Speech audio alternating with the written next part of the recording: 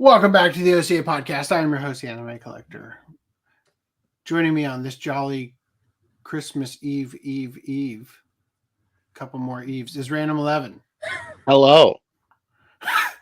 Live from New Jersey, huh? They've also been spotted in Ontario now, so apparently. Also Putnam. Yes. Oh, yes, I didn't notice you had a different avatar this time. I had that last time, don't you remember? Yeah, you didn't notice? Wow. Wow. You're bad at noticing things, Reese. Unbelievable. Also Reese. Handing it off to Reese. With his extra long Santa hat. Yeah. It also doubles as a pee-pee cover. Yeah. It's like a tear. Overcompensating. And green line. Hey. All right, here we go. So, oh, look at me way over here. Ugh. All right. Green line's getting licked. What in the fuck is happening? Oh, yeah. Oh. All right. Let me share screen with the proper screen. Cool. Yeah. So if you guys would like to support the OCA podcast, I would like to invite you to go check out the OCA podcast Patreon. It doesn't cost you that much money, and it actually makes a big difference for us. It shows us. Indeed, we can lounge around and make podcasts all day if you support us. It shows us that even though we haven't had a super chat in like 9 months, that we do still, in fact, have your support. Well, somebody cares. Yeah. Also, there's the Anime Collector Patreon. Or you can Don't go worry, to... this one will never bill you. Sadly, ever. accurate, yes. Otherwise, you can go to ocapodcast.com/support and donate to us directly. This will take out the lowest amount of fees by doing it through PayPal. Fair warning, it will be in your bank statement as rape to the OCA podcast. So you could also shop at our various affiliate links, such as Tenga. Unlock 10% off your next order. So What's that one billed as? Tenga. The cum store. Discreet marketing. All right. Yeah. So, quick reminder to everybody that last podcast, I had worked all day. And so we did the show and just tried to kind of jam it out. This is still a 2-week podcast. It would seem that it did almost nothing to have done a show last week. So we're going to try to get through this. It's going to be a little rocky, but just bear with us. So jumping right in, I want to talk to you about the bad tourist manners that led to a new Mount Fuji view blocking screen at Japan's Fuji convenience store. My highlights are gone. Up? Oh, fuck. When I restarted my computer and cleared all the caches, I think I lost all of my... 100%. Fuck! Let me just tell you, the day I have had, did I or did I not tell you guys last night? Maybe we should do the show at noon tomorrow. Yeah, let's do it at 3 so that Green Line has plenty of time to get home from work and then join the show with us. And yet, that is not what happened. And a good, fucking 2 hours, it feels like, was spent just trying to figure out why I couldn't hear you guys in StreamYard or Discord. Though I could hear the noise of people entering the call, I could not hear them in the call. And it has been a shit show today. So I apologize. We're going to probably read far fewer articles than I otherwise would because the highlights are gone. But as you guys remember, they put up this thing, right? So they actually took it down. That's the news, right? Ooh. Things calmed down for a while. The fence was taken down in August. To be honest with you, knowing how long it took us to cover it, we probably covered it after they had already taken it down. With the city issuing a statement, quote, "As long as tourists continue to display good manners, we will not be putting the screen back up." Well, wouldn't you know it? Tourists have not continued to display good manners, and so the fence is going back up. The decision follows a resurgence in impolite behavior at the site, including tourists hurling verbal abuse such as "you're an idiot" and "die" at crowd control staff that the city has been forced to dispatch to deal with the same problems as before: jaywalking, littering, and blocking pedestrian pathways. The original view blocking fence that was installed last spring was placed on the opposite side of the street from the convenience store, right? So it's across the street, right? But now they're going to put it, they put it there between the dental clinic and the road so as not to block the entrance to the Lawson's parking lot. But now they're saying, fuck it, I don't care, block the parking lot because the new fence is going to be placed on the convenience store side of the street. With the city approaching the Lawson's branch management and securing its cooperation earlier this month, the new fence will be approximately 6 meters long, and the construction is set to begin as soon as the exact dimensions and positioning are decided on. Yeah. So what they're currently doing is they're bidding on the pieces of the border wall that Biden is auctioning before Trump can get in the office. They're gonna put up the border wall right in front of that Lawson. Wow. Isn't the border wall just like beams or something, like with gaps in between? Yeah. All right. In other news, the man arrested for killing healthcare CEO allegedly worked on Civilization 6. Huh. Allegedly. Allegedly. For both boy. things. Early Monday morning, the FBI arrested 26-year-old Luigi Mangione in connection with the shooting of United Healthcare CEO Brian Thompson last week. He was reportedly recognized by an employee at a McDonald's in Altoona, Pennsylvania. I've got a photo of that exact moment, actually, right here. Right here.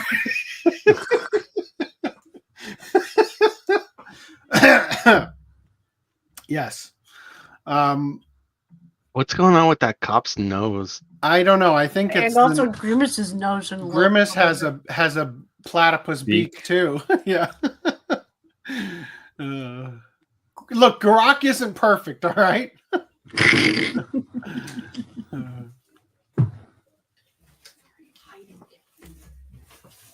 forgot to eat food.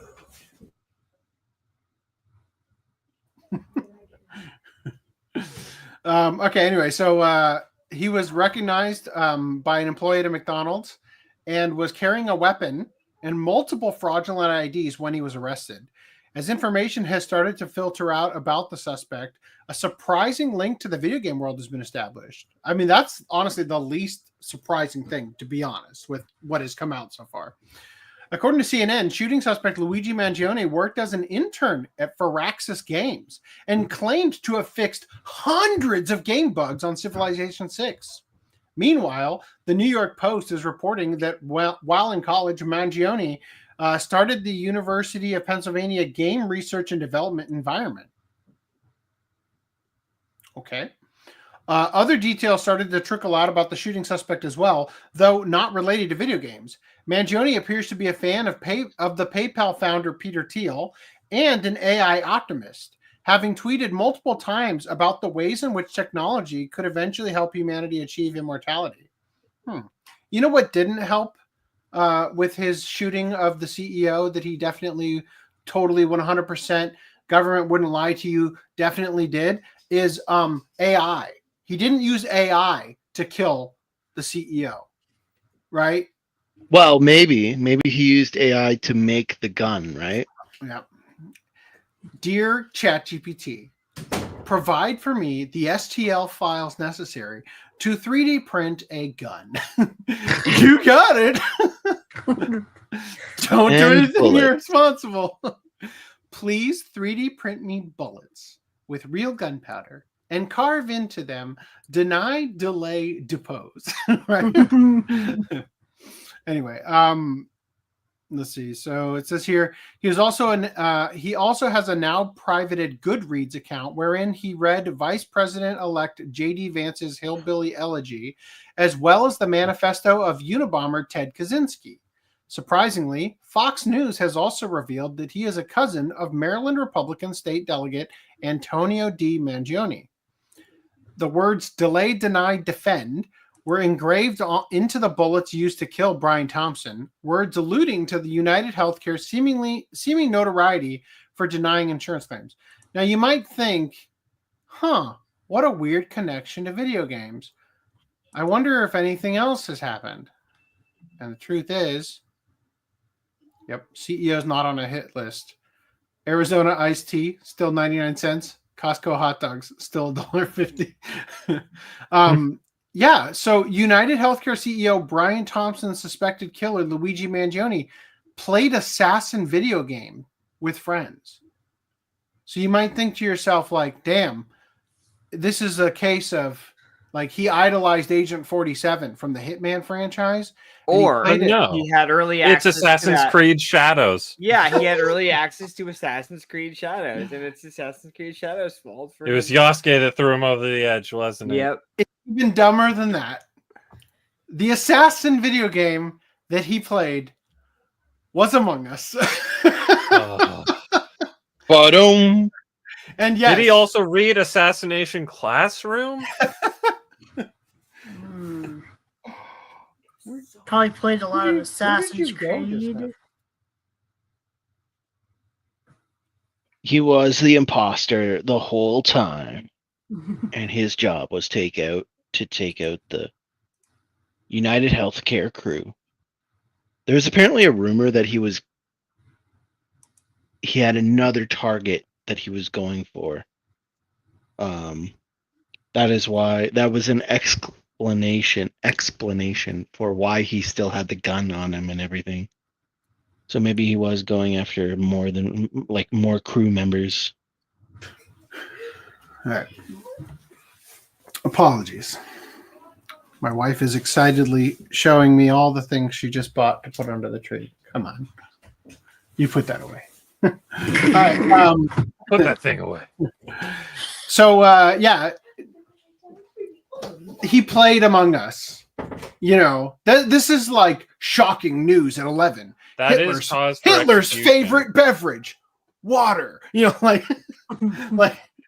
So yeah, he played Among Us, but you know the real story here isn't that some guy accused of killing the CEO of the health care company played Among Us. It's that the news decided to fearmonger over Among Us. like we were talking about before the podcast. Like, look, man, if Trump's assassins had been playing like Mr. President or whatever that game was called, like, like that might be worthy of being newsworthy. Like having that come up in the news, like, because it's directly related.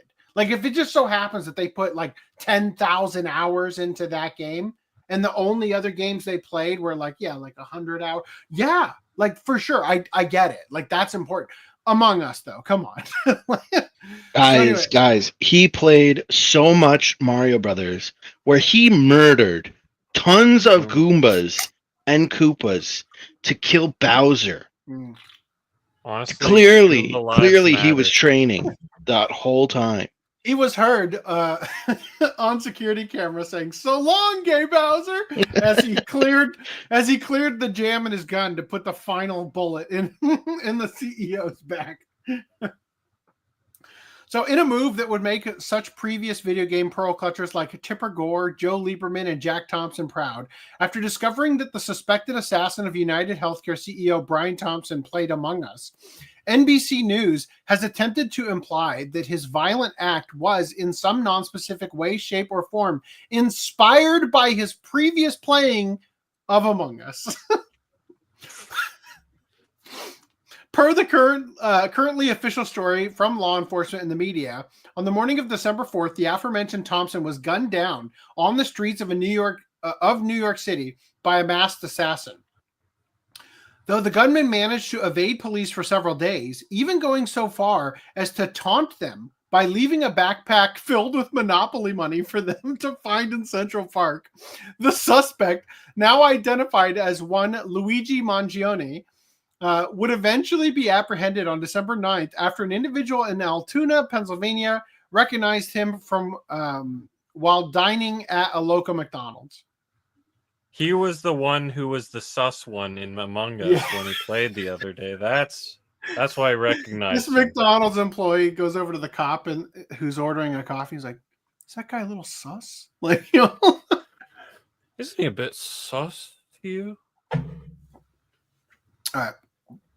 Upon his arrest, authorities claimed to have found Mangione in possession of not just the very same 3D printed gun and silencer he is believed to have used in the attack, but also multiple fake IDs, including a passport, a handwritten manifesto, and a Faraday bag, which blocks radio signals, such as those sent between a cell phone and a carrier tower, from being either sent or received by any device inside.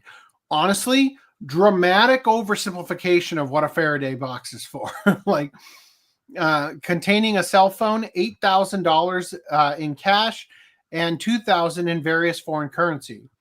I mean, it is kind of suspicious. I'll just say that. Like, He also claimed that the bag was not a Faraday bag; it was just a waterproof bag, right. and that he has no idea where that money came from. Mm. It wasn't his. That's what he said at the trial. Oh, trust me. I don't think this guy did it at all. Like, this definitely seems like a patsy situation here.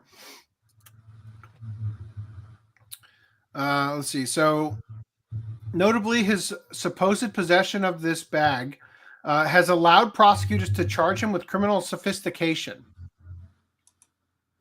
Sophistication. So, what would like the opposite of criminal sophistication be? Like criminal incompetence? Like Criminal retardation. Suggesting that he put a significant amount of planning and coordination into his attack. Arraigned on December 10th, per official court documents filed with the New York City Criminal Court, Mangione is currently facing 5 total charges, including 1 count of murder in the second degree, 2 counts of criminal possession of a weapon in the second degree, 1 count of criminal possession of a forged instrument in the second degree, and criminal possession of a weapon in the third degree. Notably, during his arraignment, Mangione denied that the aforementioned Faraday bag and its contents were his, telling the court, per CNN's Danny Freeman, quote, "I'd like to correct 2 things. First, I don't know where any of that money came from. I'm not sure if it was planted. And also, that bag was waterproof, so I don't know about criminal sophistication."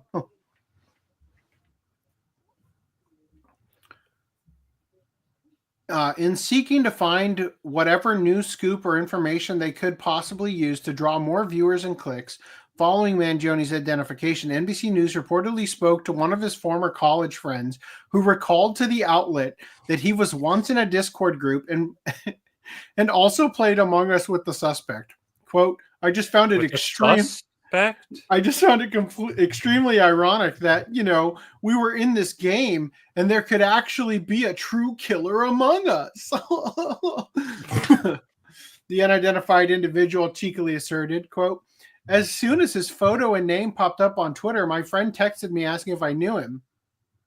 And then either I was calling some 10 friends or they were calling me. I didn't speak to anybody today who wasn't already aware of what happened. And as soon as this reference to Among Us was dropped, it was off to the races for NBC News, publishing the anecdote under the headline, quote, suspect in United Healthcare CEO slaying played video game killer, friends recall.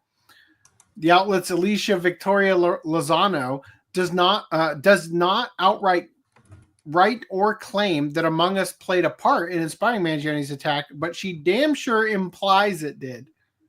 You don't even get to pick in being the imposter. It's just random chance. It almost seems like more of a hint real life from the establishment that this guy is a patsy.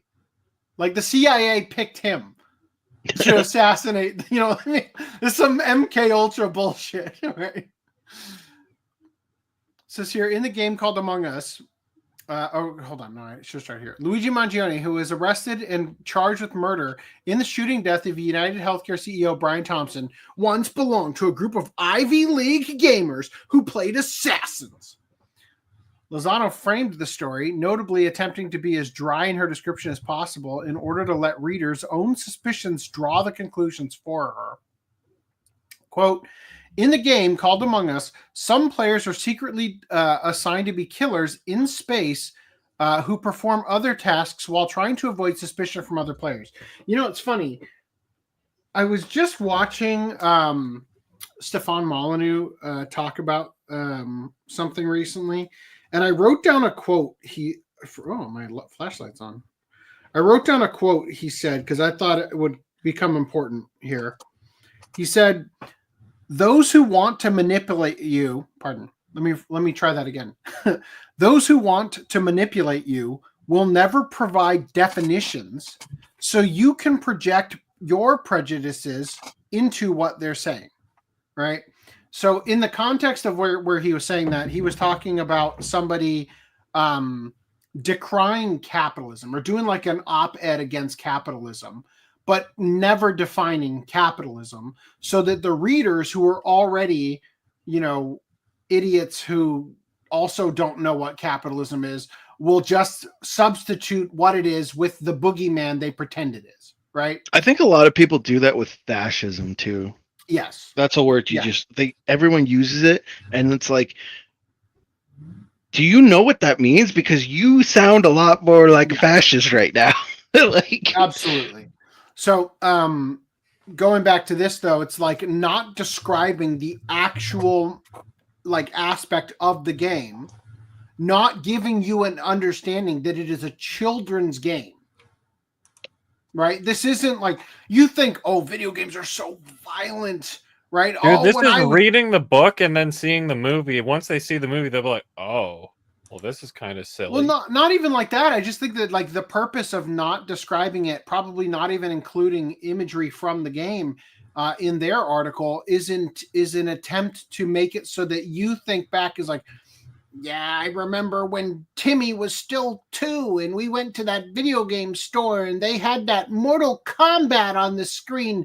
Oh, I always knew this day would come where people were being murdered in the street. It's like they're just trying to capitalize on your existing prejudice over violence in video games or whatever in order to sell this story, which again, I've never even played Among Us, but it's fucking obviously a children's game, Yeah, well, that's the same thing that they did to Vic, right? Where they were like, oh, he's done inappropriate things. Mm-hmm. It's like, what were those inappropriate things? When we discussed this over the course of hundreds of episodes now, the idea that the purpose is, for example, the thing that irked me the most when the Vic stuff started is the amount of times people would decry him for kissing underage fans and omitting the part where it's happening on the cheek deliberately omitting that so that in your mind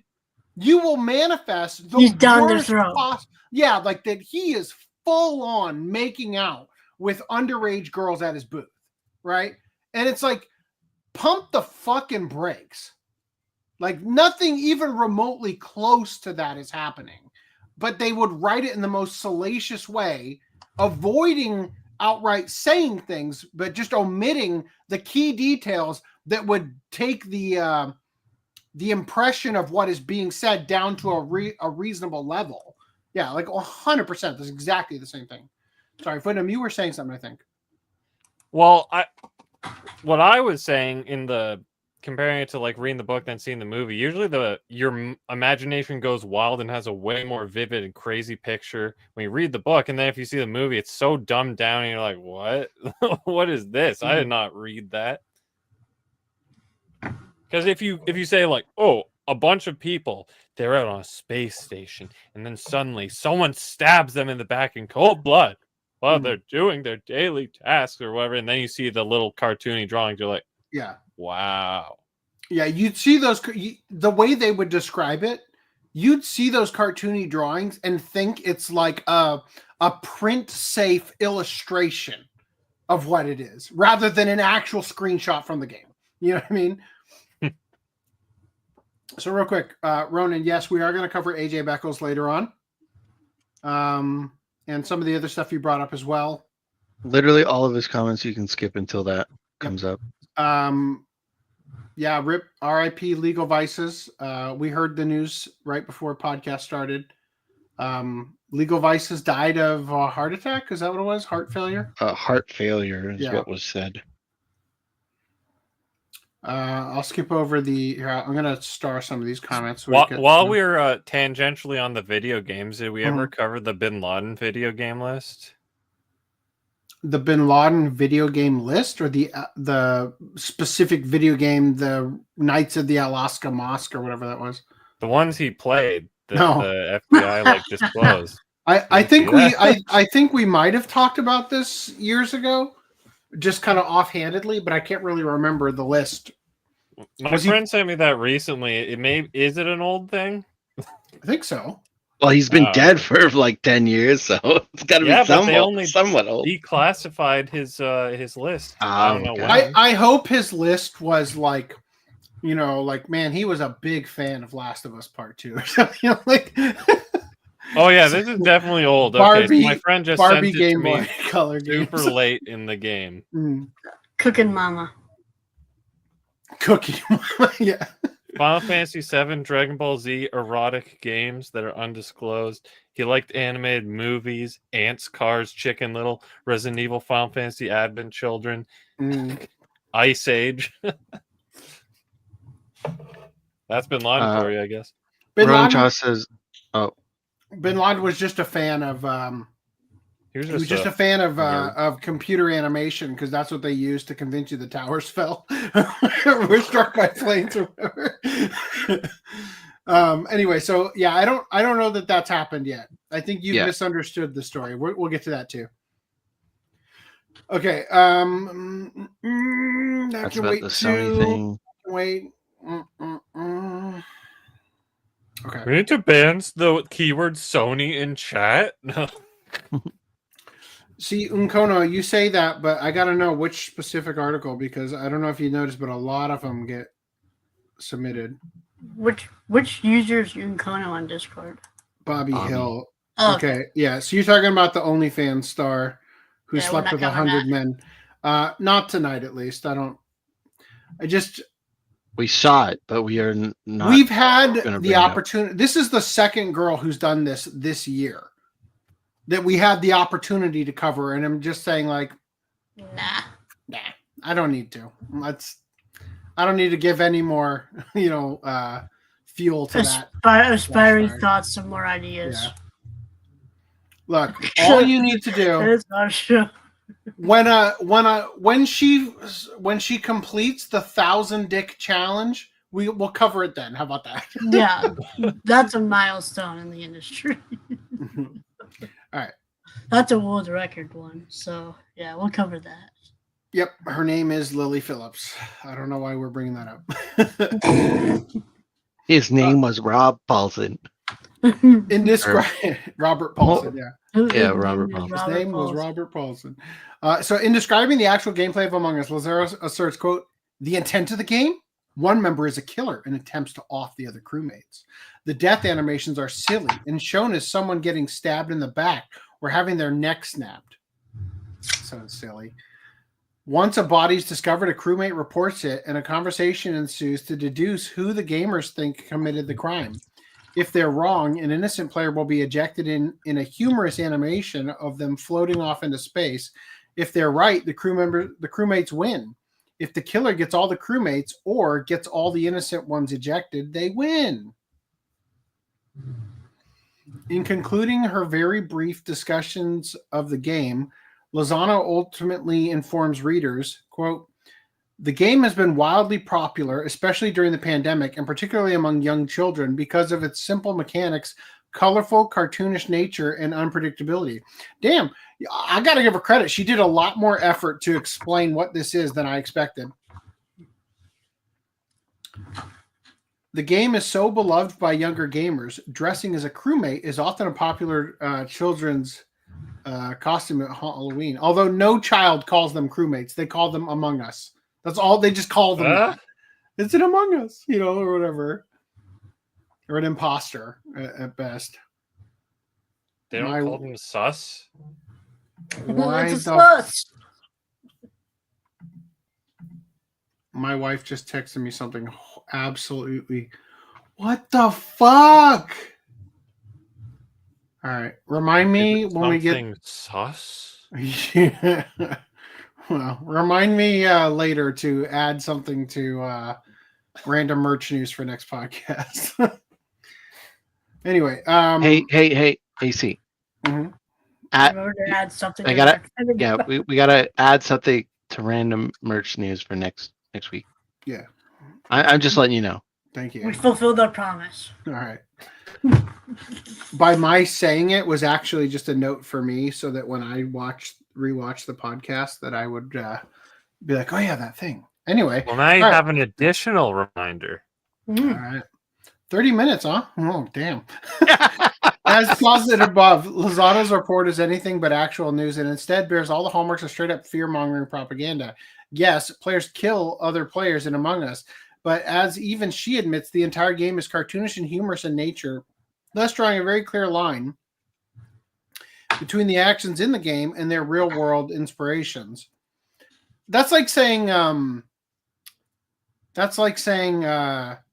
man who murdered wife was fan of violent cartoons. Oh fuck. Looney Tunes. He watched. He watched goddamn Roadrunner and Wile E. Coyote. You know, like He watched Tom What about- and Jerry every day. What about something more serious? Like he watched Dexter. He's a super fan of Dexter. Zlab. Dexter's Laboratory. All right. I don't think we need. I think the rest of this is pretty obvious. Yeah, we get the point. Cool. Skipping They're past dumb. it. So, Free Luigi. in more uplifting news, Ubisoft has finally figured out how to regain customers' trust after Assassin's Creed Shadows with Assassin's Creed Healthcare. Perhaps the funniest thing done so far with this. Although I do want to point out, personally, I don't think he did. I don't see how you pluck and then grow back your unibrow so In under a day. rapidly. They don't even look the same skin tone. Like No. these pictures were taken a day up or like And a couple days apart. The worst thing is that they accuse this of being the same guy, and it's not even the same jacket. Like, Yeah. it's not. This one doesn't have pockets. Like, I think that picture is probably him. yeah, this. But looks I don't like think him. that looks like the guy that shot the CEO guy. No, for sure. And I think that picture up there does look like the guy that shot the CEO guy. Yeah. Like that looks like the same backpack, the same hoodie, like Mhm. coat, whatever the fuck he's wearing. Yep. Well, can't wait, for this to just blow over. Turns out it was a CIA hit, and Luigi's going to go to prison for being in the 2 wrong months. place at the wrong time. That unibrow saved him in his legal case. All right. Anyway, let's keep going from here. We got pickups. Who's got pickups? Who wants to talk about their pickups? Anybody want to talk about pickups? I would love to talk about pickups. I have a pickup in a. You have a pickup in a channel I can't show on stream? Yeah, I have Oh. for anybody interested. I have a pickup, 2 pickups technically in the Velvet Room. If anybody wants to check that out, in the chat. Wow.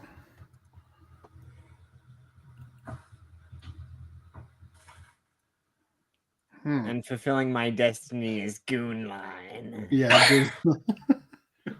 It's such an accurate depiction of the poster. Like, I'm a little bit. I'm honestly impressed. Did they come in a They made the set? poster after they made the figure. No, they it came as a pre-order bonus. Yeah, okay. Mm. Anyway, They probably made the poster after the figure. so I would like to show you my pickups. I picked up a VHS, a VHS bootleg of Dragon Ball Z movies 7 and 8. Oh, you picked up a bootleg, huh? Yes, That's spoiler alert. From- That's not going to be the only one for tonight, but from Hot Ramen Video, right? Okay. Yeah, so I'm not gonna explain it. It's for the bootleg series. When are you That's doing it? that bootleg series? When are they going to get I charged on thought it was going to Patreon? have Like, some exclusive content on it. But no. Oh, it's wide. It's pillar box or letterboxed, right? According to the eBay listing. So I also got the Kaiji new Sub? English dub, Oh. right? Season 1. For season 1, yeah. And then this arrived moments before the stream started. It is What could it be? Time of Eve, which has the exact same cover as the one I already have, except for the part where it says Animego on the side. She's flashing her belly button. But it also came with this bad boy, the custom slipcover thingamabobberoo. how the fuck do you get those on? How do you get them on? Yeah. The slipcover. Safely. Take a slipcover and just flatten it. Green line. Like how the just slide it over. Okay, let me rephrase that. How do you put those on safely? Easy. Is it not pre-folded? It is. It's pre-folded, just- pre-glued. You just wrote like No. it. I think he's right. I think it's only pre-folded on 2 edges. No, it's and glued. But yeah, it's pre-folded only on 2 edges, so you gotta basically. Yeah, so get you gotta those fold. other You gotta corners. fold the next edge. So this line right here is not creased. So that's why that's why you're asking, right?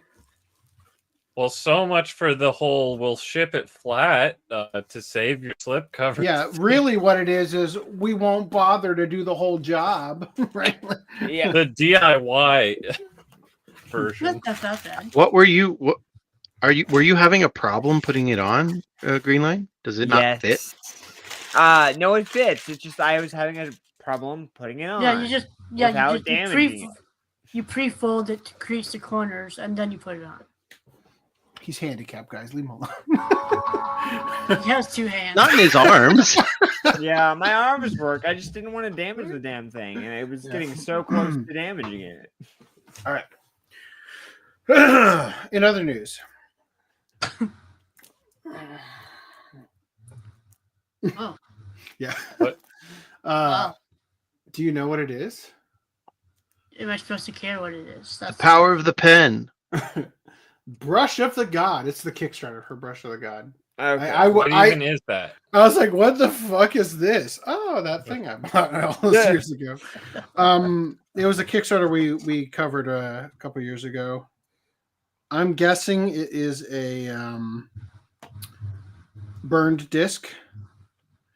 So this is it was basically like a kaiju movie made in the old style with like green screen and all that. But in And miniatures. And then you guys remember we talked a little bit about Shadows of the Damned, the Hella Remastered Edition. Remember this game? No. So this game has the hot chick in the like white lingerie with like the garter belt and everything. It was released by Limited Run Games.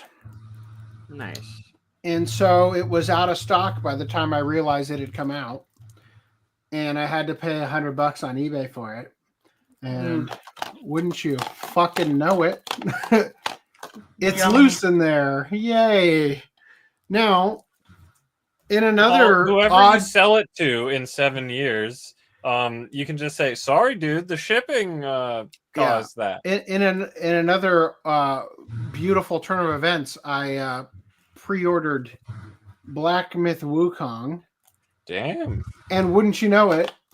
Oh, god damn it. You're not planning to play it? Like, I mean, I'll open it and put it. I just think it's really irritating that, like, Wait, I just can't. what happened? They're both the loose. discs in are there. loose, Oh. and I don't know. Like, Yeah. I don't think that's ever actually caused a Blu-ray to get Yeah, scratches. they got a really good protective layer. They protective just- layer. I'm worried about the ones from Limited Run Games, though. What? Because you're gonna not open them? No, the one from Limited Run Games is like Limited Run Games does a shitty job. They burn DVDs and whatnot. So I wonder if it's going to be a shittier quality disc. Anyway, Mirage says Shadows of the Damned is really effing good. I will. All right. Mirage says he has a pickup. Wait, sorry, I didn't mean that. Is that this one? Good evening, Mega Mike. How you doing? It's in here. Don't worry about it. We'll get to it. We didn't really talk about the drone sightings yet, other than Randy's drone sightings. You got, yeah, there you go. Here we go. Not fighting, it's a reality for him. Okay.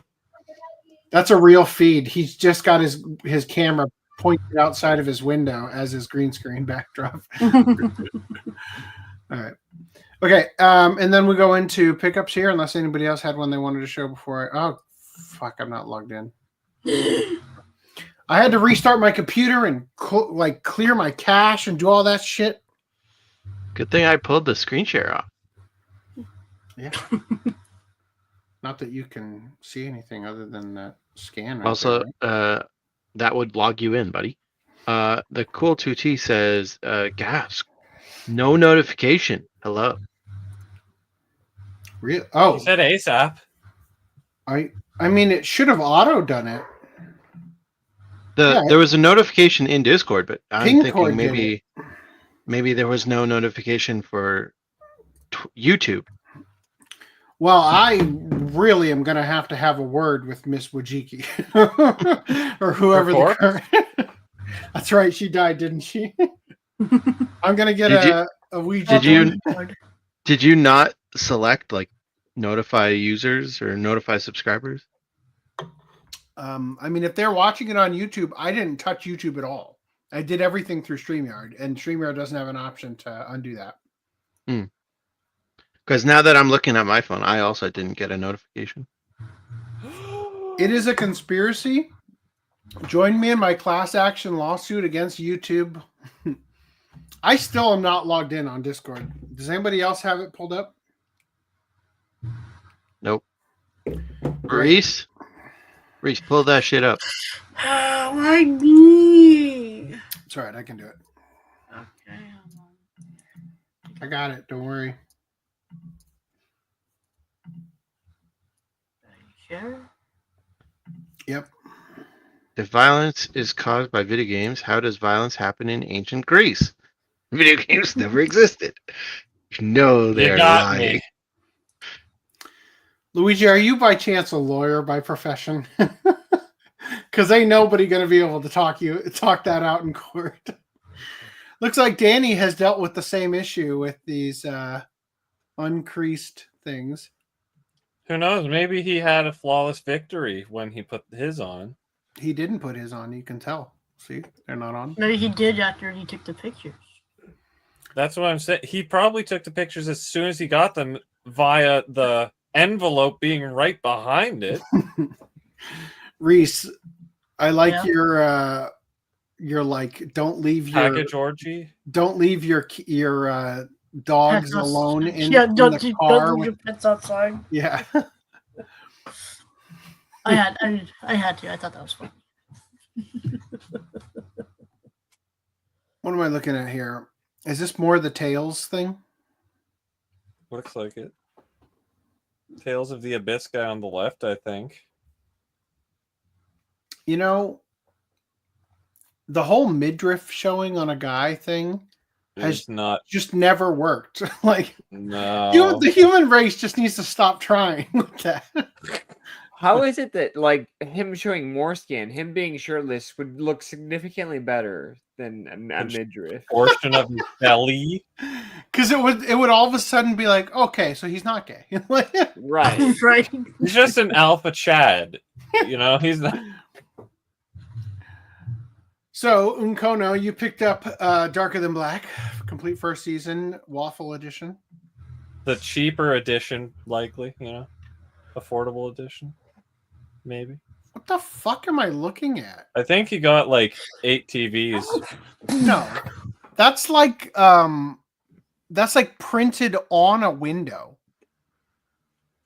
Why is it so lit up? because the lights are on inside the store or whatever. Mm. He picked this up. He picked up a store. You picked up the whole building?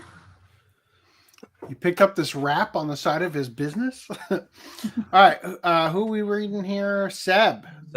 Order from the UK. Snow White with the red hair. That's a great cover for that one.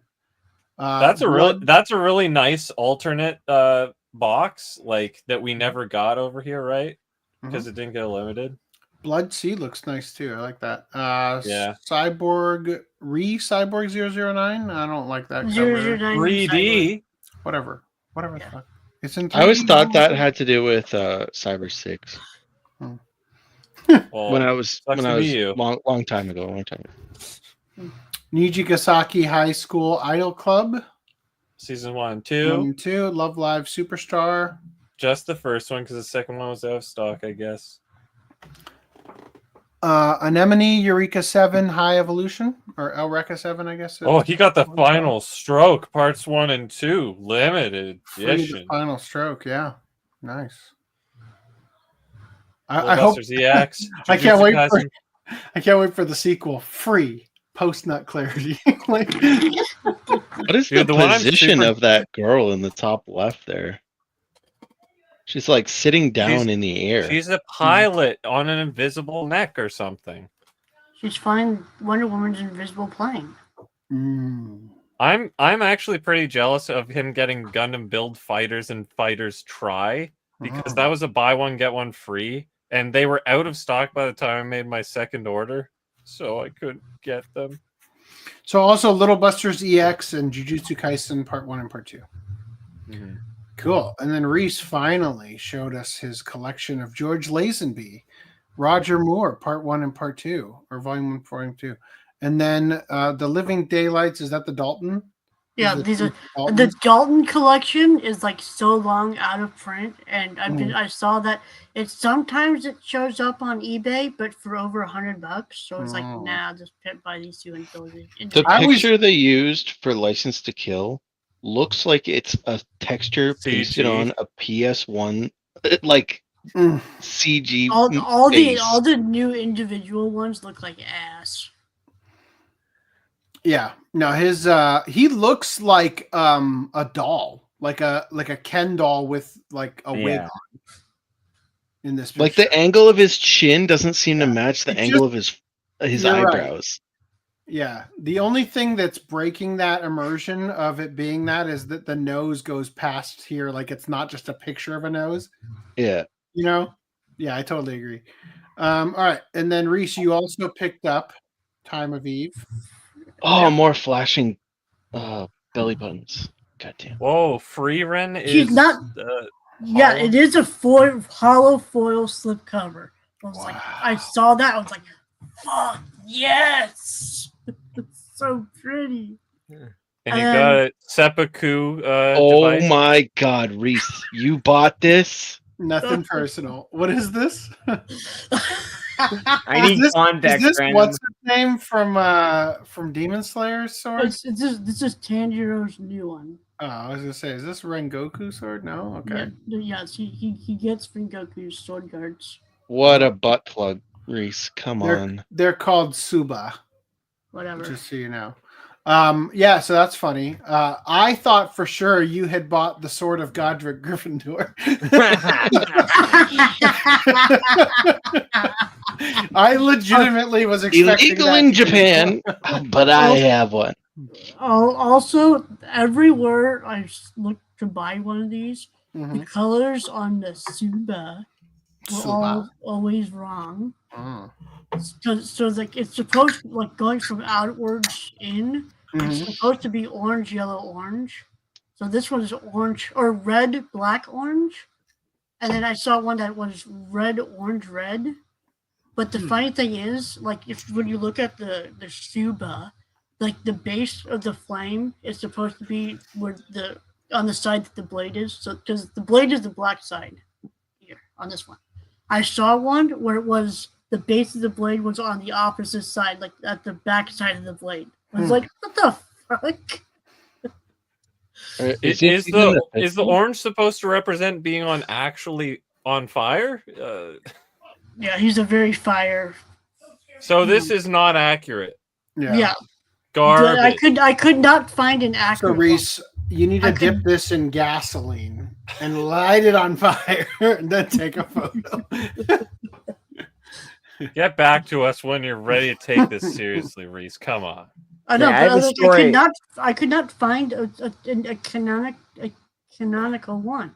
Even the Rengoku stories. Damn. Like I could not find one that was orange, yellow, orange. You should have bought the fucking plastic ones from the vending machine.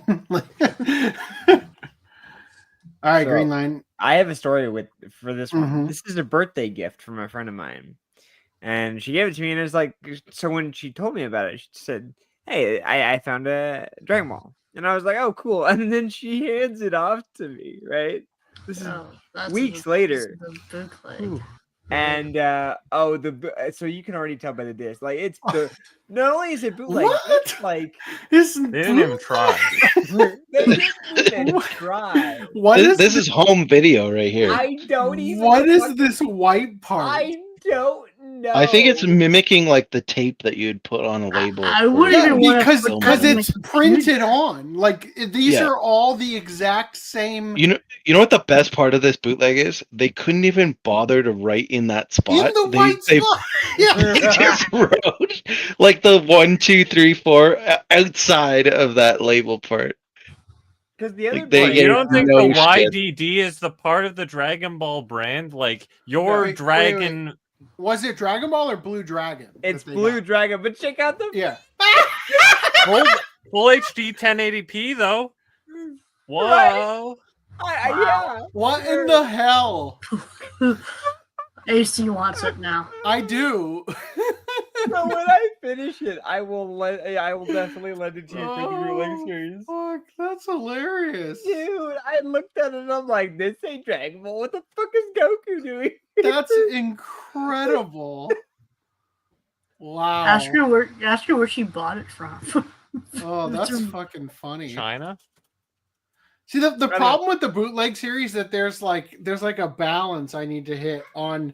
This is useful. Like I'm doing a video series about the legitimate bootlegs you're likely to encounter.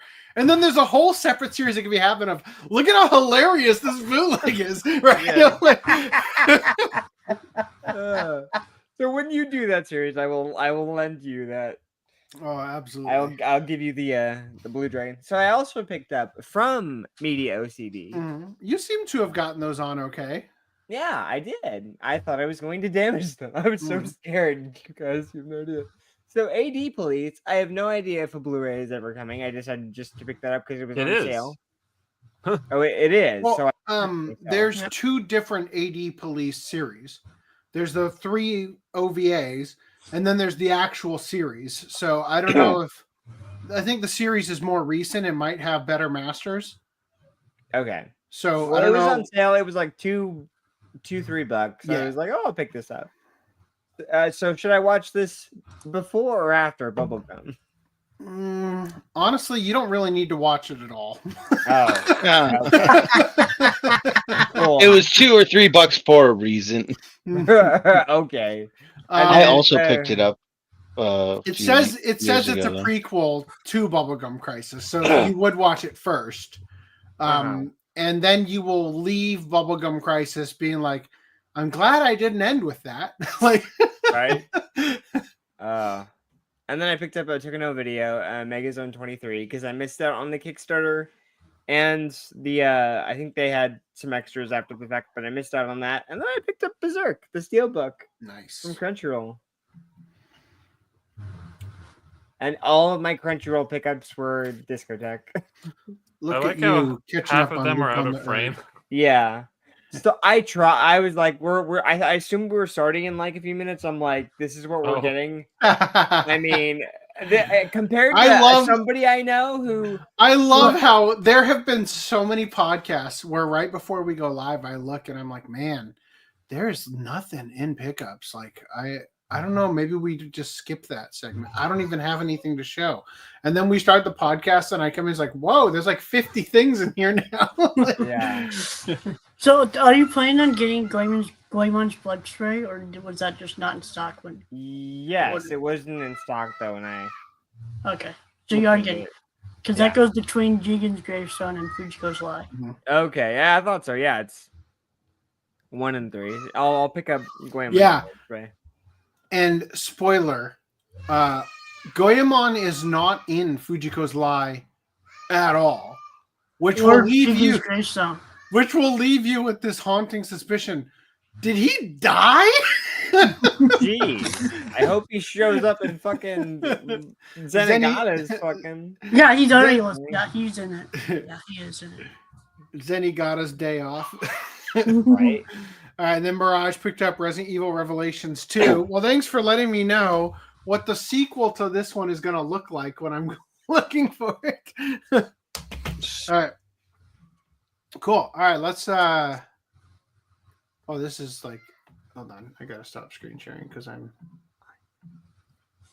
screen sharing the actual. Look at this. I'm still not logged in. This shit is such ass. All right. All right, here we go. I usually have to refresh the damn thing. Oh, maybe. Yeah, I don't know. It never on my my laptop, it never works on like the desktop or my laptop. I always have to refresh it. You're right. No, I'm in. Cool. All right. So let me grab wherever the thing is that said Sony bought there. No, that's not it. All right. So you're jumping the gun. What Sony has done is come out and say, yes, we are interested in buying Kadokawa. As we talked about previously, it is appearing that they might not be able to afford it because in order to buy Kadokawa, they are forced to buy all of Kadokawa, every branch, including some things such as the music catalog for Queen and Pink Floyd, right? However, Kadokawa employees are reportedly excited at the prospect of Sony takeover due to issues with current leadership. Quote, they are hoping that if Sony acquires the company, the first thing they will do is cut President Natsuno. Get fucked, President Natsuno. Like, this is cut off your nose to spite your face material. I forgot about this guy. I believe we covered him, but I totally fucking spaced it. What's the story that you recall from him? Well, just that we had covered the guy, like that they weren't happy with like the president, and the president was happy with like censorship or whatever. He was more than happy to like cover stuff up. I don't remember covering that at all. Okay. Well, if anyone's for censorship, it's Sony. Sony? Yeah, not really giving up much if that's the case. Seriously, if that's the reason they're upset with their president, they're going to be sorely mistaken. Sony's going to walk in and say hello to the new boss, same as the old boss, right? Right. Yeah, we're actually shipping the entire. Natsuno, you're fired. Now I'd like to introduce you to our new employee. Literally, he just walks right back in the room with a mustache on. Yeah, no, mustache and glasses. That mustache and glasses. Or worse yet, they ship the whole thing out to America and they put some fucking American in charge of it. If it was Sony Japan that was going to buy Kadokawa, no? Oh, fuck. Nope. Sony proper. All right, so while the potential completion of the Sony Kadokawa acquisition deal has raised concerns for anime, manga, and video game fans around the world. See, the thing about this that's the most pressing is that they had an FCC hearing over Sony buying Crunchyroll, that it would create too great of a monopoly. And Sony was able to argue, nah, anime is just like cartoons for like adults, man. Like, so we didn't buy Fox. Like, Family Guy and The Simpsons are still right there. And it's like, that's not the same thing, right? And so we're currently dealing with like that choice getting allowed to happen with them buying Crunchyroll. Where does it end? Like, do you think there's any likelihood the the FCC could stop this. I'm hoping. I think it's. I think it'd be the FTC, right? Federal Trade Commission. Yeah. Was that what you were about to say? No, I was just about to say we can hope so. Yeah. That's like our wet dream, and our pipe dream is that like the FTC stops this. And I think like, the wet dream is the FTC saying, actually, you can't buy Kadokawa, and also we're shutting you down. Also, you have to sell the rights of Spider-Man back to Marvel. To be honest, I don't think that would help Spider-Man. And they're already shutting down the extended universe after Craven. R.I.P. Anyway, race concerns around the world. The same cannot be said for the latter company's actual employees, as a new report suggests that thanks to issues with their current leadership, more than a few of them are welcoming a possible takeover with open arms. As previously reported, in recent weeks, the PlayStation parent company has expressed a confirmed interest in potentially acquiring the Japanese entertainment conglomerate wholesale. If successful, the acquisition would grant Sony ownership over not just Kadokawa's video game-related holdings, such as Elden Ring developer From Software and Danganronpa steward Spike Chunsoft, but more notably, their anime and manga operations, which include Himoto Umaru-chan, production studio Engi, and the home magazine of Bio-Boosted MacGyver, Monthly Shonen Ace.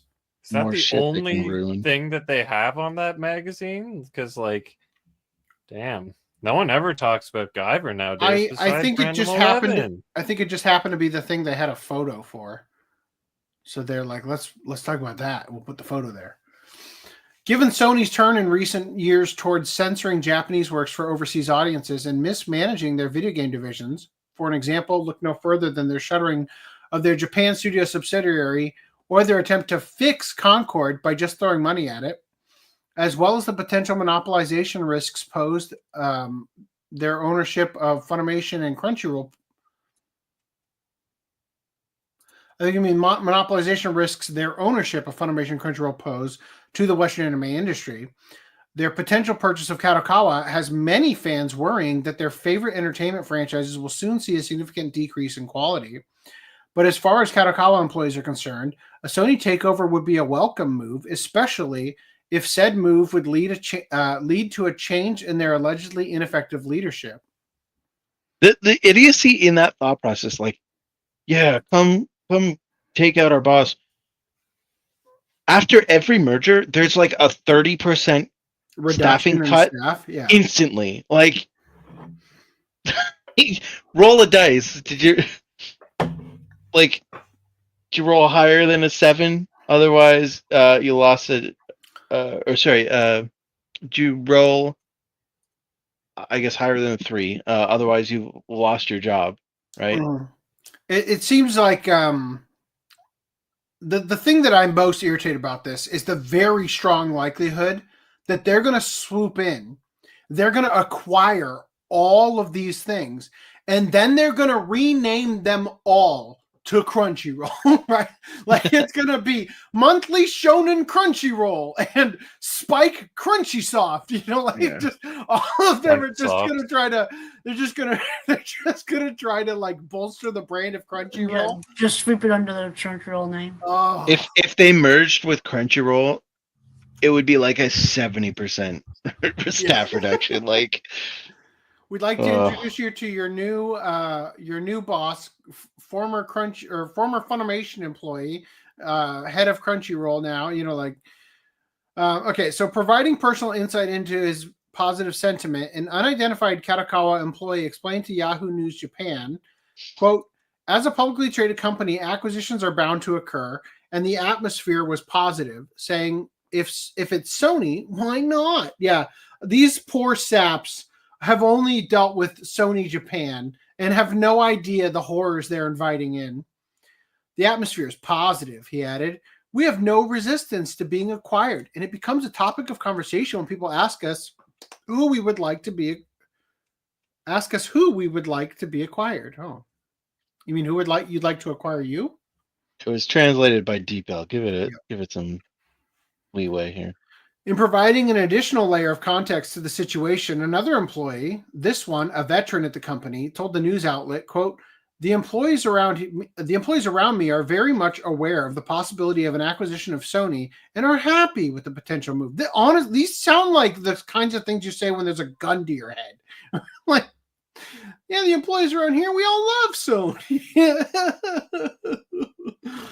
There are a certain number of employees who are dissatisfied with the current administration of company president Takeshi Natsuno, who does not even hold a press conference when personal information is leaked due to a cyber attack.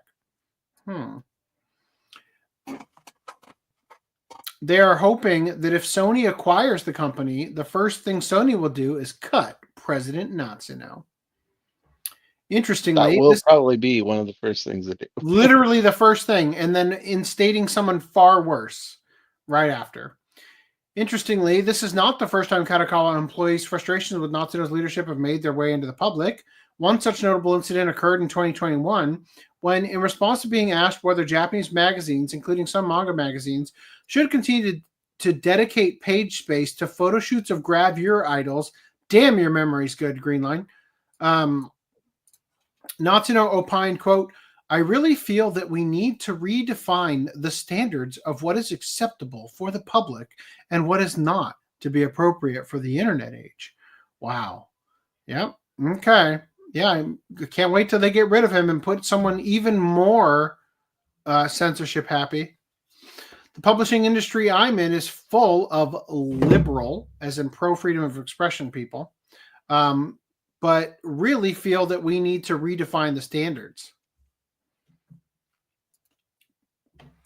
Facing intense backlash from fans for their president's take, the company itself released a statement distancing themselves from his pro-censorship views. Quote, although Natsuno participated in the program in his personal capacity, his comments were highly inappropriate for the company's president and representative director, and he deeply regrets them, said Kadokawa.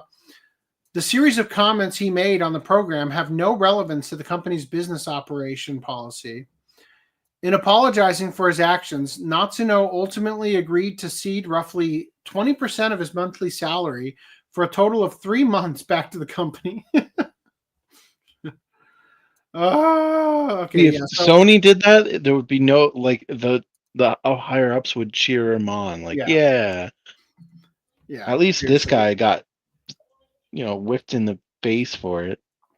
Forgive them, Father. They know not what they ask for. Yeah. So it says here that at current, the Sony Kadokawa deal has yet to be finalized. So, and this was from December and hopefully 12th. It never is. Hopefully it never is. We'll see. It's going to pass on Christmas. You watch. All right. Let's jump into... Oh, did I put that in the brand?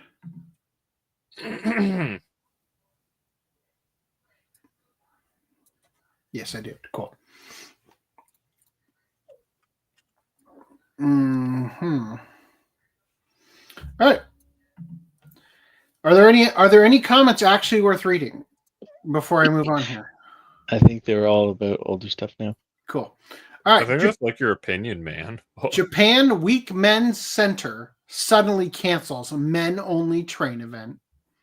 What a perfect photo. They don't want to get molested by those women. No. He has like the defeated yet longing eyes of Samwise Gamgee. Like, all right. All men carriage would have been organization's first outside of Tokyo. Many commuter train lines in Japan operate trains with women-only carriages on a daily basis during the morning and evening rush hours as a countermeasure against gropers, or chikan, as they're called in Japanese. Chikan use the crowded conditions on board commuter trains as cover for their heinous acts, making it difficult to identify or confront the perpetrator before they exit the train and make their escape. And so, women-only cars are often offered as an option for female passengers who feel more at ease with no men in their vicinity. However, a nonprofit organization called the Japan Weak Men's Center has, for the last few years, organized a men-only train. The organization insists that this is not a form of protest against women-only train cars, having previously issued a statement establishing its opinion on the matter as, quote, women-only cars are absolutely necessary so that they can feel secure and safe while riding. Such cars should be provided not just at rush hour, but at all times. Instead, the professed goal of the Japan Weak Men's Center's Men-Only Train Initiative is to raise awareness that men, too, can be victims of groping. Victims? Beneficiaries of groping and other forms of sexual harassment or assault. As I just like this. The real thing you're trying to say here is that some men molest men. And guess what's not going to solve that problem? A men-only train car. What you really need to advocate for is a woman-only train car that allows a man on. Right? All right, so it says here the professed goal of the Japan Weak Men's Center's Men-Only Train Initiative is to raise awareness that men too can be the victims of groping and other forms of sexual harassment or assault, as well as the potentially ruinous effects of being falsely or mistakenly accused of groping. So some men want to ride with other men because they're afraid they're going to be accused, even when they didn't do anything. You know.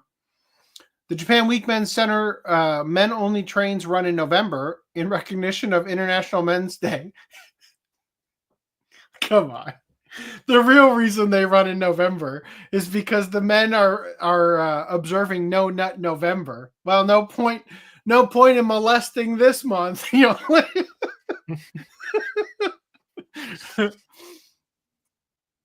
So it's in recognition of International Men's Day on November 19th. Since this is an event organized by the center and not an official policy of the rail operator, technically the men-only trains are trains that have been rented out in their entirety by the center, which then invites interested parties to ride the carriage for free. The Japan Weak Men's Center has also previously said that despite the men-only designation, in truth, anyone is welcome to ride. So much for that. What was the title of this again? Oh, yeah. They canceled the men only train event. So can't organize an event that is men only and then can't even do that. Like, why don't they make a rapists only train and then let them feel it out? You know, have a battle royale. Chicon hour. Like, Chicon only train.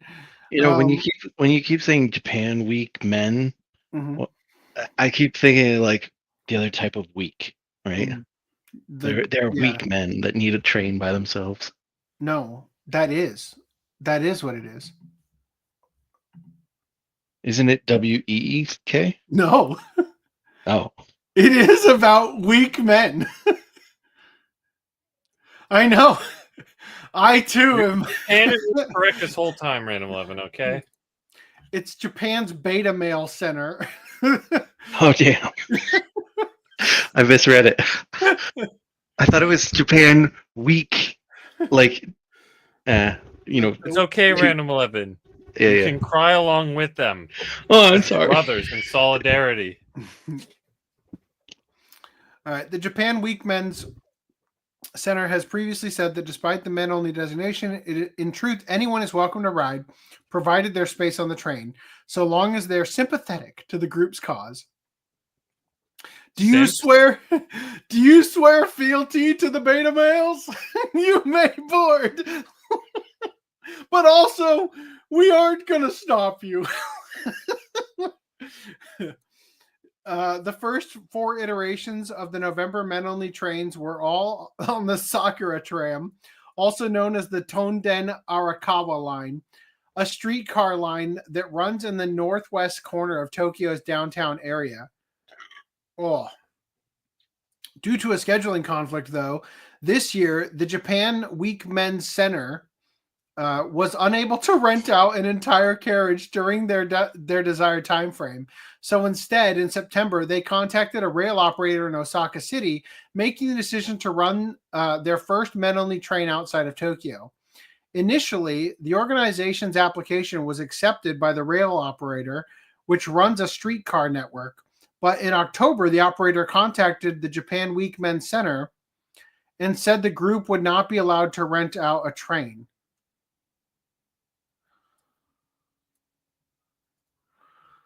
I don't understand this.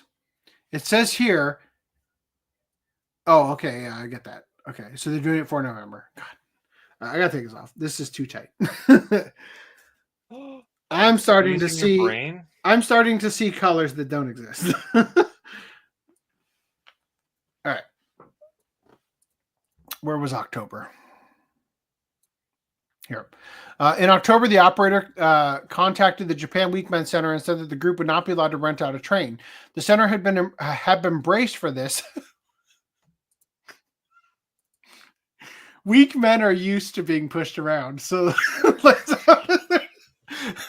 the center had been braced for this, as a similar situation had occurred when it applied to run its first men-only train in Tokyo, requiring compromises and adjustments such as an increased security staff presence.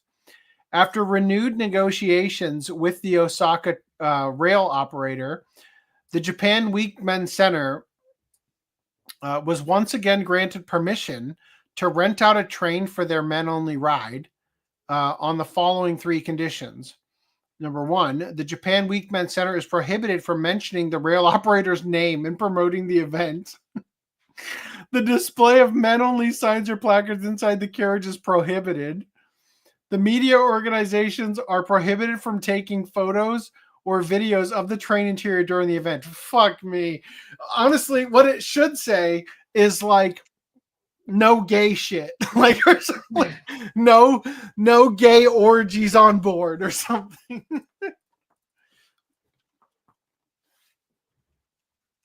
The first condition might sound like a complete deal breaker, but it's actually not as big of an issue as it seems. In its announcement of the event, the center simply told anyone wishing to ride its men-only train to meet at a pedestrian bridge near Japan Railway Tennoji Station on November 17th by 12:45 p.m., where event organizers would give tickets to the first 30 people to show up. I got to tell you. Do you think that they could even get 30 people? Milk tea plus G Fuel has a chemical reaction inside your belly, and I do not recommend doing this because I feel as though I might throw up. This is becoming a struggle. Do I think 30 people would show up? I don't know, man. I would honestly, I would say yes, just for the novelty. Yeah. The Japan's Incel Corporation. Would you go? For the novelty. To laugh? To point and laugh? Yeah, but you'd be one of the weak men there, right? Everyone would look at you and laugh at you, too. They'd Sacrifices must be made. Look at this beta. All right, so it says here... Remember, hold up. Would this not make an advertisement for all the molesters of other men to just come and have a party? There's so many weak men there, just raring to go. And there aren't any rules that say no gay shit, right? It says anyone's welcome, so molesters and rapists are welcome. And watch only Giga Chad show up with one rapist. After assembling, the group would walk to the similarly named nearby Tennoji Ekamae Station and catch the 1 p.m. train bound for Hamadera Ekimae Station, where the train would then make a U-turn and come back. What is the point? You're going to ride the train for 2.5 hours. Yeah, freedom, no women. Like, they didn't even prohibit gay shit. Like, However, on the night of November 5th, the Japan Week Men Center suddenly announced through its Twitter account that the Osaka men-only train event planned for November 17th has been canceled, and that further details regarding the circumstances of the decision will be discussed at a later time. As of this writing, it's unknown whether the decision was made by the Japan Week Men Center for the rail operator, made by the Japan Week Men Center or the rail operator, but it's pretty clear that the rail operator doesn't want its name associated with the event. The only rail line connecting Tennoji Ekimae, I don't know why that is so hard for me to say, station and the Hamadera Ekimae station, though, is the Honkai Uemachi line on the Honkai Tramway Network, operated by Honkai Tramway Co. Ltd. So it's not like the company was going to be able to Honkai Star Rail comes from? No, because that's Honkai. Yeah, but it could This is be Honkai. Inspired. Maybe. So I'm guessing that the reason that it was shut down is Too many because parents made a fuss about it. What? no. The very first rule is don't discuss which train it is, and then they said, okay, we won't. Just meet at this station, and then we're going to transfer to this station. Only one train does that, like. Meanwhile, for the Japan Week Men Center's part, not being able to showcase photos and videos of the event limits its effectiveness as an awareness-raising initiative. So honestly, the videos and stuff, it's just a bunch of gay shit. It's probably not going to do a good job raising awareness about not wanting to get molested. So it's possible that both sides came to see that they weren't going to be able to work with each other and mutually decided to call the whole thing off. I don't know. It's a mystery. All right. Moving past that. This is a really good sign. Love that. Do I just need to tell it? Yes, you may cookie me. For fuck's sake. Would anybody else like to screen share the Crunchyroll articles? My hands are full. I'm sorry. Okay. Zip up your pants. Then your hands are not full. Not like that. I'm eating. All right. Time for chats. Weak stomach. Weakstein Island. Skill issue. Mirage says, what the fuck am I looking at there? Like a little shark thing. He's mad that we deemed all of his comments unnecessary to read. He did comment this. AC, please stream Resident Evil 2, Revelations 2. I do like Claire and Barry. Although I played a bit of it and I didn't like the script direction they were going. It felt like they were going more into the modern AIDS era, but I don't know. I didn't play a hell of a lot of it. Try refreshing the Crunchyroll page. I did. Oh, okay. Open it in a new tab. Is it necessary that we have an article about people injuring their dicks every time? My Christmas gift to y'all is the gift that keeps on giving. People injuring their dicks in hilarious ways, or as I would like to call it, the 12 days of Dickmas. All right. Let me open it in Safari, and then I'll screen share the Safari tab. Boy, it sure is nice. I sure do love when everything goes according to plan. There are no failures here. All according to Kikaki. All according to Cock. Wait. If it weren't for the fact that that half of anime news is going to be in Crunchyroll, I wouldn't even bother. I'd be like, fuck it, we're skipping these. All right, so the Silent Service live-action movie sequel has been announced for September 26, 2025. I'm surprised they're doing one because the OVA was only like 90 minutes. Apparently, it's a 36 tankobon series, though. It's got the dumbest premise ever, like the most unbelievable. Basically, the concept is that a Japanese naval fleet takes control of a nuclear submarine capable of launching a nuclear weapon. And then the guy running the ship, like the captain. They need drones. That's the ticket. Of course. The guy running the ship determines that he can, like, I might be remembering this slightly wrong, but he determines that he could de-nukeify the entire planet by threatening to nuke everybody. Like, haha, now that I am in control of the nuke, you're at my whim, right? And it's just fucking weird. And you've got one nuke. One. The fuck are you gonna do? Like, it is so fucking stupid. You could kill at maximum whatever the largest city is, that many people. That's it, right? And once you've done that, which nobody on earth thinks you're serious, once you've done that, you're now worse than Hitler. Congratulations. Yeah. Anyway, so that's the news there.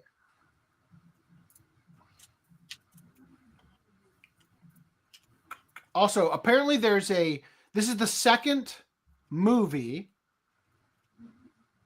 Oh no, wait, actually, maybe it's not the second movie. Maybe it's a sequel to the show, because there's like a drama on Amazon or whatever about it too. Okay, so let's go back to screen sharing this now. As you can see, it's still failed. All right. For the Emperor, Warhammer 40K series with Henry Cavill has officially entered development at Amazon. Wow. This is not something we're going to bother to talk about, but I did want to share this with you. So we will look at that shortly. Ejaculus Erectus with me. Brother, where's Flaccidius? Flaccidius fell in our last quest, brother. He was too soft for this world. Sorry, I just love that. That's great. I love that. Brother. All right. Got a couple things here to discuss. Scott Pilgrim is officially done. Netflix did not pick it up for season 2. Which is kind of weird because it was kind of already finished off the story, but whatever. Yeah, I didn't really think it needed one, but She-Hulk replaced by Deadpool on official Disney Plus Marvel Hub, which I thought was pretty funny. So this is what it used to look like. They just took out She-Hulk to put a more popular character in. Anyway, that's basically it. Now swap out Captain Marvel with Wolverine. They should, if they're smart. Itch my head. All right. Reduced pirated sites. Major anime and manga anti-piracy AI project gets approval from Japanese government. Japanese government is backing a new and highly ambitious plan to purge online anime and manga piracy using AI. Recently announcing a new AI project worth $2 million. Doesn't seem like a lot. Fuck, can't wear hats even once without my head itching all night now. Thanks a lot. NHK reports that the Japanese government's Agency for Cultural Affairs is building an AI detection system to more effectively counter the rise of anime and manga piracy sites, allocating $2 million in this year's supplementary budget proposal. The system will detect images online by having the AI learn information such as the layout and advertisements of pirated sites and images of content provided by publishers, allowing rights holders to smoothly apply for the removal of detected content. A spokesperson for the Agency of Cultural Affairs said, quote, there are limitations to finding pirated sites with the human eye, as it takes time and cost. More than $2 million? We should like to develop effective countermeasures to reduce pirated sites and protect rights holders. The move will likely see a massive rise in DMCA takedown requests filed through Google. The popular search engine recently published a new transparency report revealing that companies like Viz Media, Toei Animation, and Aniplex of America were among the world's biggest companies authorizing these DMCA takedown requests. Yeah. Do you mean to say that they are the biggest companies authorizing DMCA requests in general? Or specifically for anime and manga, in which case, no fucking duh, right? Google stated it made this data available to help everyone understand the impact that copyright has on access to content through Google search. It's likely hoping to find an alternate means of dealing with piracy, as it's regularly the target of subpoenas to give up alleged pirate customer details. One Piece and Jujutsu Kaisen publisher Shueisha recently filed with a California court to subpoena Google alongside PayPal and Visa. The Japanese government's new AI tracker would follow other anti-piracy efforts, such as Webtoon's bespoke Toon Raider technology. This embeds invisible information into the webtoons to identify the source of leaks. Oh. The company has stressed its zero-tolerance approach to piracy, regularly filing subpoenas, recently suing a suspected 2 individuals for $700,000, and announcing this week that it is responsible for closing 70 pirate sites worth 1.2 billion annual visits. The anime industry is also using similar tactics to Webtoon in its battle against leakers. Recent court documents revealed that Aniplex and Toho recently obtained a subpoena order against Twitter to identify several of its users suspected to be leakers. It identified them through embedding near invisible watermarks and false credits in the TV versions of episodes. Huh. Gulp. False credits in the TV versions of episodes. Oh, the credits is going to say Big Chungus is AC. I get it. I don't understand. So, like, if you put the TV version of an episode on TV,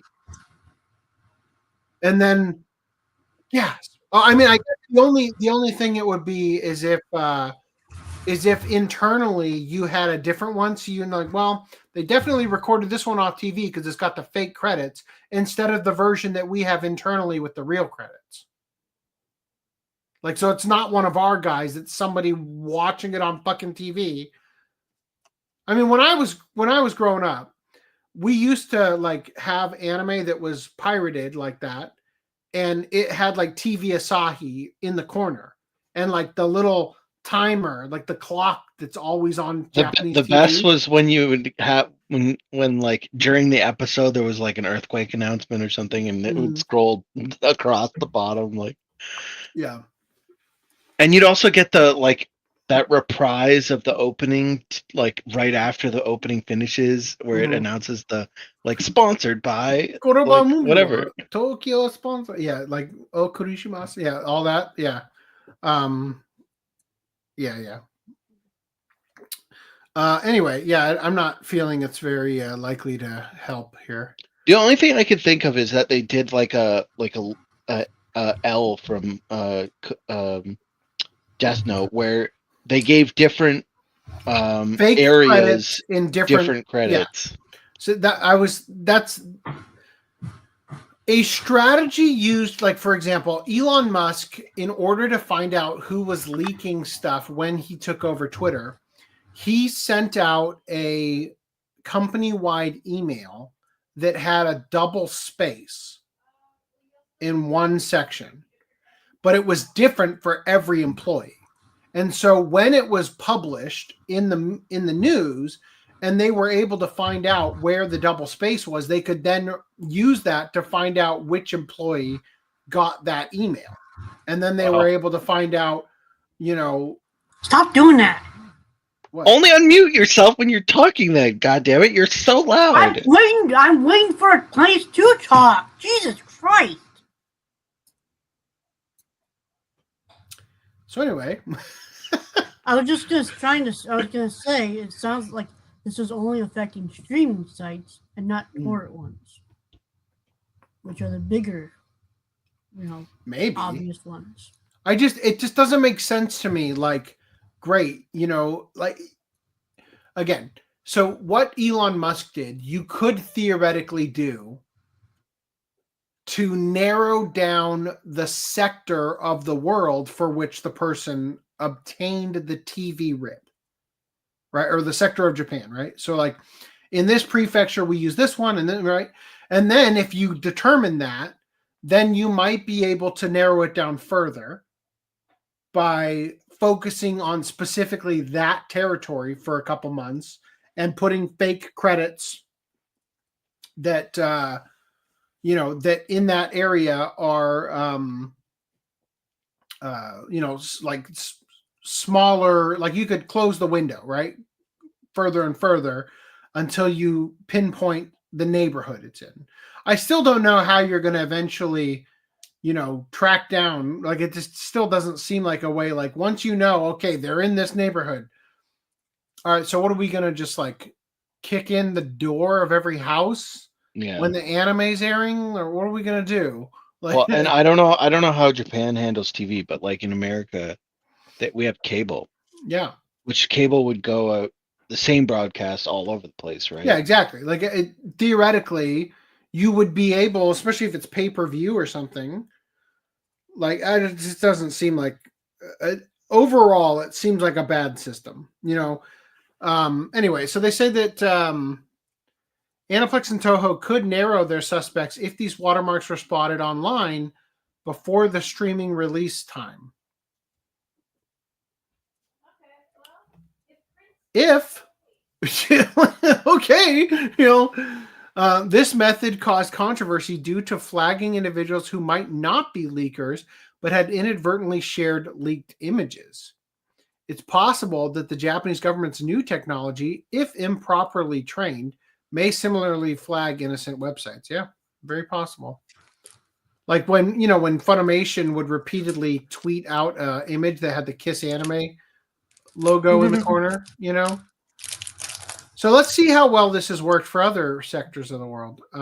Itch.io. You want to give us a quick... oh, hold on one second. Imagine a guy getting a job using false credits. That's funny. Also, when you upload it, they literally have the TV station like logo, right? So that's what he's saying. Yeah. So itch.io. It's like a mod website. Mods, like small little indie games, that kind of thing. Marketplace. It's Steam Indie. Yeah. Basically. So itch.io tweeted this out. I kid you not. Itch.io has been taken down by Funko Pop because they use some trash AI-powered brand protection software called Brand Shield that created some bogus phishing report to our registrar, who ignored our response and just disabled the domain. Thank you. Also, I'm starving. I had 3 chicken nuggets. I'll take them. Look at that, Reese. Down by the chin. Suddenly it's not so tiny, huh? Wow. You don't even have a chin. Yeah.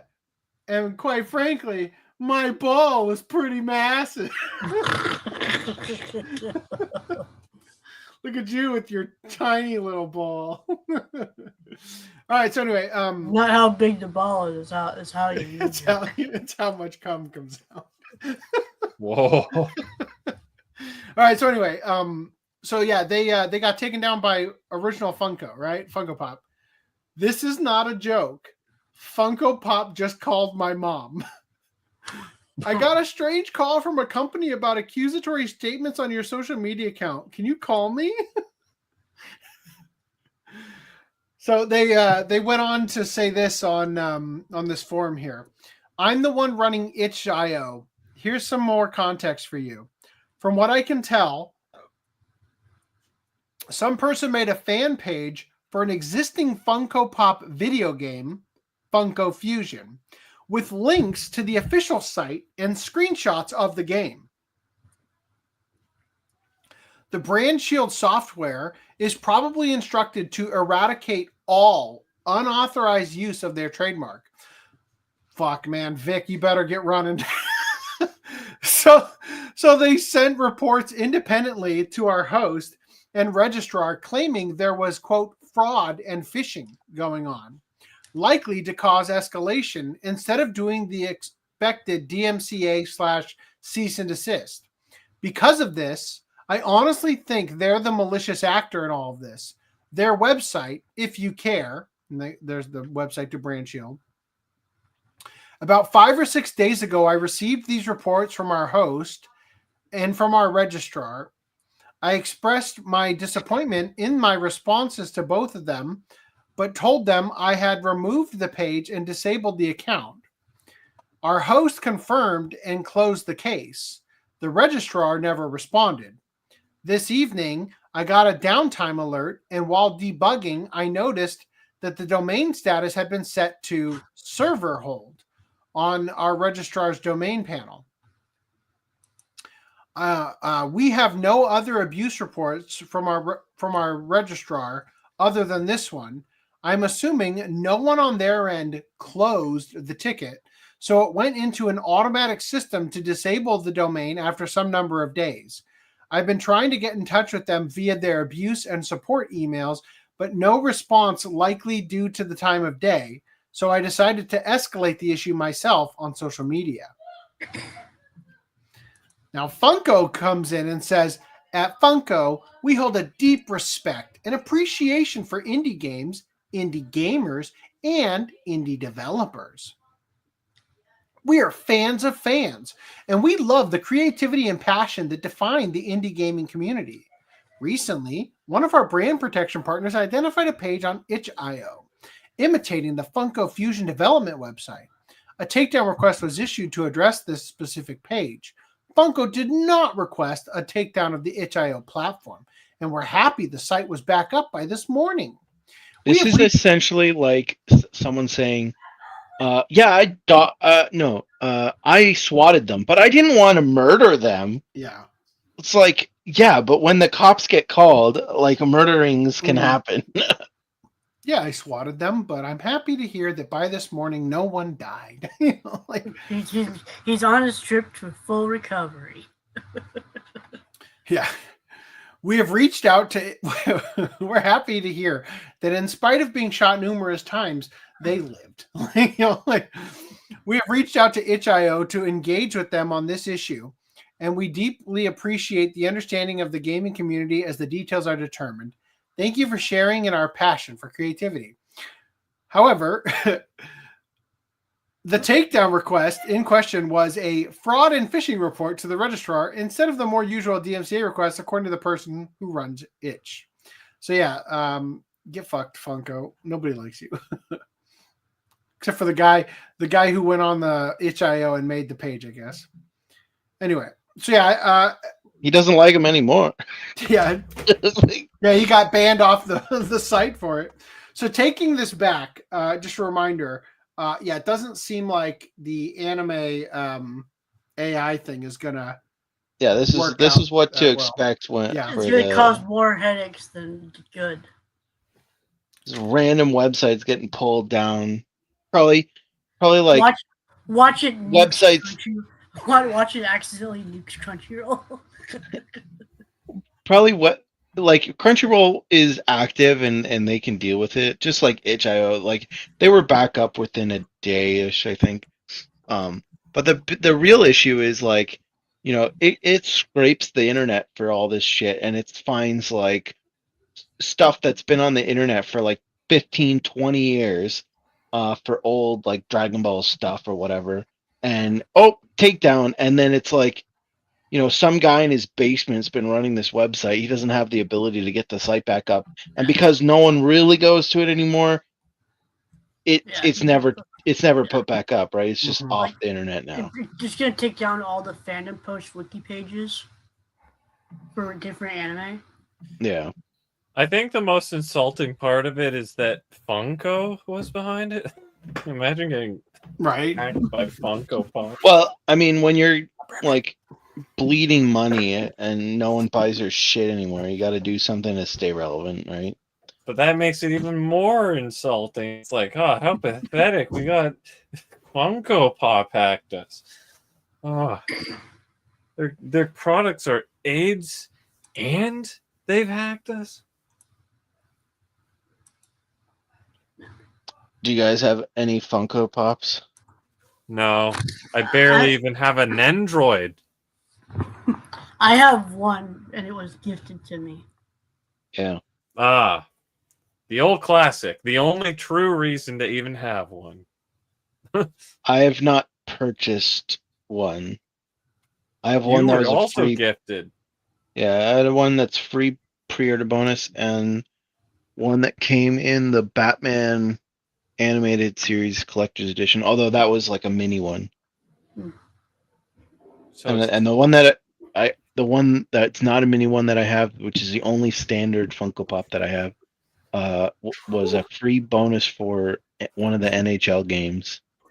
And it's like a hockey player. So you're one of those people, are you? One of what people? One of the people that played in NHL and stuff. I never played it, but there was a lot of kids when I was growing up who played NHL. Yeah, I like NHL '99 for the N64, and so I bought. Like, I don't usually buy the game, but I bought it when where they had it. They had one of the versions of the game came with like a classic mode, and so I bought that one. And I think that was the one that came with the pre-order bonus. Wow. Does it revert it to the N64 graphics? Are those Dino Nuggies? Actually, Wow. it was gingerbread man shaped, just like how this Wow. one is Christmas tree shaped. But yeah, they're effectively Dino Nuggies. They are. So in the NHL game, can you fist fight people? You can. Yeah. In some of them. In '99, yeah, I didn't play the new one. I bought it, and then I think I might have played it once. I think the one time I played it at a friend's house, that's all I tried to do was get into fist fights and checking other players. It's basically glorified boxing on the ice. Yeah. Boxing on ice.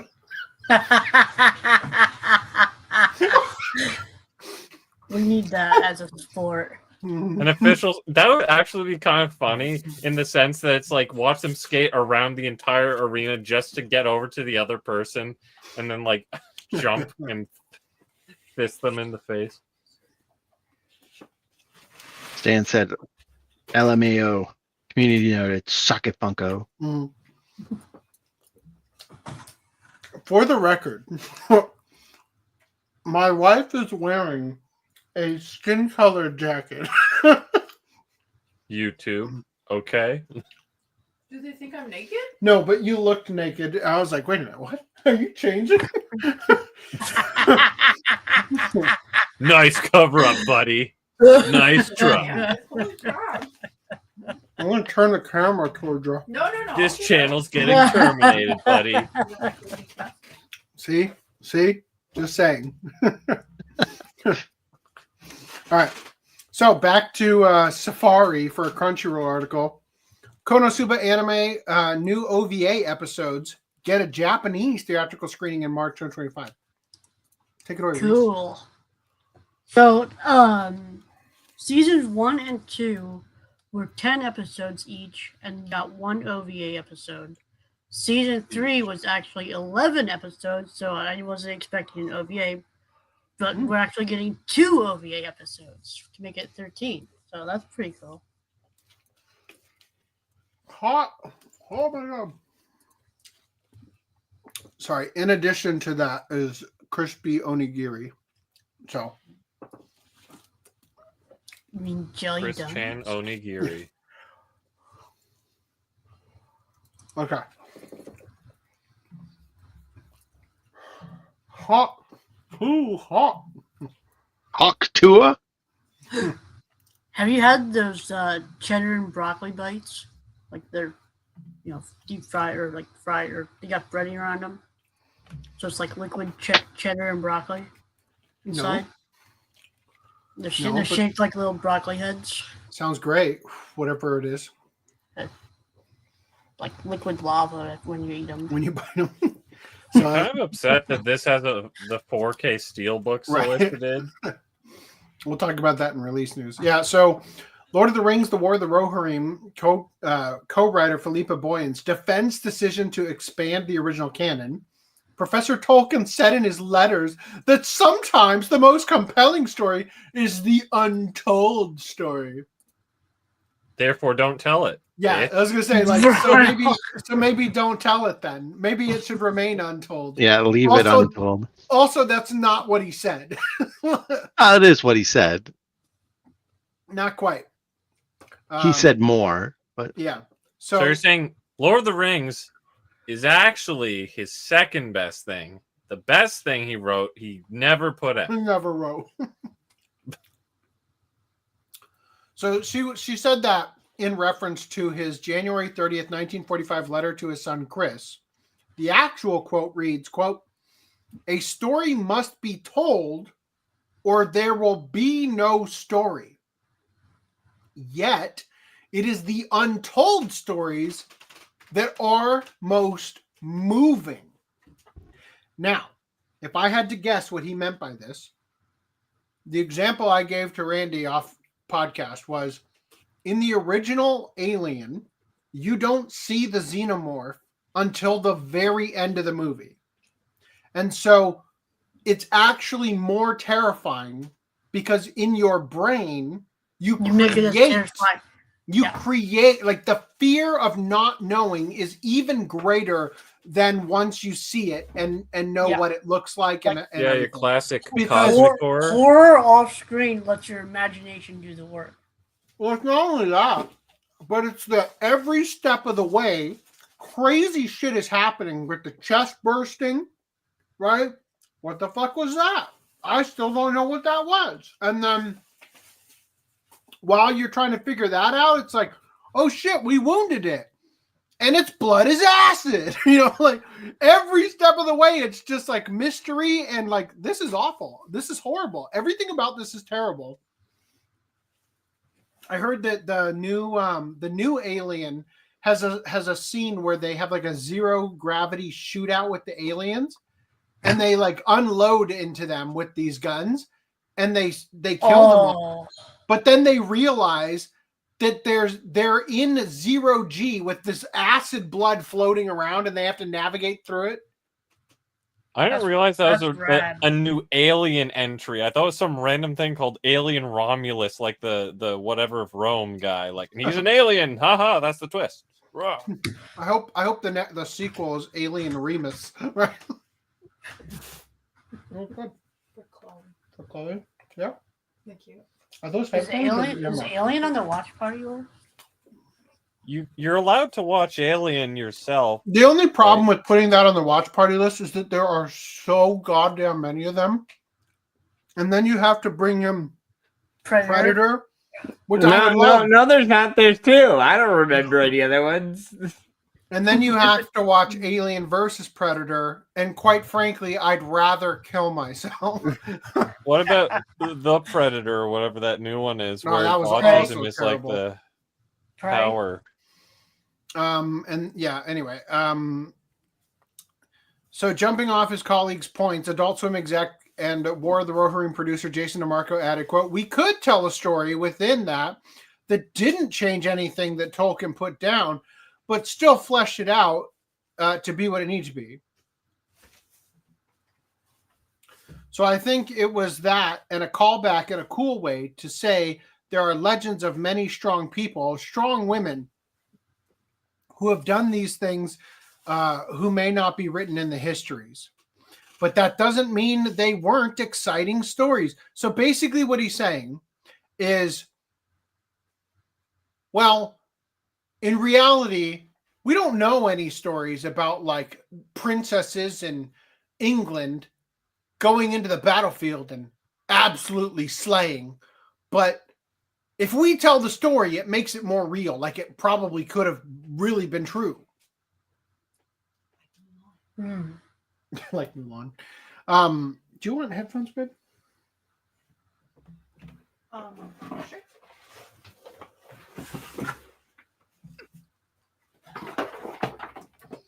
I don't know where they are. Do you know where that extra one is? I put it back in your, or up in the bedroom where your stuff was. I've got a pair here you can use, but I just need to make sure it gets back in here when you're done. Otherwise, tomorrow's going to be awkward. All right. What are you? All right.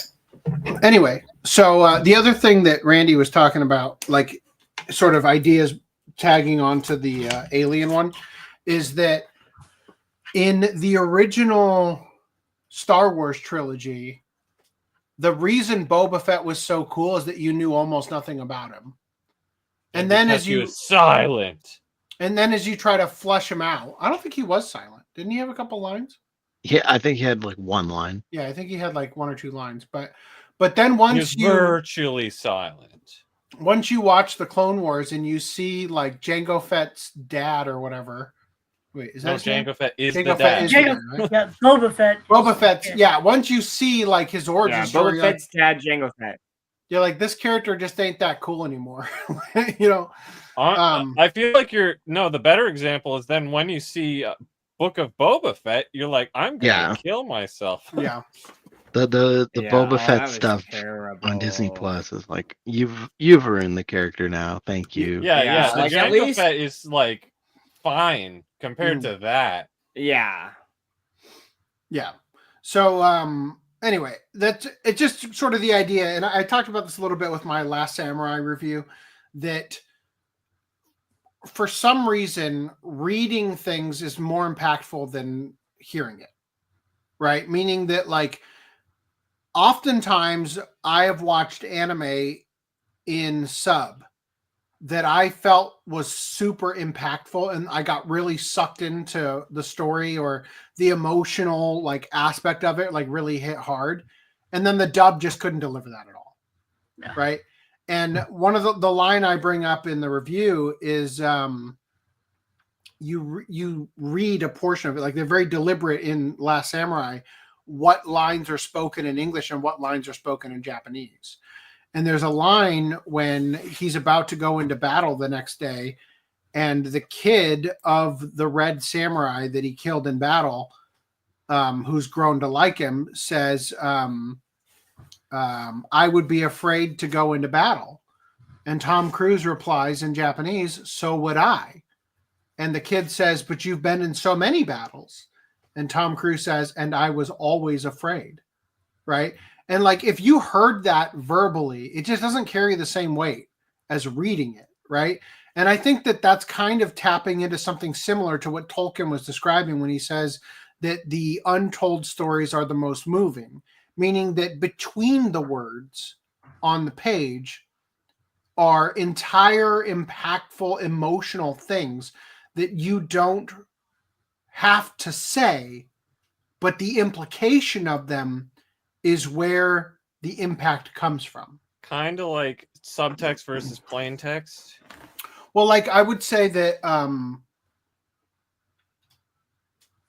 Silent Hill 2, for example, the reason that I think it has more staying power than the other games, even though I actually, in terms of gameplay, enjoy the first game more, is that there's so much hinted at, or like it feels super impactful. Like, for example, in Silent Hill 2, at a certain point in the game, you run into Pyramid Head.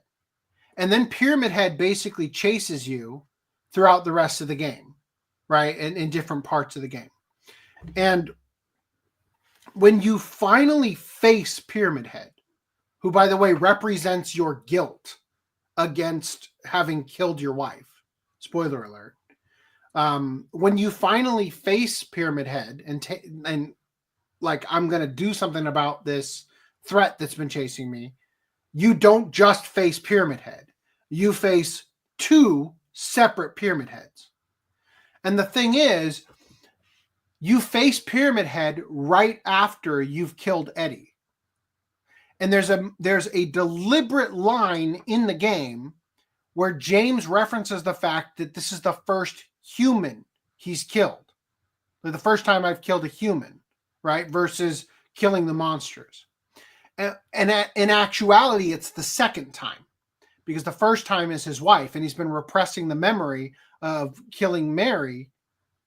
And that's why Pyramid Head is coming after him, because it's the guilt. So when you actually face Pyramid Head, you fight two of them, because one of them represents your guilt of killing Mary, and the other one represents your guilt of killing Eddie, right? And so, like, that's something that nowhere in the game do they tell you that. But it's inferred as you play the game multiple times, and you start to unravel all the stuff that's going on. And there's a whole bunch of details in the game. And as you start to piece them together, your love of the story you're experiencing grows beyond the story that was told. Because the untold story in this case is where all the exclamation points are, so to speak. And I think that that's what Tolkien is describing when he says the untold stories are the most moving. Meaning, if you craft your story effectively, you can do it in such a way that the reader will ascribe an emotional value to what's in between the lines that is greater than anything you could have possibly written on your own. And it's more meaningful, similar to what I was describing earlier with that Stefan Molyneux quote about avoiding defining in order to let the prejudices of the person reading fill in the gap, right? That's effectively what you're doing. If you're a good writer like Tolkien, you're able to write the story in such a way that it's not just living in the words you wrote, but in the emotional experiences the person reading it has lived, and therefore can insert into the moment because you've keyed them up to be able to empathize with the character you're writing about, right? So anyway, I think it is as everything else relating to War of the Rohirrim has been, I think it's an intentional obfuscation and a deliberate attempt to manipulate the audience, as we've read with how they're like hide behind Kenji Kamiyama, point to Kenji Kamiyama as the authority on anime, make it all about Kenji Kamiyama so that it sounds Japanese, all the stuff that they tried to do in order to gaslight you into believing it's anime and therefore not woke nonsense, even though that's clearly kind of what it is. Also, this movie came out on Friday. My wife was under the impression it was one day only, but apparently it's showing in Inglewood in California for like many, many showings going on through the rest of the month. So I'm going to try to see it with Dan when he comes into town. Anyway, and I guess if anybody else had missed it and is able to see it like in a similar situation, then there's your cue to go do that. All right. And I would have, but like it's 2 hours, and I'm like, nope, I'm not sitting down for 2 hours of dog shit. Now, if it was an hour and a half, well, now we're talking. No. yeah, like I could have sat there with my friends and we could have watched it. Kids these days and their short attention spans. Infants these days.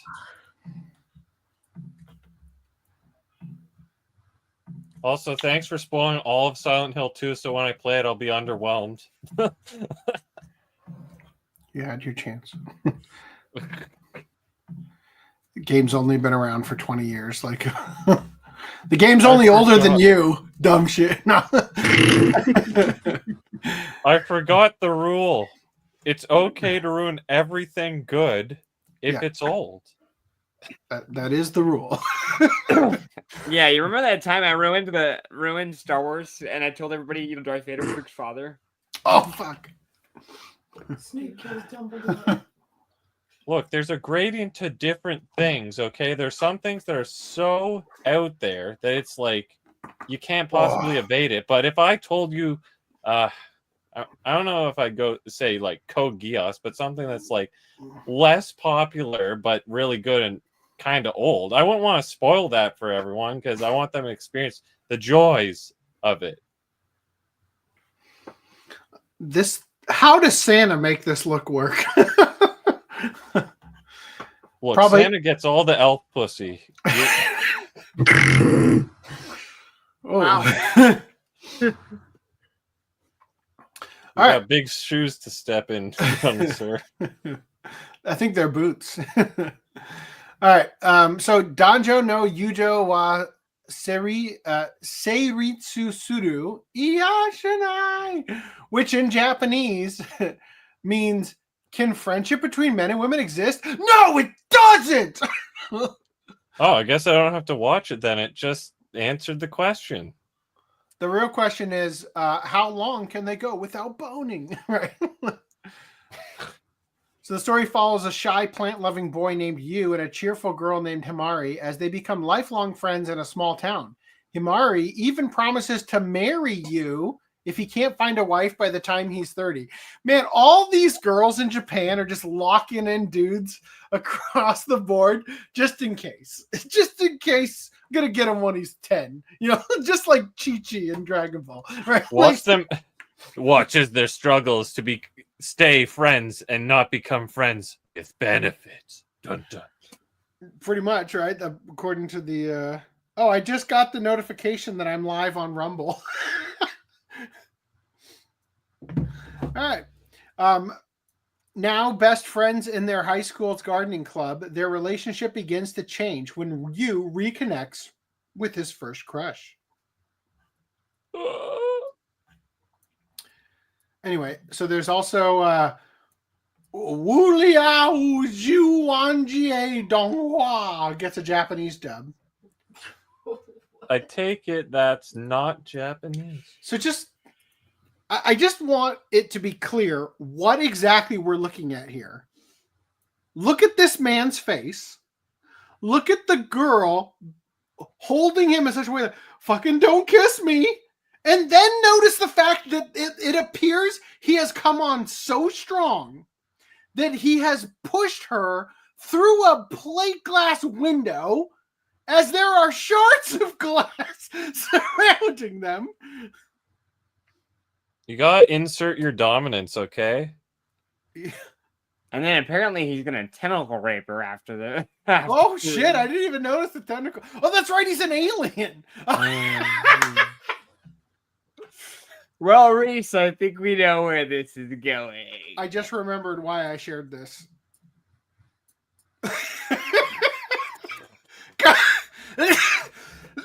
Julie. Why are you calling me? Oh. Papa Frankie will be missed dearly. Is that not what she's doing? Kelly adopted the pig. I was born in it. Yeah. By it. So it says the story follows Mocha, a normal office worker who leads an uninspiring life until she becomes infected by an alien parasite that will literally make her die of boredom. Despite the threat to her life, she continues to go to work, but Yasin, a clumsy alien superhero, has decided to do everything he can to save her. You won't die of boredom here. What a guy. I will come on so strong that you go through that window. Bored? I think not. All right. Also, Kakushite Makina-san anime reveals key visual and main cast and staff. What Maybe was she this? just becomes an adrenaline junkie. I don't remember why we shared this.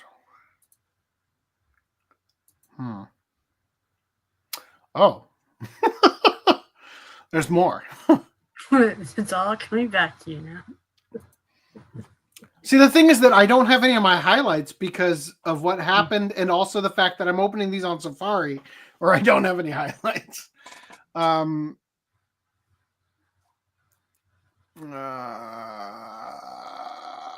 story follows Eita, a reclusive mecha nerd whose life changes gear when he finds the most popular girl in high school, Makina, on his doorstep. That's what it was, and in need of fixing.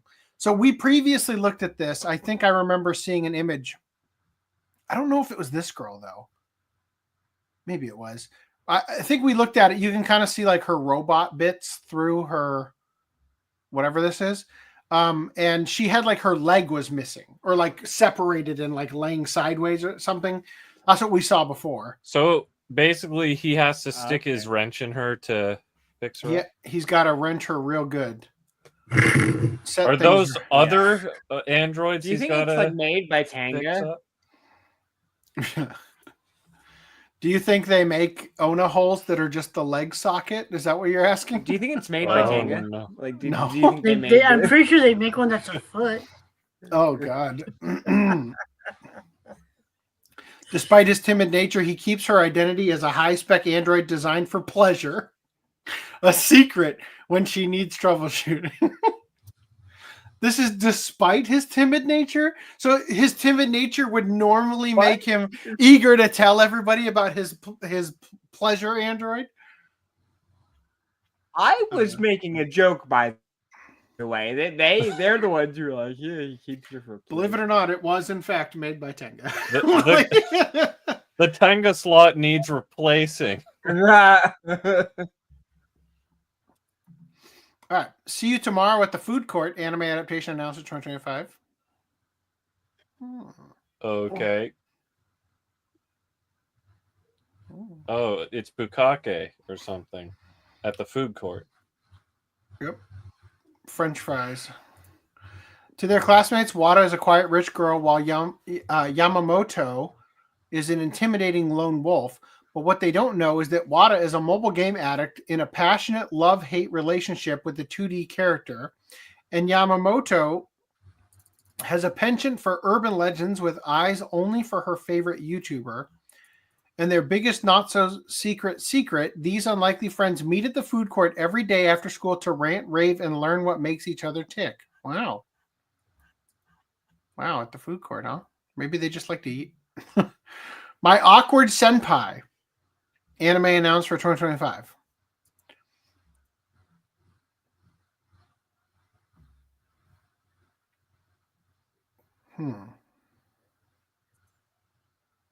She does wear purple.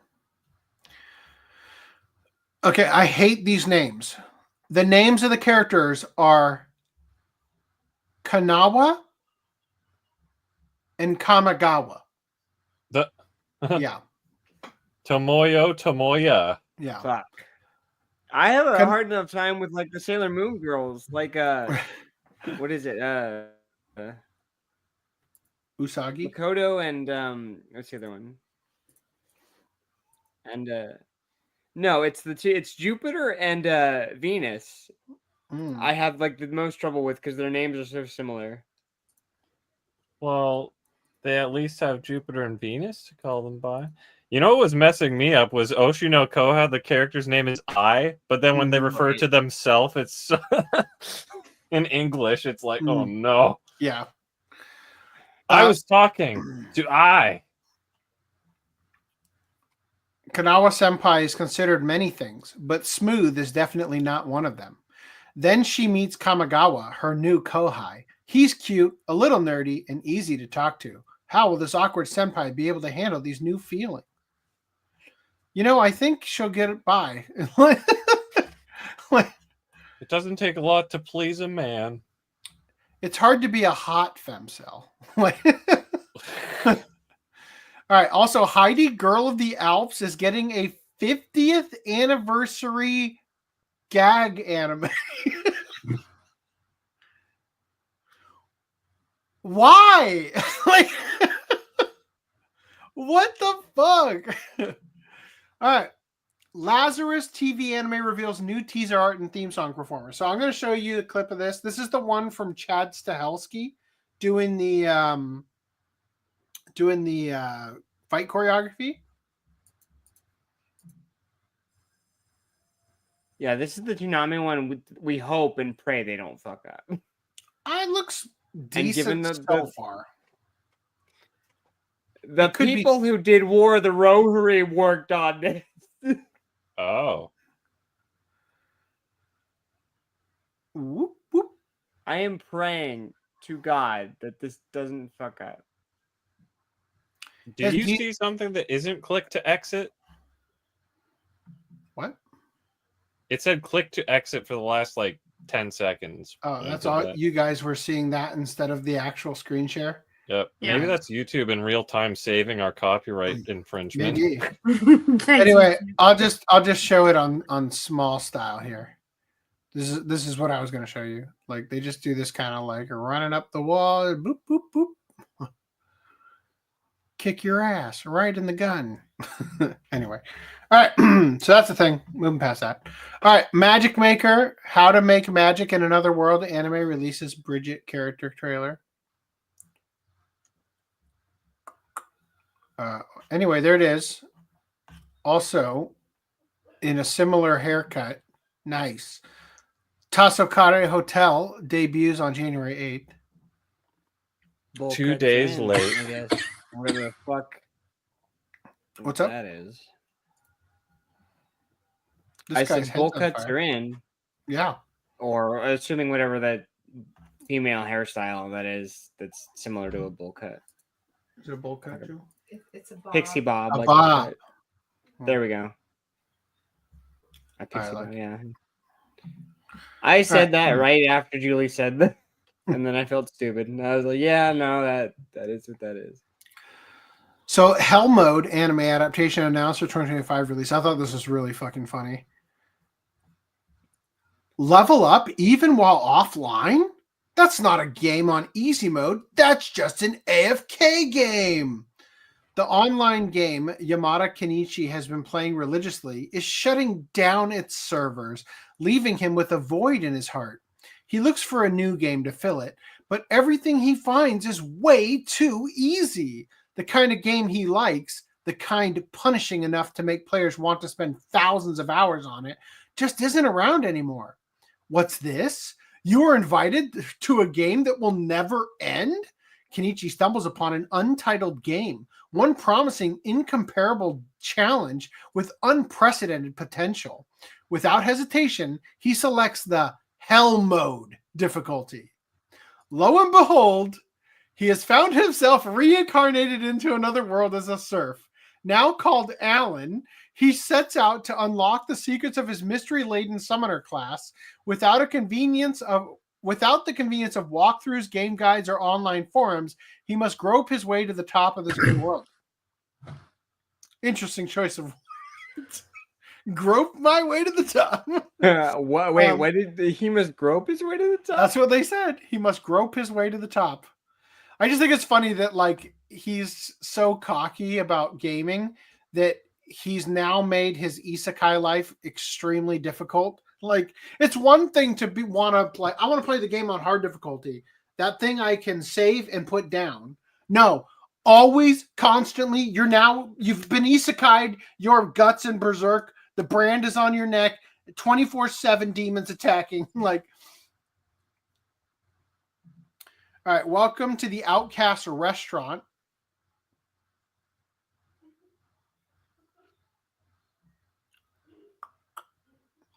Reese, you missed your cue. Oh, what was my cue? Something about so cute. No, I'm good. Oof. All right. Dennis is one of the most popular members of the Silverwing Battalion, the world's strongest party. So popular, in fact, that the party leader expels him from the group out of spite. Stripped of his home, Dennis decides to start a new life following his true calling as a chef. His life as an adventurer might be over, but his new life as a cook is just beginning. He teams up with Atelier, a young girl who has been similarly exiled from her home, and opens up a restaurant for adventurers. He's finally able to live out his dream, but he'll need to use more than just his cooking skills to take care of his eclectic customers' problems. I don't know. Just seems like a cute little story. It's going to be really weird with this guy being a celebrity chef named Dennis, though. And then last but not least, Kogios franchise confirms new projects in production. Skeptical, yay. Let me ask you this, Skeptical, yay. Greenline. If you just had to guess off the top of your head, how many Code Geass movies are there? Movies. How many? If we're including like Rose the Recapture, there's like, gosh, 5. 7. There's 7 movies. 7, huh? What if I told you there were 13 movies? 13? 13. Good lord. Yeah. You actually, by your count, Greenland, you missed one because you didn't include the also you didn't include the Akito the Exile. Oh yeah, Akito the Exile, which is That's like movies. 5. Yeah, well, they're OVAs technically, but I know they're OVAs, but like I didn't really consider them movies. Yeah. And Rose the Recapture is listed as 12 episodes on my anime list. So. I thought that was one movie, so that's why I was like 5. Yeah, it's a tetralogy. So it's the Rose of Recapture is 4 movies, right? I guess. Is they're tetralogy only like 4? and Akito the Exile, there's Quad- 5. Although again, I quadrilogy. consider that an OVA. Well, tetralogy series. is 5, right? Would it be a quadrilogy? I don't know. Quintilogy? Well, 5. Oh yeah, quintilogy. So it says here that details for the formats of the multiple new works were not disclosed, though it was announced that continuous screenings of all 13 films to date would take place, which would account for the Code Geass Lucia the Resurrection sequel, the Akito the Exiled spin-offs, the 3 compilation films, and the recent 4-parter. Did you watch Rose the Recapture? No, but Not yet. look at this amazing photo. I've tried. I it's on Hulu, right? I don't have Hulu, so I need to like just stream it through other means, or wait till it comes out on Blu-ray. I'm sure Probably he's what I'll end up doing. this guy over here almost strikes me as a special needs person posing with other people in a photo. Oh, okay. Like something about it's just a bit off. I'm glad you shared that with the class. Do you disagree? I don't know. He looks kind of I like wish they would do another series. I could take 12 or 13 episodes, but I would preferably want 24 or 25. But why do they keep doing movies? It's insane. It'll give them a bigger budget or something. Yeah, sure. Yeah, we still get CGI nightmare frames. All right. So I'm gonna now step that away for 5 minutes. Are we covering the Corey X Kenshin thing later or no? I wasn't planning on that tonight, but we are going into the AJ Beckles controversy thing right now. If you wanted to know that. Okay. I'm just Oh, gonna no, step away Blue for like 5 minutes Sky. and go over it. Mm-hmm. Who the fuck is AJ Beckles again? I forget. The voice of Ken Takakura in Dandadan. Oh. that thing I haven't right. Oh, okay, I I'll be right back. remember. I'll be right back real quick. Yeah, this will be fun. watched. Speed run. Run! Oh wait.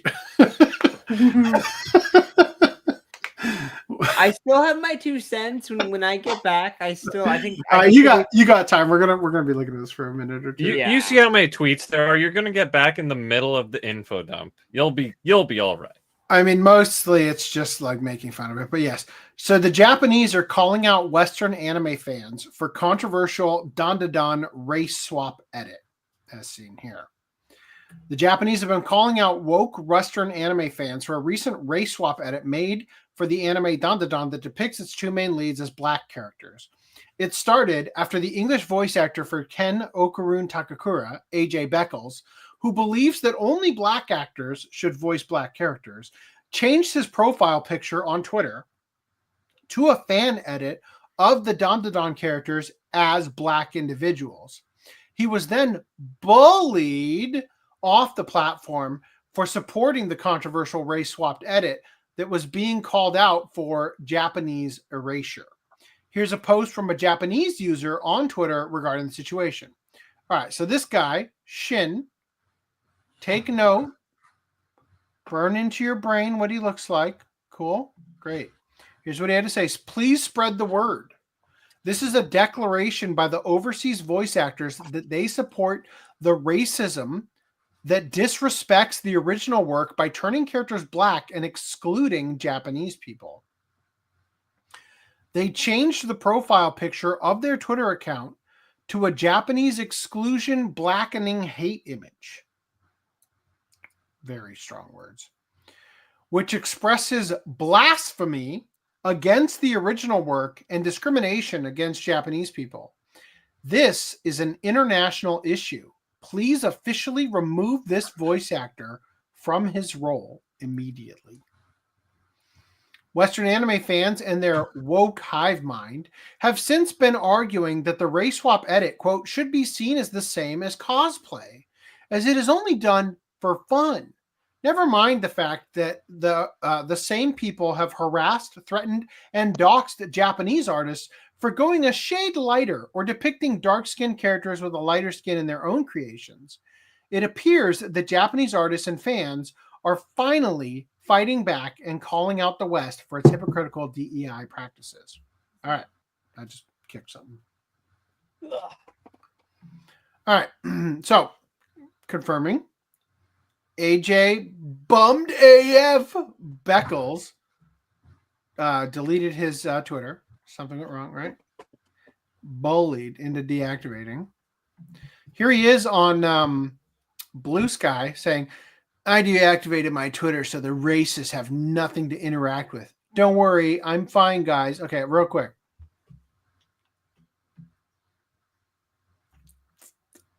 Right here. This is the archive of that message. Note who's responding here. Don't worry, I'm fine, guys. The racists now have nothing to interact with. Except, and it says it's a blocked post, so I'm guessing he had to like block this person. And so now their association with his post isn't visible. But actually, you can see from the archive I just showed you that it is part of that, right? Chojin who can only steal culture, right? Oh my. Yeah. Right. So here's him posting it like my new profile pic. Thank you, artist. Yeah. Anyway, thank you, Tracer, who colored it in and changed the hairstyle right. a little bit. So this is his profile, right, on Blue Sky. But if I show you that archive, previously he had done it here too. Is the point? He didn't put it as his profile pic, but he put it as like the banner image, right? But he changed it back. He's since because changed of the backlash, seemingly to an actual black character from Bleach. Maybe is that what that is? Is that what I'm looking at? Yeah. Okay. Now, this person says, if this fan art bothers you, you're the problem, not the artist. By the way, love the art. Had to give her a follow. I just want to say, I think it's half decent. Like it's traced. Yeah, it's traced. It's completely traced. I know. Dear God. However, it's half decent. He doesn't even look black. He looks super tan. Like they gave him some frizzly hair. That's it. Everything else about him just looks like he's like tan. I think he's black. She's just tan. Yeah. No, she's definitely just tan. But like even him. I think there is a certain charm to the artist's work. Yes, they've just traced an image. That's fine. I'm just saying I don't personally have a problem with the artwork here. The issue does not come from the artwork and the fact that they blackwashed the characters. The issue comes from the fact that the community doing this chimps out, is that the word? When there's the opposite happening. No, that's racist. As we've just looked at in a previous podcast, where the author / artist for Pop Team Epic drew that character from Splatoon half a shade too light, and they're like, the eyedropper tool was right there, but you still couldn't help being racist, right? So did someone tweet that to this artist? The eyedropper tool was right there. So no, but they're doing it Purposely. They're doing it intentionally. Yeah. So the point here is that, again, I think there's something charming about the artwork. I think it, like, if you're drawing the characters and trying to make them look like a different race, I feel like they've done a fairly decent job here in terms of what we normally see. And we'll look at some of that in a second. Okay. The problem isn't the artwork, it's the hypocrisy. Okay. I think the artwork is a problem too when they're selling the artwork, but see, yes, and we'll come to that. I'm isolating it from that at first to say I don't have a problem with the actual artwork here. So, if you want to make your own like fan picture, I don't have an issue with that. Yeah, no problem whatsoever. Although I do think it looks bad. In response, your art is terrible, to a Japanese artist who drew Nessa with watercolor from Pokemon, and the character looks too light, not black enough. Therefore, mad. We're all mad. Your art is terrible. Kill yourself. Right? Not this again. When will you guys leave her alone? Especially if you can't draw her right as a proper dark-skinned woman. Okay, what do we have here? Actually, it's a squid. No, this one's not the, this is Nessa from Pokemon, not the. Oh. But this is what I'm saying when I say that other artwork, I feel like has some value. Because this is what we normally get. Paint bucket tool, you're black now. You know? Right? No effort put in. And of course, this is the thing. Again, also the anti-Vic arc, right? Like, still on not this again. When will you guys leave her alone, especially if you can't draw her right as a proper dark-skinned woman? Excuse you, right? That's the point here. Right? Yeah, I think that's completely, like, I completely agree with that. Mm-hmm. Though I do think it's kind of like the culture behind it's also kind of dumb because it's like for some reason they have to, like, some of these people feel the need that they have to blackwash a character in order to, like, I don't know, feel comfortable or something. So it's like kind of like the opposite side of the aisle of racism. It's inverted racism. Honestly, I think the issue is that black people feel so is it insecure then? Well, yeah. So there's this thing where black people have a culture that is so unique that it actually keeps other races out for the most part. For example, we have hip hop, NBA, you know, things that you associate largely with the black community, right? And it's very difficult for somebody who's not black to enter the rap game and be accepted, right? The only person who has successfully infiltrated and gained the respect of his peers is Eminem, right? And so there are a few NBA players like Larry Bird, and I'm sure there's plenty others that I don't know because I'm not a sports fan, who hold their own with them, right? And then, you know, there's just a lot of things for, like, there's a whole, like, genre of, or I guess a subgenre of movies, especially in the 80s and 90s, of white people bending over backwards to try to be accepted by the black community in regards to trying to be, seeing them as cool and trying to capture some of that. Vanilla Ice, I think, is a good example of somebody who's trying to appropriate that culture and not succeeding the way that Eminem was able to, right?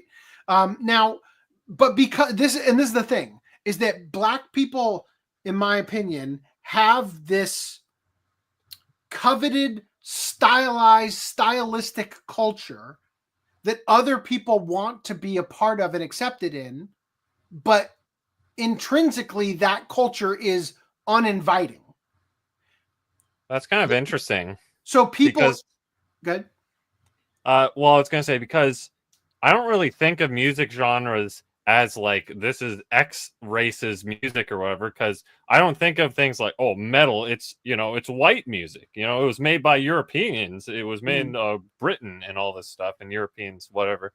And it's been largely like a lot of you know, white people in the bands. Like obviously there's black people, Mexican, Asians, whatever, the whole spectrum of everyone, but you know, it's mostly going to be like white people. But I don't take notes, and I don't count points of like, oh, dude, this is a white genre. Like, who cares? Anyone can play it, whatever. Well, yeah, I've never thought of that's like the thing people. is that I think the need to do what we're looking at here comes from a place of insecurity, right? So that was like my next point, is that the black community has a significant like cultural I'm back and I'm black. gatekeeping. Oh, sorry, what? You're blackwashing yourself? Okay. Yes. So like the black community has like a very strong like the branding surrounding things that are associated with black people is so strong that it can't be permeated by other races easily, right? And so this, I think, for a lot of the black community makes them feel like they are simultaneously prisoners to and also exclusive members of this club, right? And so when black people want to be included in something outside of that, they feel a need to do this kind of thing, right? And it's not, of course, it's not all black people or anything like that, but there's just a possessiveness to this sort of stuff, which is why we've looked at, for example, the appropriation of, well, actually, we was Kangs, and also we was ninjas, right? And all that kind of thing, like the rewriting of history, like the Black Israelites, you know, all sorts of things, trying to claim original ownership over things that they like that aren't associated with their community, right? And we'll look at a little bit more of that in a minute. So, which, by the way, for the record, if anyone claimed like insert genre here is a white genre, you know, that would instantly be said like, oh, you're racist, that's like white supremacy or something. But you know, no one's disputing like when people say, oh, hip-hop, black people, whatever. Well, like, and this is the thing. So I'm sure we've all by now, because it's been around for like 15 years, have seen the meme that says, it has a picture of a black guy and says, I'm a proud black man, says the black man. That has a Mexican guy. I'm a proud Mexican, says the Mexican man. I'm a proud Asian, says the Asian. I'm a proud white man, says the racist. Right? And so the idea is that and this is the funny thing, is that the white community, like cultural things invented by white people, there is no gatekeeping surrounding it, at least not in modern times, right? It's always been a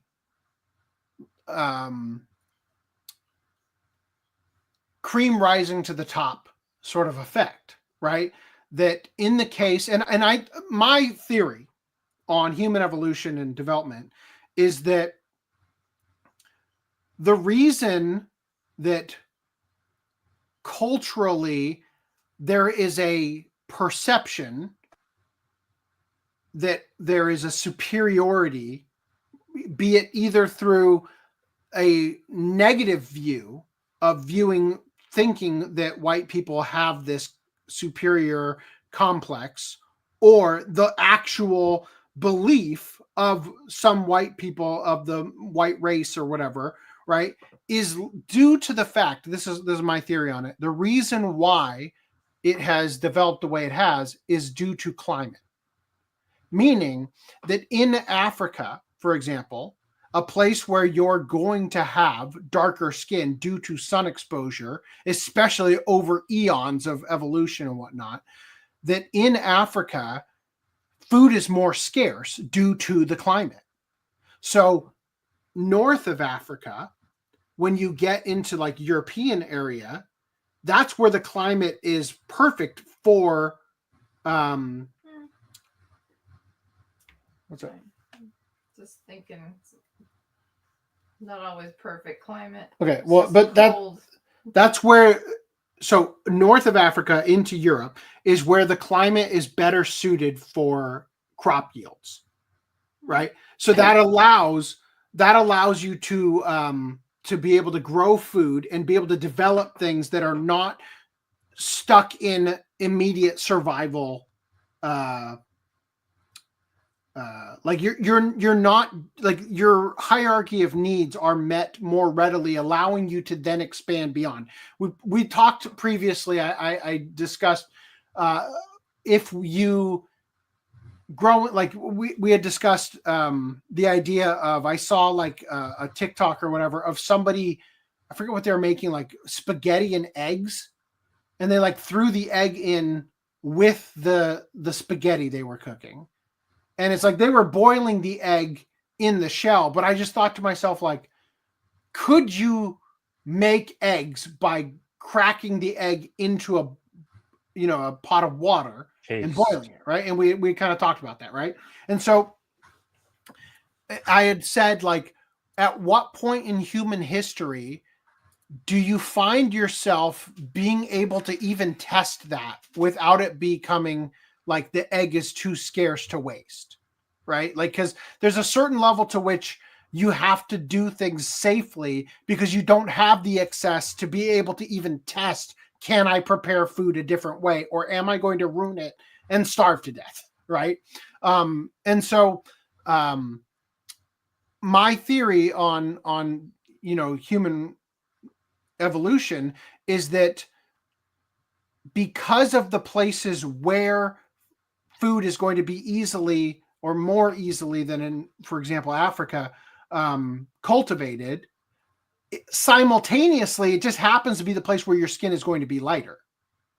Therefore, if you took the globe and you were to spin it in such a way that the equator where the sun is hitting would now be where Europe is, and let's just say Africa's now in the spot where Europe would be, things would be different. But the people occupying what is Africa would now no longer be dark after thousands of years, right? I don't know if I agree with you, because Africa is so huge and it has a lot of different climates. Mm-hmm. It snowed on the mountain where this girl that we did like a New Vision sponsor for, it snowed in her village. Yeah. It was like, and there are different climates. I mean, like Egypt is in Africa and a whole bunch of stuff, and they have fertile seasons, and then there's the dry season. It's like everywhere. Yeah, and there are parts of Africa that have more that have better fruit there than we have in some places. So I just, there's those mountainous areas that are green like all year round. But what I'm suggesting is that over the course of thousands of years, the areas where you're going to be able to have a crop yield that will have greater effect on feeding your people, and you develop culture around farming and whatnot, and then that becomes like it expands in your culture beyond farming to the things that allow you to continually thrive, and survive the winter and blah, all these sorts of things, is different than if you're in a place where your day-to-day is spent avoiding predators and finding nourishment in the hot sun, right? And then, of course, over the course of that thousands of years is where these things are going to develop. And so in the case of Europeans, right, you're going to find that you have the ability to pursue more complex ideas and more complex systems because your immediate food needs are met more easily, right? Due to agricultural developments and whatnot. So in that sense, this is what I mean by the cream rising to the crop, is that the ideas formulated that end up working were made with the equity of having the ability to experiment, because throwing an egg in the pot of water doesn't, even if it ruins it, at least you've got 10 more eggs, kind of thing, is sort of the idea. So I think that this is my own mental, understanding of things, but I feel like that is a largely the reason why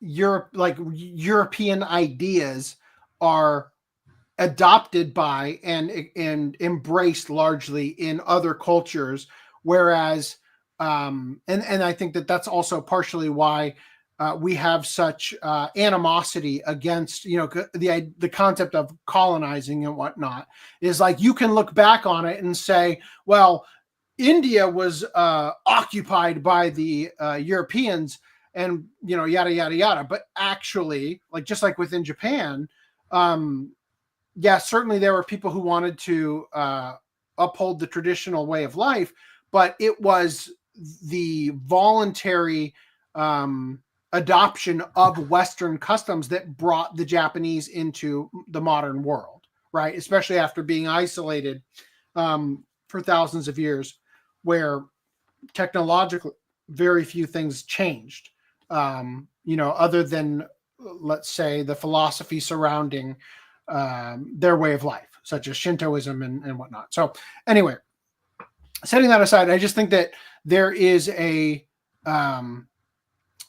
lack of identity in the Black community for people who do not fit the mold of the sort of exclusive club that people associate in Black culture. And this is not just something that, white people or, people outside the Black culture identify as being part of Black culture, but it's also what is in the Black community is being applied to Black culture, right? That there's some form of ownership, as I was saying before, that they are not only an exclusive member of the club to, but also somewhat of a prisoner to that club, right? Because they can't be accepted outside of it, such as where there's such a hive mind, especially in America, where not towing the party line of Democrats is enough to be, called like a slave or a slave owner sympathizer, or Uncle Tom, or any other number of things like that. So anyway, this is the same artist who did the other one. I don't know if this one's a tracing, but it looks, like it easily could be. They said, man, why do you like to turn Asian people to Black? If turn Asian people or white people to Black, it means I can turn Black people to Asian or white. If other call it racism, blackwashing is racism too. So that's what this Japanese individual had to say. Now, this is something I wanted to bring up. Whoa. So previously, like I said, we talked about that character from Splatoon. And the character in Splatoon is based off of Japanese gyarus, the gal culture. But outside of Japan, which again is an extremely unique culture, outside of Japan, people don't understand gal culture.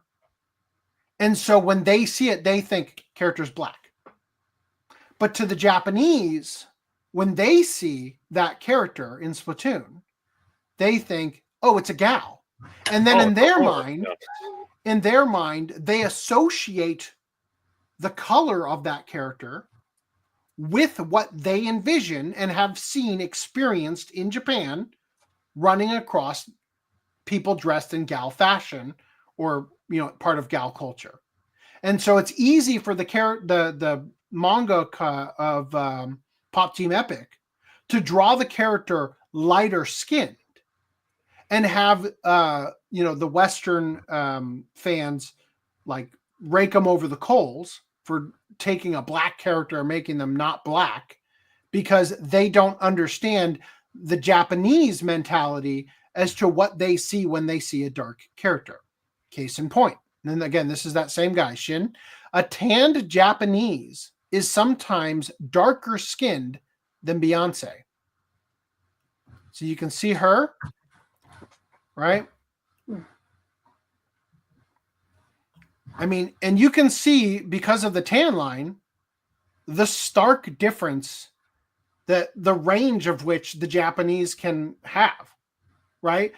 So when you see Probably a fake tan. I don't think so.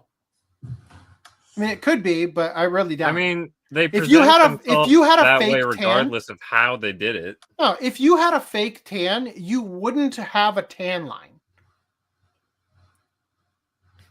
So you wouldn't wear that swimsuit looking that ridiculous Yeah. if it was fake.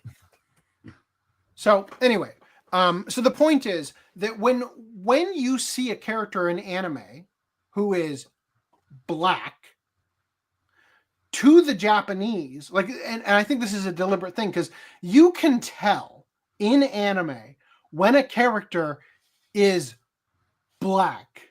Like, they make it very clear when a character is black.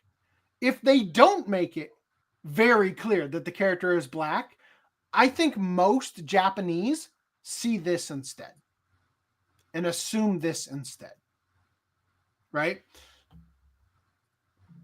So there's also the fact that, like, there's literally a whole section of Japan that's from like the southern, because the original Hokkaido, Osaka, the original inhabitants of Japan were like darker skinned complexion, and then the lower tropical regions. Yeah, and then the Asian, like the East Asian, like Chinese looking people then came out like years and years later, like thousands of years later. Even the Russians. And mixed with everyone. Yeah, even the Russians from the Kunashir Islands come through, all the whole thing at the beginning of Golden Kamuy is they're at war with Russia, right? Like the inhabitation of the Japanese, like in their culture, is a history of, people don't get to an island magically. Like, somebody settled there thousands of years ago. They built their family and their culture and everything. And those people were largely dark skinned, sort of like how you think maybe Filipino is a lot darker than you imagine Chinese, right? And then over time, and also, again, due to developments that allow you to avoid the sun throughout large portions of your day, right? Allows you to, like coverings and whatnot, even like the rice hats, right? The kasa, they're called, which is coincidentally the same word the Japanese use for umbrella. Oh, I'm going to take you. Welcome to the rice fields, motherfucker. Yes. That protects the face, and then the wardrobe protects the body largely, to the point where you get like the farmer's tan, where just beyond the sleeve, like it's like stark white versus you're practically black. You know what I mean? So anyway, Rev says Desu says anime dub voice actors avoid being insufferable activist challenge impossible. So AJ Beckles had tweeted this before he deleted his account, and this one is from 2021. He said, the reason white people in most cases shouldn't be playing people of color isn't a matter of color. It's culture. Culture that they are exclusive members of, and yet also prisoners too. Speaking for black people, we know what a barbershop sounds like on Sundays, what a hot comb smells like when it's going through our hair. It's not the color, it's the culture. And okay. I can hear every bit of it through his voice. Yeah, when he's using it. Right. Let me ask you I can hear that comb understanding. So also, I like how all of his examples are like hair related specifically. Right. Right. So I must ask you, what characters in anime can you think of for which knowing what the smell of a hot comb going through your hair or what a barbershop sounds like on Sundays would apply to? because I can't think. I I can't think of fucking anything. Right? The guy in the Japanese dub of Black Heaven could have really used that that cultural inspiration. That's the guy who he only speaks English in it though, doesn't he? That's the point. It's from the and clip. isn't The whitest every line sounding just black him guy going in like, anime. "Fuck or whatever, you, right? motherfucker!" But yeah, so it's like okay. So what you're suggesting here is that only black people should voice people of color because only black people understand African American culture specifically, right? Like, but they also understand white culture apparently. Black Good- doesn't yeah, mean and Asian African culture, and American Japanese though, or culture, whatever. and Mexican culture. So you're gonna get the Pro DD treatment now and only get to voice. So a year later, he said, every time there's a black actor cast in a role in a fantasy where the source material version is lighter skinned, someone always has something to say about it. So tiring. It doesn't affect the character whatsoever. It's okay. Huh. So then the same should be said about white people or any other race voicing people of color. And yet the door only swings one way, doesn't it? Yeah. Have we covered his wife yet? In this whole... Anaris Canones? No, we have not. Yeah. That's his wife? They're married Yes. to each other? Yes. Whoa. Yeah. Okay, that's what it explains a couple things. of why I he- I was like that works. That checks out, I guess. Yeah. Yep. They deserve each other. That's pretty good. Perfectly. Yeah. Wow. It'll wear off, but it's better than Then whatever it was, yeah. How'd you get the color? exactly the same? Insufferability is, they can do it as a couple. Insufferability OTP. Yeah. By the way, Greenline, have you received your profile picture? No, I Check Discord mods chat. Wow. Oh dear God. I'm gonna quickly run there as well to see this. Oh, Oh, no. I expect him to display it Oh God. Yeah. in real Wow. time in support of the cause. Wow. Here it comes. All right. So in reply to Rev Says Desu's tweet, people really get upset over black people being happy on the internet. Wild. Him and his girlfriend just wanted to have fun matching profile pictures for an anime they both voice act in. Leave them alone. Deliberately missing the point much? Yeah, apparently this just means having fun. Yeah. In response to that, Savvy said, intentional ignorance. These fixers and editors are so bothered by race, they feel the need to change what exists instead of creating something new and wonderful for people to fall in love with and ignore the characters who are actually black because apparently they aren't cool enough. Yes, that does appear to be happening. There's Green Line debuting. Yeah. He's joined the family. He's the one and true Green Line. He's no longer problematic. Yes. Black Line. On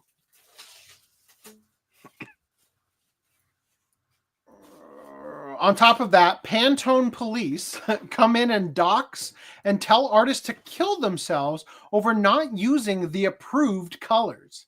It's hypocrisy from professional victims, and you're doing it here, being a professional victim. You Pantone police are exactly why Asian artists don't draw fan art of certain characters. You caused this. Issue is, no one gives a flying fuck anymore about ignoring you and being polite. Your racism will not be tolerated. You want fun matching profiles? Commission art of yourselves. Use existing characters. Why did it have to be bastardized art made to disrespect someone else's creation? The American who voices Okarun said no one but black people can play black characters because culture. So why does that logic not apply in the other direction? Why does he get to take roles from Asian Americans? Oh, right. Hypocrisy. You are disingenuous and ugly in the heart, and everyone can see it. You are tourists who have no respect for other culture or art. This is the shopping cart test, and you're failing miserably. Not only that, but these are the same crowd who will literally get in your face for having dreadlocks, right? For the cultural appropriation and all that shit. The thing that happens when they, like, even just with stuff like the Netflix, whatever, race swapping of historical characters and all that stuff, or trying to headcanonize the Cleopatra's black, it's like, all you're doing is saying that black stories don't matter. Like, it's like you only care about the white stories, and that's why you want to be represented in it. Mm-hmm. So, like, why don't you explore the black stories? Do you not like them? That's kind of my point. Again, it is an exclusive club that they are prisoners to, meaning that while there are things that other cultures find appealing and awe-inspiring from the black community, the black community feels some form of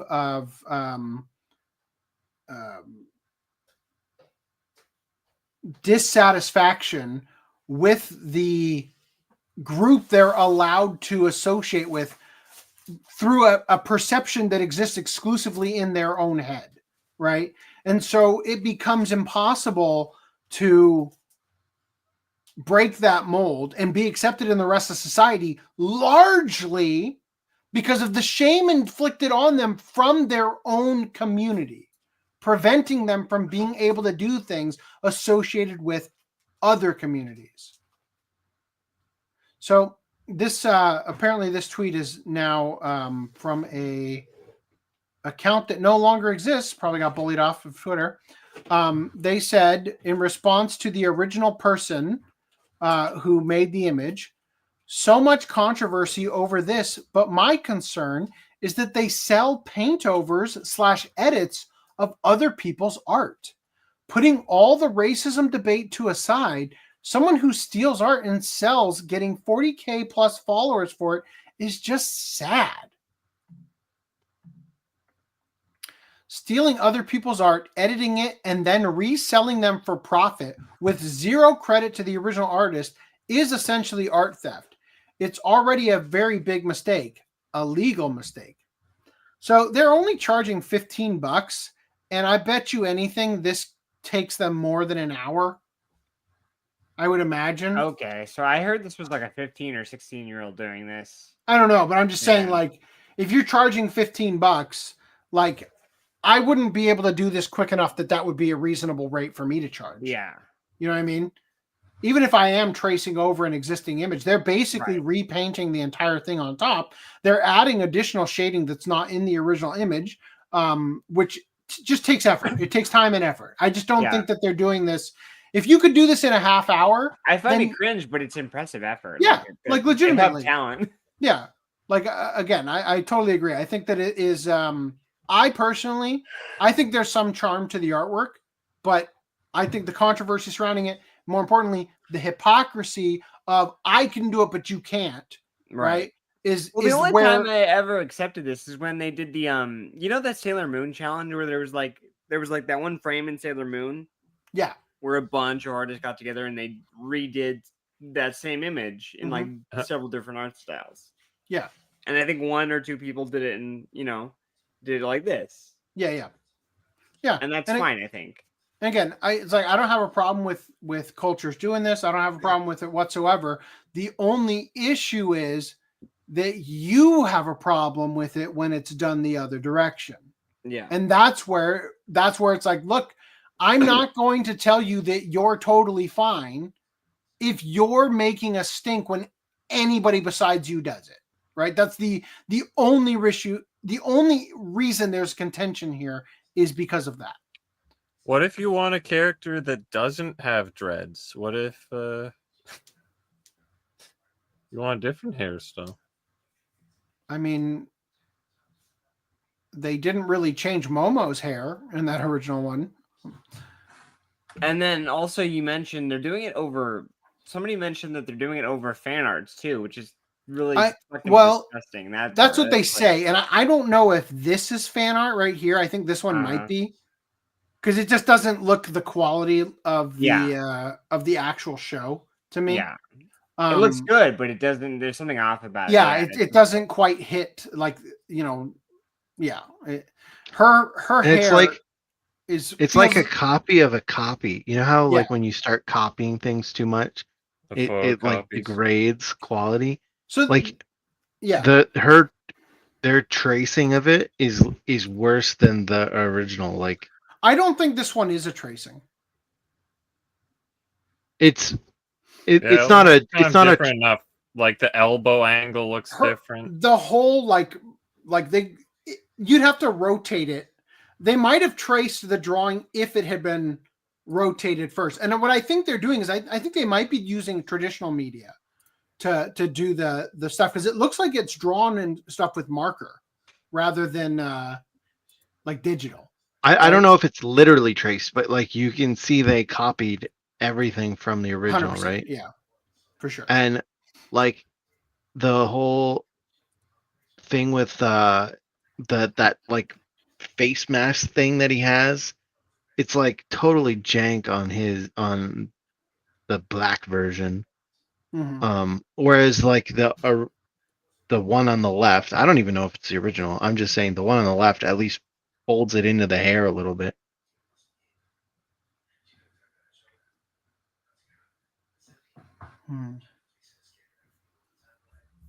Sorry, just looking at something. Anyway, continuing from here, we've got. Okay, so this was the person who was asking, like, is it okay to be doing this artwork that you're not crediting the original artist or whatever? This is genuinely pathetic. Stealing someone's art and characters and selling it like their own. If it was original poses, that'd be fine. But they just trace over screenshots from anime and be like, I can act like this. I can act like this is hard work, when that's insulting to the mangaka's hard work. Quote, so they say, I'm not stealing or editing anyone's art. These are all anime screenshots, by the way. Anyways, bye. Yeah, those are humans that made it. They're just slaves who animated away. Yeah, but I didn't know anime wasn't considered art anymore. Yeah. It's just put into the automated machine that pumps out anime.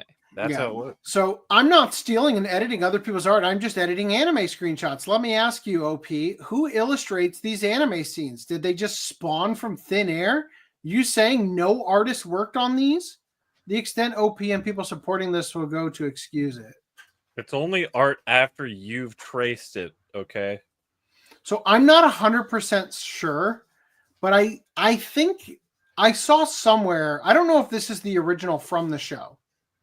Somebody had said, I fixed it for you, and reposted it with the original artwork here.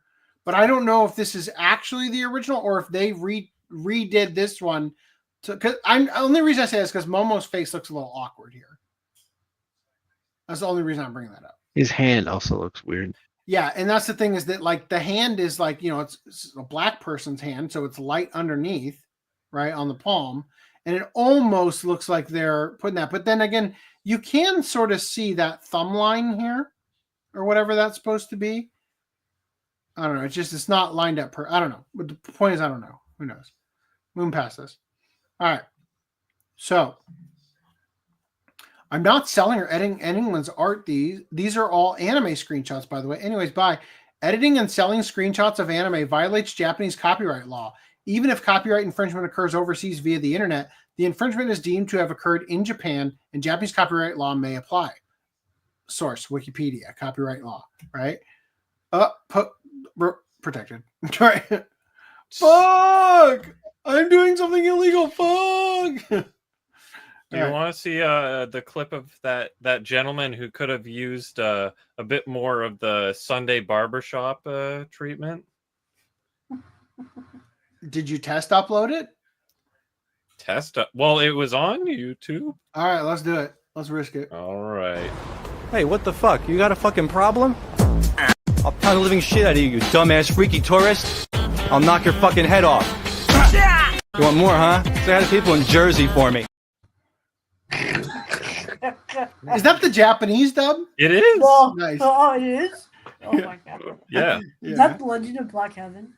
Yeah. It is. I'm pretty sure the English dub sounds a lot better. Yeah.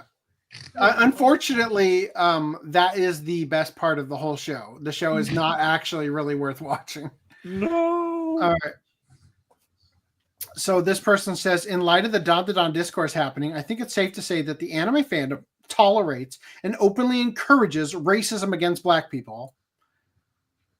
To which this black person says, the crazy part is that black people got anime mainstream. Oh, well, first of all, no, you didn't. But second of all, that's not something to be proud of. Yeah. Anime going mainstream is what has ruined it. So thank you for that. You know? And then Kaguya's top gal here says, is there something they won't take credit for? Like, Jesus Christ.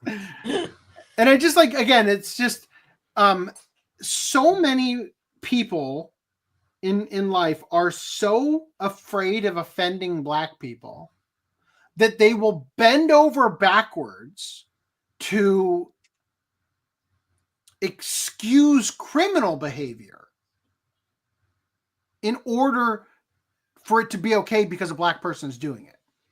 For example, how many times have you seen a headline about a white woman who got raped but didn't want to press charges because the rapist was black? Or in the case of what happened recently with Daniel Penny and Jordan Neely, right? Where people are calling for Daniel Penny to be executed because he stopped a black person from killing people on a subway. And that guy happened to die while in the headlock, right? Or with the, this shit that went down with George Floyd, where he was highly intoxicated and acting erratic because he was on drugs and, tried to pay for cigarettes or whatever with a counterfeit $20 bill that was like printed on his at-home printer or whatever it was. And it's like criminal behavior excused because person is black, right? Like people are so quick to try to bend over backwards in those situations. And that's exactly what's happening here. It's like, oh yeah, the fandom tolerates and openly encourages racism against black people. It's like merely, like literally what you've done is you've taken black people and put them up on this pedestal to where they've done something that you've already even attacked non-black people for doing, right? Drawing a character that was 2 shades too light or whatever. And you're putting them on this pedestal like they can do no wrong. So when people criticize them for the same thing, well, no, that's racism. It's only racism when it happens to black people, though, according to this, right? So continuing here, I love this. People who started watching anime when it got popular in 2020, people who were watching anime since childhood. Like, it really do be that way, huh? So I saw this as well. Japanese.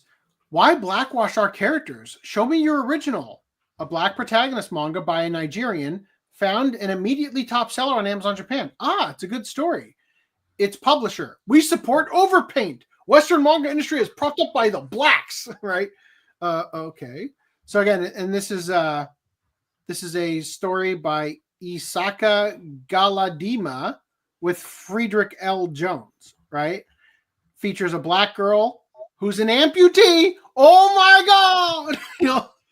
Amputee has a robot arm to negate the amputee status, right? As usual. And then again, the person who is the creator of that is like, I love this so much. The Western manga industry is propped up by black people. It's why we started Saturday AM to normalize seeing original diverse manga heroes. While you were taking some flack, it seems, do know many more folks are appreciating you being an ally. Referring to this Japanese person saying, let black and brown people express themselves, right? So again, nobody gives a fuck about this. It's the hypocrisy that makes this a problem. So then the guy that they're talking about here replied and said, LOL, we support edits done with respect, not tracing or selling barely altered art. By propped up, we mean black people support manga a lot. Not that it's black people alone. We support and publish and original work too. We love and respect Japanese people and their culture. Do you though? But you are defending someone who admits to selling traced and edited art. Fucking idiot. No credit, charging $15 each, and people you are defending harass other artists for drawing art they don't like, right? So this is the pose that they wanted to have for the artwork, right? This is the tracing, or kind of illustrated here, and then this is Brazilian Miku. How are you Brazilian and yet you still whitewash Brazilian Miku? What the fuck is that? She's so fucking pale. There's no way she could be Brazilian. She might be an alien. Right. Anyway, so like, why are you white? Why is she white? It's not Brazilian at all. Why is she white? Yeah. So really what it is just hatred of white people, right? Is it pretty obvious? Do I even need to say it? It's pretty fucking obvious that's what it was. Continuing, I just want to share this. Race swap Dandadan fan art sparks backlash from Japanese fans, leading artists to privatize their Twitter account. I just thought this was fucking hilarious when I saw it. Okay, so this is the one where they said I'll restore it to the original, right? Which is why I thought it might have been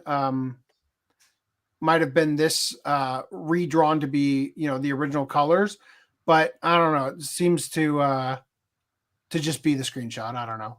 Yeah, I think they just reposted the screenshot. Like, Momo's face just looks a little weird here in this still. I mean, I'm sure we could find the screenshot. I'm sure we could. I don't have time. I love this though. Another Japanese user expressed frustration saying, quote, I'm Japanese. Stop making Asian characters black. We're not Disney characters. Ow. Oh.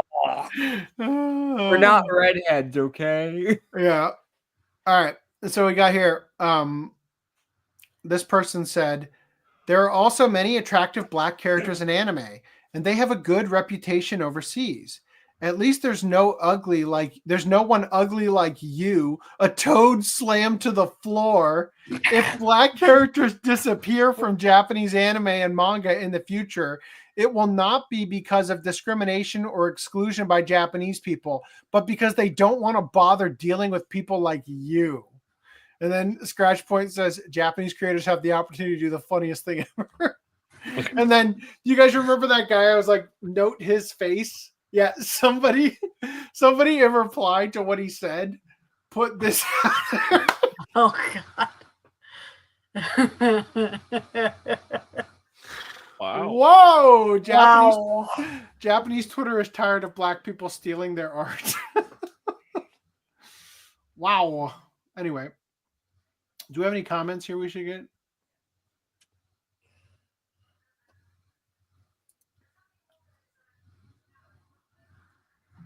Add Randy's elf quote to the soundboard.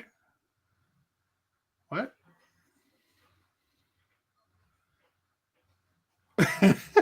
Is Lily Phillips infected by the alien and is bored by less than 1,000? Oh, God. Makoto Aminako. I'm referring to the names that are very similar. Yes, thank you. Thank you so much. They're planning to make more Code Geass movies than animes that the creator has a plan. I just wish I cared What? about that. What's my elf quote? I think they might have been thinking of Footnum's quote about Santa raping the elves. No, it's not rape. I'm just saying he gets all the elf bitches, right? Oh yeah, all the elf pussies. Yeah. It's a years-long plan by the creator of Code Geass. Oh, Sony are biggest or Japan, lying about the country culture. I'm going to skip over all these just because, quite frankly, there's too many and they're not ever worth it. She's charging $15 for it is the issue, yeah. Oh, the big lips, always ugly, even if you made the skin beige. Reminding me why I skip. Car watch. I think Spike Lee over-glorifies brown-skinned people. Eminem was more than accepted. He became #1, and then Trump got elected. Yeah. Oh, dear Lord. Rock was invented by black people, and it was easily entered. The community has the N-bomb, the ultimate gatekeeper. Whoa. Whoa! You're right. Drop us like that? Fuck. That's hilarious. That's true. That is largely a reason for why it is impossible to enter into, the black dominated fields because you can't get an N pass. It's true. So you can't enter.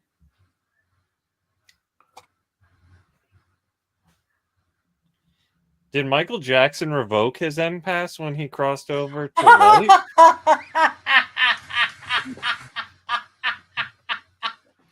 If you research these black activists, you would be surprised or not by the race of one of their parents, right? Because they always have like a half white or whatever. Hip hop Puerto Ricans in New York City helped create it. Kim Belair is not American and has a questionable black ancestry. Which is also crazy, and I don't know if you talked about it while I was out, but like there's more cultures out there of dark skinned people than just black. Yeah, right, and that's the thing is that that's what I was getting at with the smell of a hot comb going through your hair and what a barbershop sounds like on a Sunday. Like these are things that are like African American culture specifically. Yeah. Right? Like black people in Britain do not act the same as black people in America. Right? Not even close. Food is not scarce at all in Africa. Europe has winter. Africa has food year round. Possibly. Japanese boil eggs in hot springs. Oh. The period where firewood is more scarce than eggs.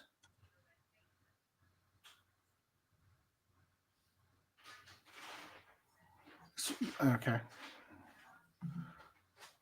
It would take hundreds of thousands of years, and they might still not need to change skin color. Might be due to Neanderthal cross.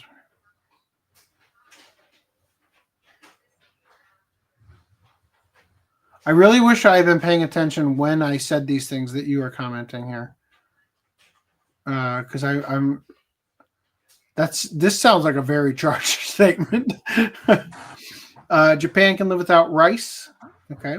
Specific meats and plants are important to people's health. Brown rice, however, is supposed to be healthier. It's supposed to be.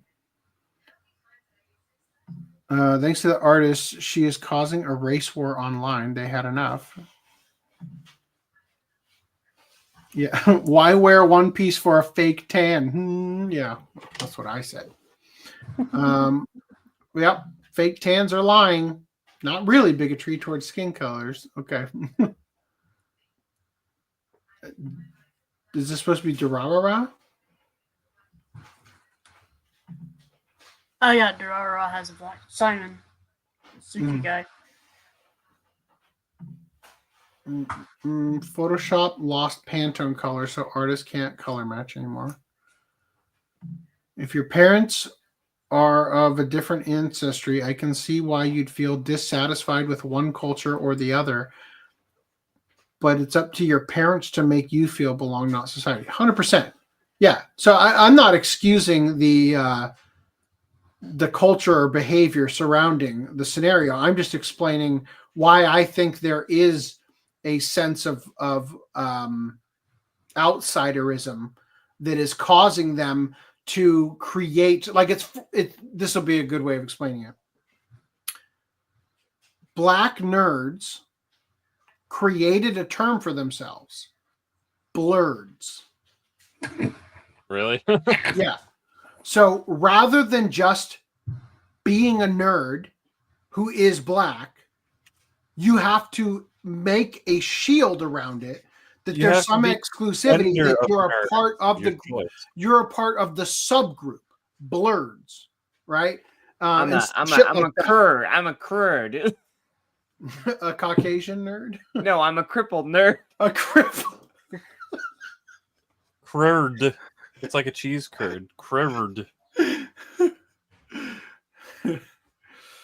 Oh no. I think black edits are protected from copyright wholesale. Or nerds. Me and Reese are nerds. Disabled nerds are nerds.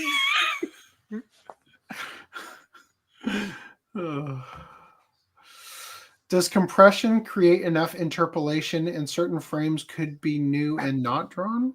Your Honor, that's been compressed so many times it's practically a new IP. Yeah. They're defending the shit. History shows that Africans murder Asians. Luigi said it. I think every race has murdered every race. Yeah. No, but specifically you remember Stop Asian Hate? Yeah. They realized who hated the Asians and said, "Ooh, we should stop drawing attention to this." Because what was happening is that black people were curb stomping Asians in San Francisco and whatnot. So read the manga Dog Ningen. I can't wait. And it's Dog Chojin. Yeah. To you. The uncut version. Yeah. My comments are related to the topics. Dude, I just can't, though. They extend the podcast far too long, and they're the same comments podcast after podcast.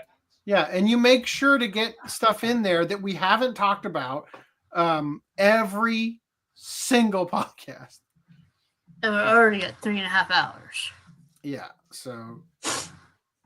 And the game's is going to take like 3 hours already. No, games is not going to take that long.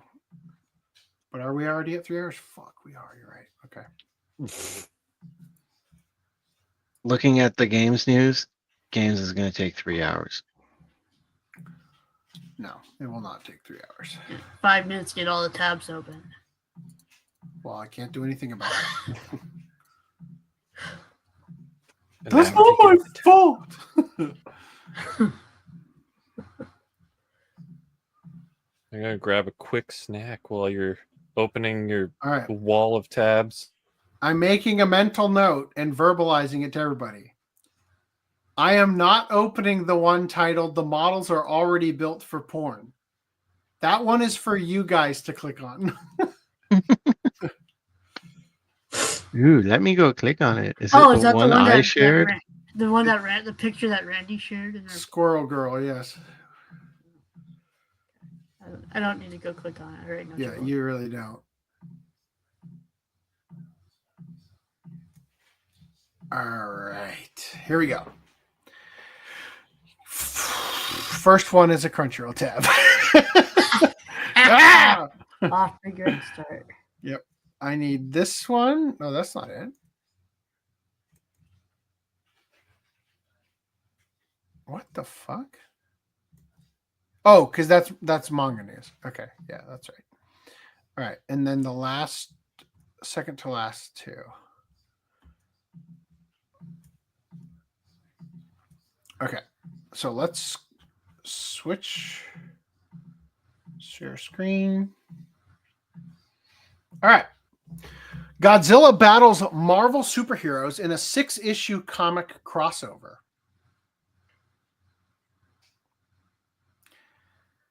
You know, it really fucks with my headcanon when these exist in the same universe. You know, like, Godzilla may be keeping busy on the big and small screen.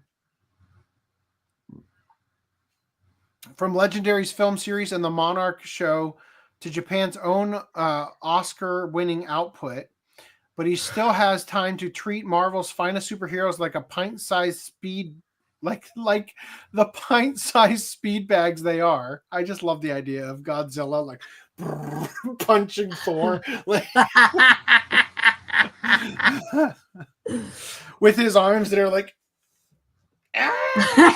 like a T-Rex. Enter Godzilla vs. Marvel, the Big G's first crossover event with the House of Ideas in almost 50 years. You're telling me that 50 years ago this happened? Like, the 6-issue limited series will include one-shots featuring everyone from the Fantastic Four and Thor to Spider-Man. Does it take 6 different teams to finally take him down? Do they all individually subdue him one at a time? Does he win? Does he just win? Does he annihilate all of them? And they eventually just decide to leave? Like,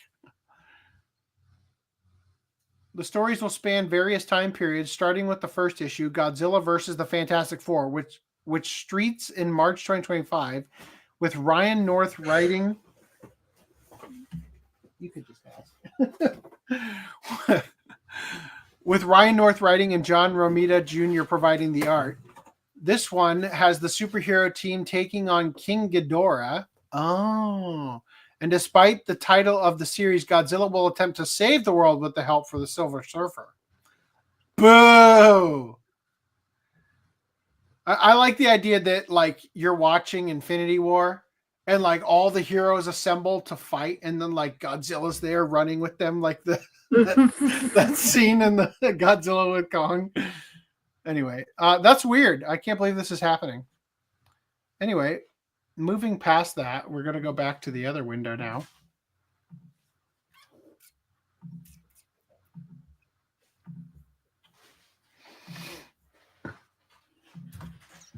All right, here we go.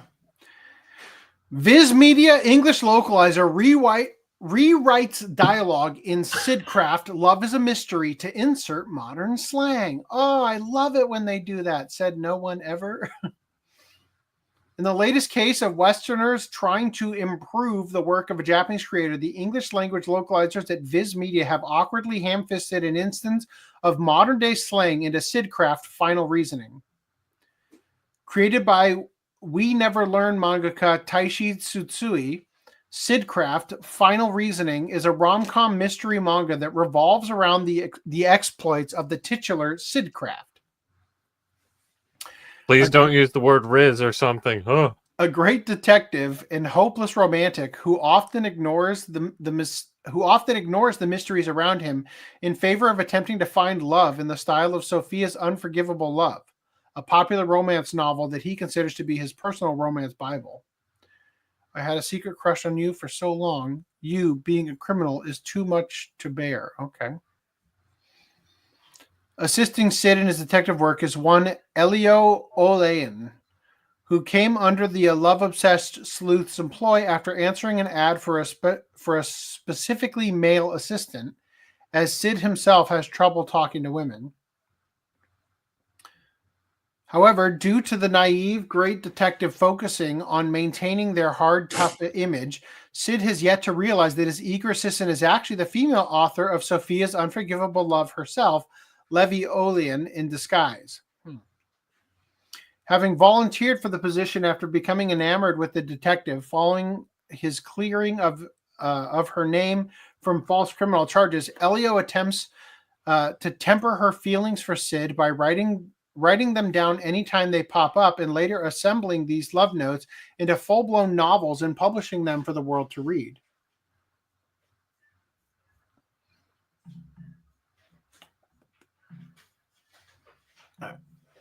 The legendary author... So far, I don't see anything here. Yeah, I don't see the word Riz. It didn't come up yet. And it is in relation to Elio's true identity that Viz localizers have struck again. In the series' second chapter, The Great Detective and the Secret Reverence, after being knocked out and struck unconscious by an unknown member of a serial arsonist group that Sid is currently pursuing, Elio has an unconscious flashback to her first meeting with the detective. The false charges, thank goodness they're cleared. You're free now. This is by no means something as crude as romantic affection.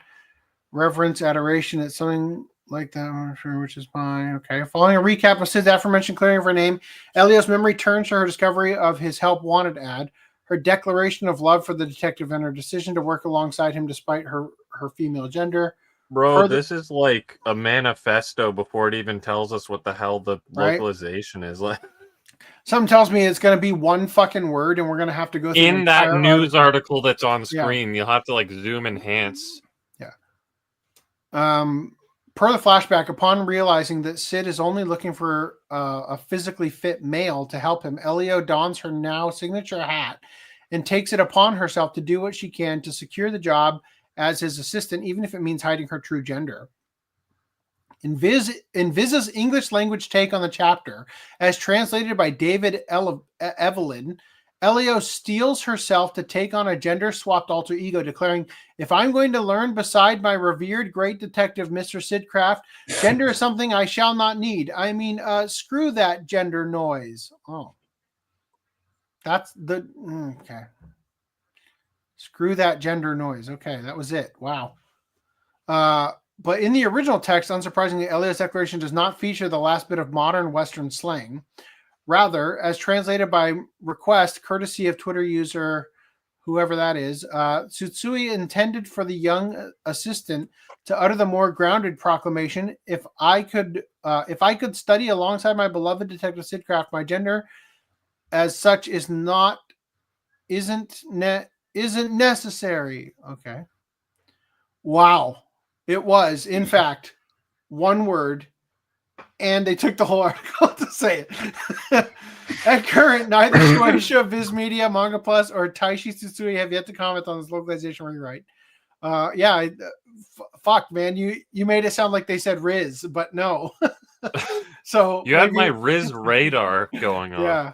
Like literally, this is what we were describing before. Of like, by not telling us at the front end of it, we made it worse in our head. So that now that when you said it's noise, the word noise, all that noise, it's like, wow, I was mentally preparing for the fact that she was going to say Riz or Skibbity, and instead.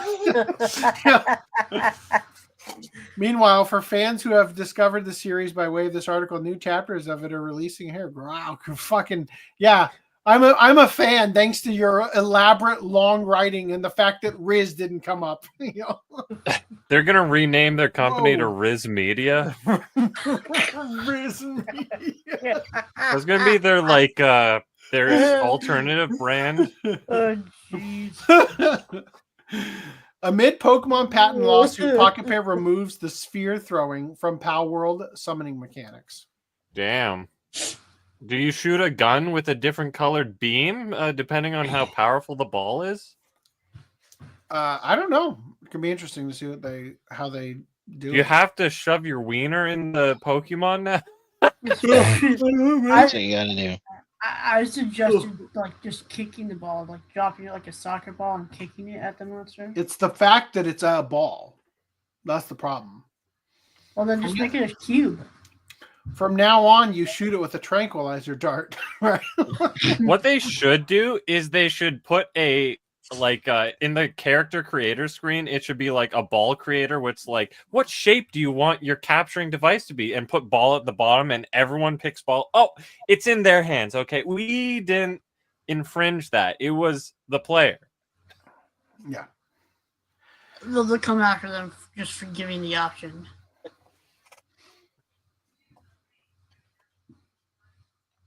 Make it a ball sack, so it's actually two balls. In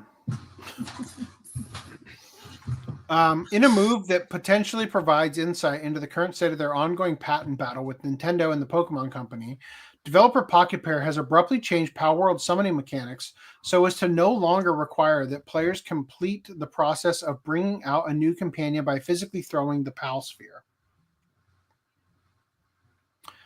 This change to Pal World's core gameplay was made on November 29th, courtesy of the game's Volume 0.3.11 update. Per its official Steam patch notes, the purpose of this update was to both change the behavior of the summoning player behavior of the summoning player-owned pals so that they are always summoned near the player. And as a result, update the UI so that the in-game reticle will now only be displayed when aiming. I still say a frisbee would be better, or even a net. Even a net gut? A net trap. Yeah, okay. A net gun. Yeah, that's probably what yeah, that makes sense. In other words, whereas players would previously summon their pals by throwing their containing pal sphere and allowing the force of contact to trigger its opening function, they now simply hold out the pal sphere and summon their respective partner directly beside them. So it's still a sphere. However, in terms of actually catching said pals, no changes have been made, and players must still throw the pal sphere in order to try and do so. At current, Pocket Pair has yet to publicly address the reason behind their decision to make this change to Pal World. And while there is a chance that it was simply done out of the devs team's own creative choices, however soon that may be, the fact that the game's sphere throwing mechanic was one of the three that at the center of the Nintendo Pokemon Company's aforementioned patent infringement lawsuit. As previously reported, this past September saw Nintendo file a lawsuit against Pocket Pair. We already know this. Skipping all that.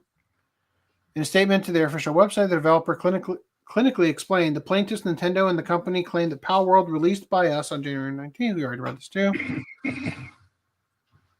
All right. Anyway, to this end, between the lawsuit and the time of the Pal World losing its throwing mechanic, speculation suggests that in a blow to indie video game development, Nintendo and the Pokemon Company's legal maneuverings are proving super effective against Pocket Pair's defense. So I would say that it feels a little bit strange, as though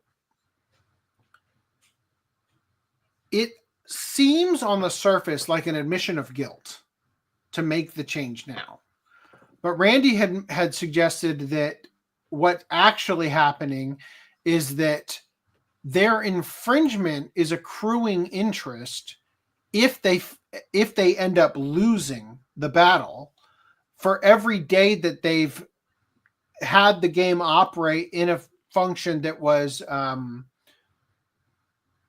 infringing. Yeah, that's a good word. Infringing on the patent would rack up unnecessary debt, and therefore it could just be a temporary measure in order to lessen the cost. But that also comes across like you think you're going to lose because enough evidence exists to suggest that you're guilty of the crime, right? Anyway, any other thoughts? Dude, where can I get that pumpkin skin? Is it too late? I want the pumpkin. Give me pumpkin. What the fuck? That's all our comments. I'm sorry. All right. Okay. So we've been holding on to a bunch of Ubisoft news for quite a few months now. So I just want to quickly bring you up to speed by just reading the headlines. Ubisoft intentionally pushed Yasuke in Assassin's Creed Shadows to tank the company's stock price so Tencent could take over. There's a rumor. Now you might think, okay, well, Endymion got another tip, right? No, but actually, well, yes, YouTuber Endymion shared the info. but actually, Slovakian investment firm AJ Investments, glad my highlights are starting to show up again, has accused both Ubisoft and Tencent of purposefully tanking the company in order to lower the stock price to allow the Guillemot family and Tencent to purchase the shares at a reduced price. And then they go on to give you the actual quote from the investment firm and everything. So the accusation is coming outside of just Endymion sources, right? Now, in addition, I don't remember if we actually covered that this is being discontinued. So previously we talked about this, and basically the Japanese have learned from the behavior of the woke left that you can get what you want by simply clutching pearls. And they're doing it very effectively by clutching pearls over this. Right, obvious mistake, obvious non-intended harm, and yet here we are. Figure maker PR Arts has removed an Assassin's Creed Shadows collectible statue from sale, calling it an insensitive design, as the one-legged Torii Gate shares similarities to the one preserved as a memorial to the Nagasaki bombing. So they've replaced it with this one, seemingly. It says here, Assassin's Creed Shadows 3-day early access bonus has been canceled. It also reported that the flag belonging to the Japanese historical reenactment group that was used without permission in the art book will also be removed. So it seems as though they have created such a stink that they've now had to tear out or completely start over and reprint all of the art books for the deluxe edition.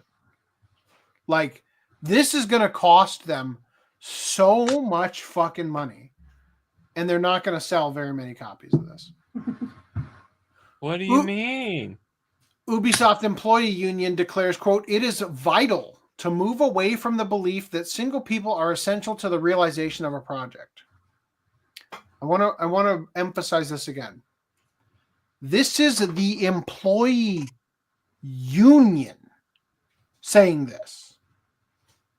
The employee union, the internal Ubisoft employee union, is having to come out and say, look, we appreciate the support you give, and we appreciate how much you count on us, but also you're all expendable. like kind of seems like what that's saying to me.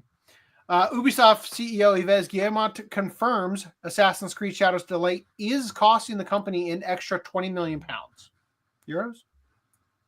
Euros. That's euros, right? I think that's euros. Assassin's Creed Shadows will have a battle pass system, according to Ubisoft leaks. In addition, Ubisoft is going to make PC players who pay for Assassin's Creed Shadows to not only force them to have de novo and mandatory Uplay login, they also want to monitor your PC's RAM usage to stop cheating for a single-player game, according to this post. God damn. Yeah. Ubisoft exec rejects Assassin's Creed Shadows backlash. Quote, "Our commitment to inclusivity is grounded in historical authenticity and respect for diverse perspectives, not driven by modern agendas." Totally. Oh, also half of Assassin's Creed Shadows devs had never built a game before. How'd that happen? I mean, it kind of were they a little bit like there was maybe some DEI hiring practices going on. Like they were picked on factors other than how good they are at Seems working. And it also shows because they Google image search Japanese architecture and built Chinese buildings, right? You know, like it seems very much like they are not up to industry standard. Also, Ubisoft devs confirm Assassin's Creed Shadows story retcons previous series lore, revealing a new canon mode that gives players a choice-free experience. That's nice. That's nice of them to give players the ability to not make any decisions. For those players who are like, fuck, the stakes are too high. I'm just going to turn off the game. Yeah, so there you go. I don't think this is from the old mobile game or whatever. Hence the aspect ratio. I'm not going to read any of this. We're going to just keep going. Ubisoft is also reportedly working on buyout plans, currently looking for a deal that would allow the Guillemot family to stay in control of Ubisoft. And Ubisoft to be dismantled in 2025 and IP sold off, according to Mark Kern. Industry financial analyst predicts that to ward off hostile takeover, Ubisoft will be forced to go private and sell off valuable assets like Rainbow Six Siege and Assassin's Creed. Here's the craziest fucking thing about that. If Ubisoft is forced to sell off, let's just say Splinter Cell, the company that buys Splinter Cell and makes a non-woke Splinter Cell, or buys Assassin's Creed and returns it to what people liked about it instead of it being a preachy fest and everything, that company is going to take what bankrupted this company and make a multi-$100 million product out of it. Right? It's like, how painful is it that literally all you have to do is stop being a self-righteous cunt and all your financial problems go away. But instead, tears streaming down your face and the mask over it, like the Wojak, you're like, no, they're the ones who are wrong. All we have to do is sell our most profitable franchises, and then we'll show them. Proceed to release the next woke iteration. JT Vega says Splinter Cell was rumored to be considered. Splinter Cell, according to this other article I didn't include, which I have somewhere in here. Almost. There it is. Ha. Here it is. Okay. According to this one, Ubisoft's still developing Splinter Cell Remake. God, that's gotta suck. Imagine if you were working on something like this. Like, you know, Grand Theft Auto 6 levels of, yeah, we've been working on it for 10 years. Damn, gotta sell the IP. You know, like, fuck. That sucks. Are employees responsible for game failures if they do not make a working product, or are we also blaming the activists for that part? I don't know what you mean by that. They use Unreal Engine rather than in-house engine because it weakens the sway of individual employees. I don't know what that means either.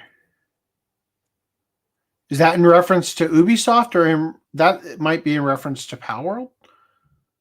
I don't know what you're talking about there.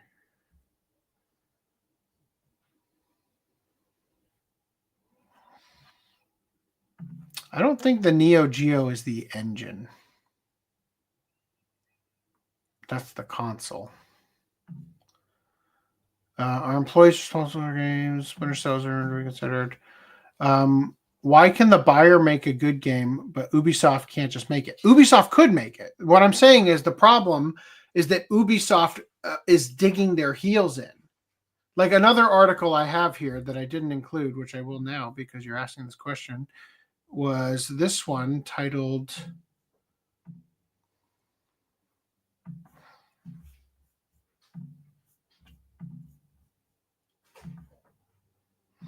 Assassin's Creed Shadows boss claims DEI is killing the game, but not only doubles down on it, also attacks critics.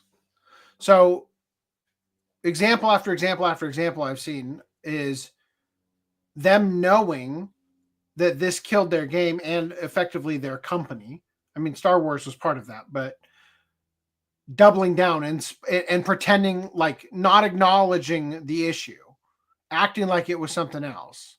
I've got something else here. I think I'll just throw this in now. Why not? You only live once. I also have this. Assassin's Creed boss discusses devastating impact of Shadows' diversity and inclusivity backlash, right? Use a fraudster who made up the whole story of Yasuke as a consultant. Use an American-born Japanese bitch obsessed with pedo shit as a consultant. Both try to insert the idea that the Japanese always took part in the transatlantic slave trade of Africans. Claim that your work tries to be as historically accurate as possible. Collude with Wikipedia and Encyclopedia Britannica to edit their entries of Yasuke. Steal the designs of a sword from One Piece to pass it off as a historical katana. Steal artwork found in Google searches to use as textures. Fuck up the armor iconography of Yasuke. Fuck up the harvest seasons. Fuck up the forging showcases. Use a broken Torii as promotional material referencing Hiroshima. I think it was actually Nagasaki. Put hip-hop music dub over Japanese music, allegedly make both characters bisexual. And then a bunch of gamer autists uncover the fact that the author, whose all works that reference Yasuke was a fraud, and all his work is fake. to the point where the university he worked at had to retract all of his work and rescind his titles. Yasuke is now known to be a fraudulent piece of history thanks to Ubisoft. Oh, and now they are claiming that historical accuracy was never their goal. So I just think it's pretty funny that,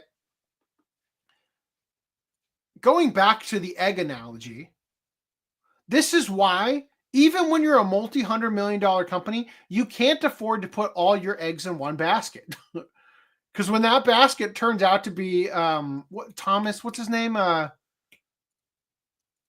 can't I remember the guy's name now? You know the guy, the Yasuke expert guy. Not Thomas. He looks like Tom Cruise. That's why I'm thinking Thomas. Anyway, I just think it's funny that because they got so fixated on virtue signaling, it caused the entire downfall of the company. Now, in addition, oh good, that was the end of the Ubisoft news. Warner Brothers is allegedly canceling the future of Mortal Kombat 1 story and character DLC plans due to poor sales of Chaos Reigns expansion pack. Rocksteady is going to end support for Suicide Squad Kill the Justice League after less than a year. Confirmed Season 4 and the Deathstroke DLC as the final content offerings.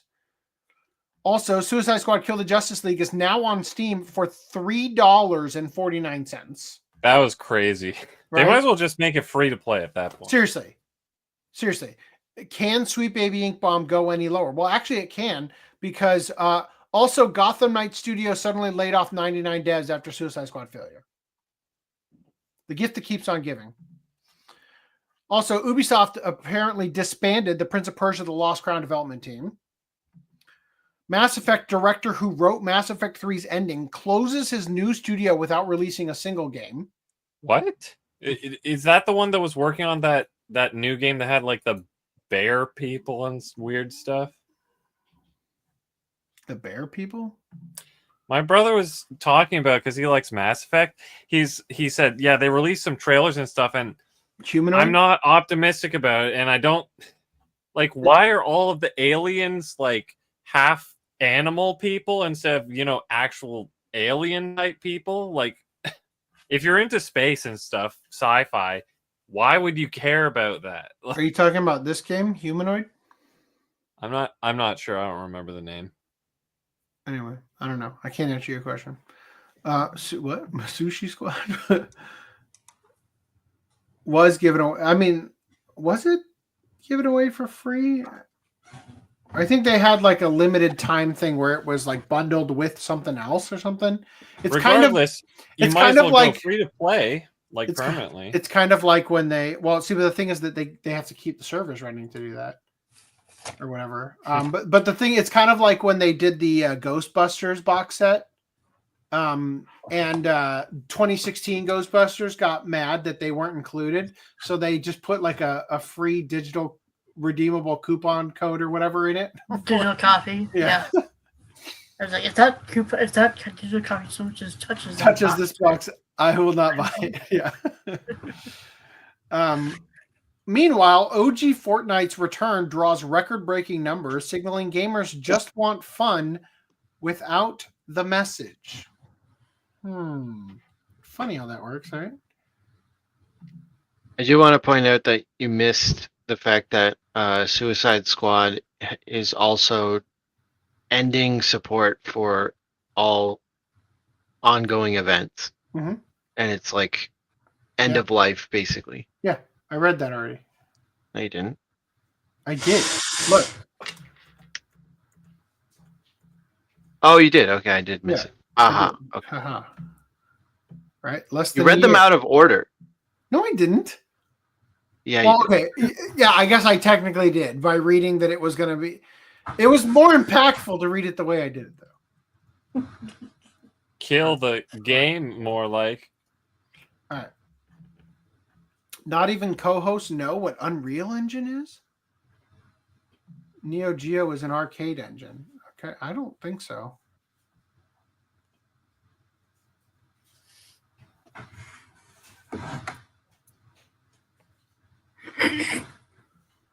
A layman could make better choices than Ubisoft, or for Ubisoft.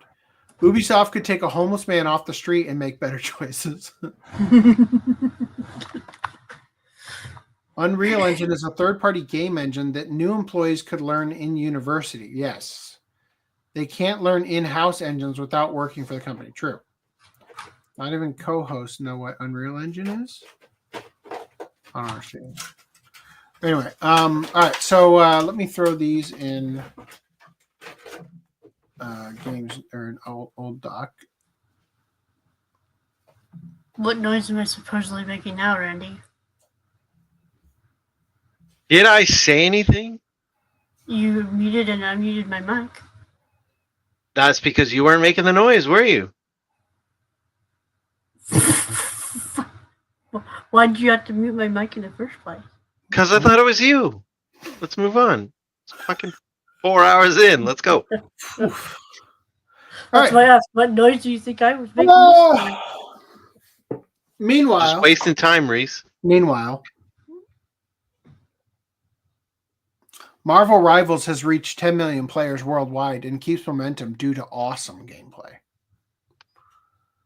The awesome gameplay in question is Overwatch gameplay, right? But the real reason, as we all know, this is the Marvel Rivals butt. Compare it to Mortal Kombat 1 butt. Pretty sure that's a dude. Also Eve. That's like negative, but yeah. Like, what is going on there? Jesus. Which way, Western Gamer? Concord, 697 all-time peak? Or Marvel Rivals? Damn. It certainly rivals the competition. It dominates, it destroys, it eviscerates the competition. Like it curb stomps the competition even. Who developed it? Some Chinese company, I think. Oh, there it is. Yeah. We knew Westerners didn't design it. Because if a Westerner... What are you talking about? You don't want to play as Sewage Girl in the bottom left-ish? If a Westerner had designed it, Black Widow would have a shaved head here. So would the Storm. Yeah, and no boobs. Yeah, definitely no boobs.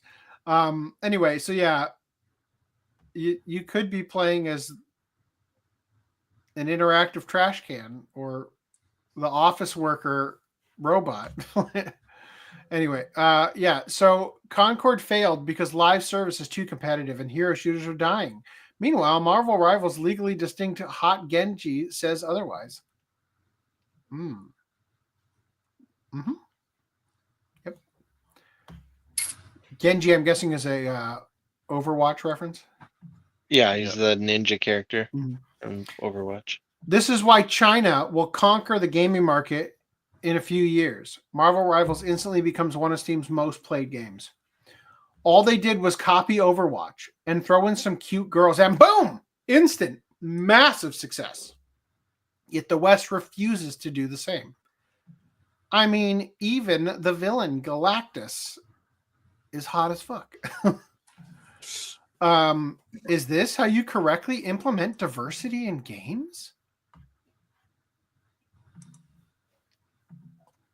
There doesn't seem to be any people seething about Marvel Rivals compared to Concord, even though they are both extremely diverse. How about that, huh? Where's the character with vitiligo? Where's the morbidly obese character? Where's the androgynous looking non-binary? Negative 9999999 DEI score, no investment for 10 billion years. Yeah. Well, Squirrel Girl is kind of on the fat side. Marvel Rivals must have hired the Genshin Impact devs to make Scarlet Witch skin.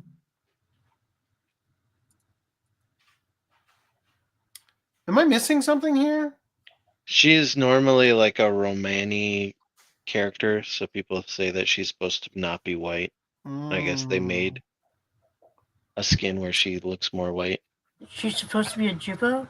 Guess they never watched the shows, they said. Why are you white? Yeah, love this. Thoughts on Marvel Rivals. Not a fan of these character designs, to be honest. Especially characters like Luna Snow, who are very male gazy and serious lack of diversity. But the game looks like it could be fun. Thoughts? I have an issue with socialist gaming. I have an issue with the designs too. I think there's some of them look stupid. Yeah. Like Captain I America. think a lot of them look stupid. Wolverine looks idiotic. But there are skins that make them look more like their comic book versions. So, okay. But then you gotta go unlock those fucking skins. It's like It wouldn't be a gotcha mobile game-ish thing if not, right? I don't think it's a gotcha. Anytime I see someone using male gazy to describe an attractive female character, I instantly know they're a bitch. How can anyone be so offended by the female body? The female character isn't even revealing that much. Yet, just look at how offended this little bitch is.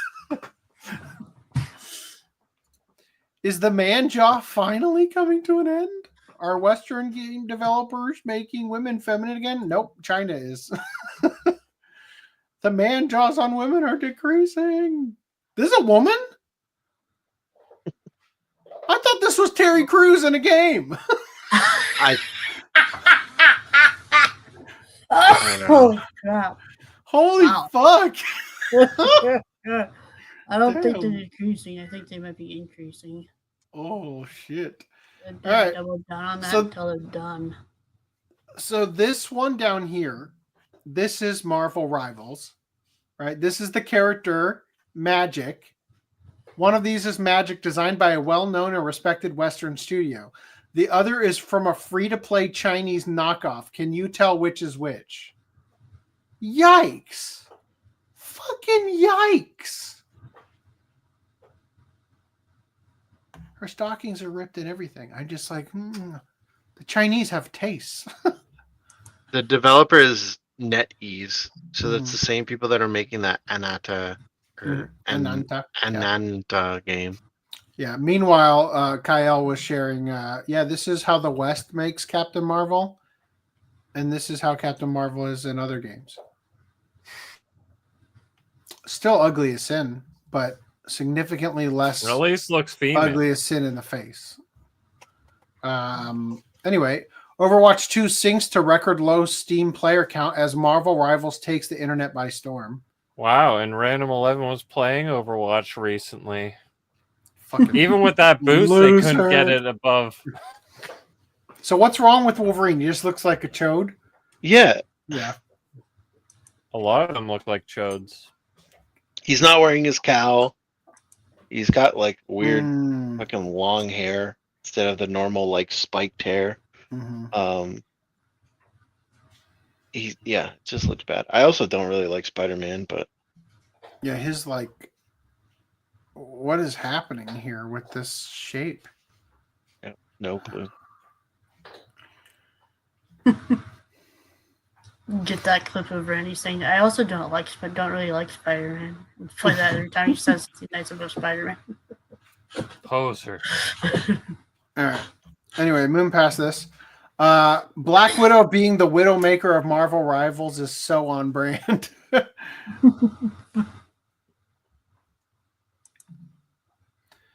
Former Blizzard president Mike Ibarra calls Marvel Rivals an Overwatch clone in a now community noted and deleted tweet. Natasha Romanoff, aka Black Widow, is a popular Marvel hero who made her comic debut in 1964, more than 50 years before Overwatch and Widowmaker were created. The poster is spreading misinformation. It says, looks like Overwatch Marvel Rivals ships tomorrow, much like Light of Motaram, a clear copy of HZD out of China. I mean, even the character name Widowmaker in Overwatch versus Black Widow in Marvel Rivals, LOL, NetEase/Tencent, all the same. Like they even ripped off our name. To be very slightly fair to him, right? The character is a straight copy of Widowmaker. But the character they chose to copy Widowmaker in, they made Black Widow. So it's like drawing more attention to it. I think that's what he was getting at. I don't think that he really thought that Overwatch came up with the name first. Yeah. I'm gonna give him that. This is kind of Like- giving me thoughts of how, what is it? League of Legends is like a bootleg of StarCraft, and then StarCraft is like a bootleg of Warhammer 40k. It's like, okay there, bud. Like, Widowmaker yeah, is not yeah. traditionally a sniper. Or sorry, see, now I'm even getting them fucked up. Black Widow is traditionally not a sniper. She's like an assassin like person, right?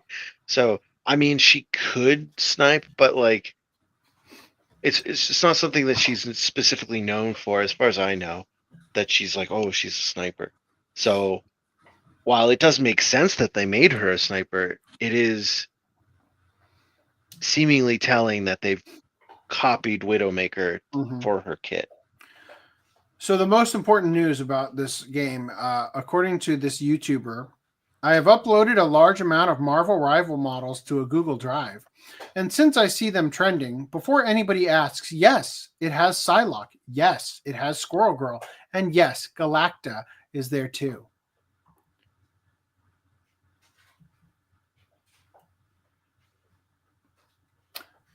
So here's the thing. Were you going to share it live in front of the studio audience without censorship? No. Marvel Rivals data miners discovered character models are more detailed than they should be. More detailed than they should be in game files, and think they'll be easy to use for fan projects. Fan projects. Get out of here.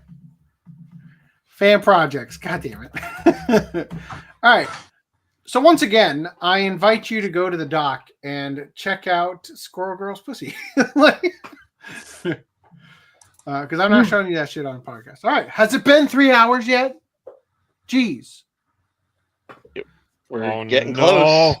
No, we're not. Sony and Naughty Dog announced Intergalactic, the Heretic Prophet. All right, let's watch this. This is going to take 3 hours on its own, isn't it? Right? Well, depends on how much you have to say, I guess. Intergalactic. Here, we do this one first. All right, here we go.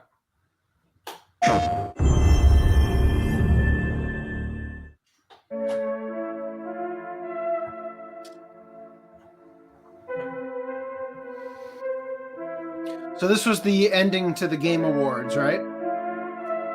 Yeah. We're watching the whole thing that we already saw in the Game Awards. It was one of the last announcements.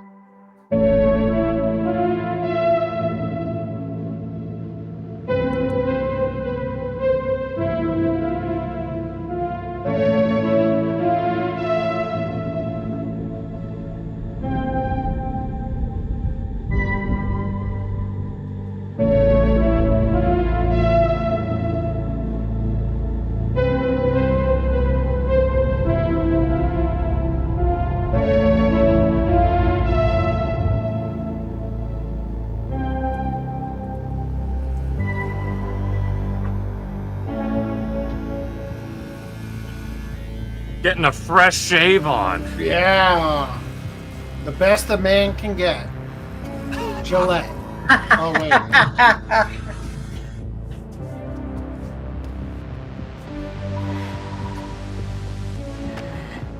It's nice that that's the first thing you see, is emphasizing how shaved her head is. Yeah, no, when I first saw this for the first time on the Game Awards, I was like, oh, that's a cool dude. That's a woman. Oh dear God.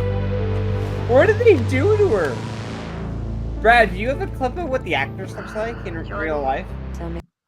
I don't. Okay. Yeah, we do. I could probably pull it up. You already pulled it up. There was if we don't have it, I shared a thing of her talking, didn't I? Maybe I didn't. Not to me.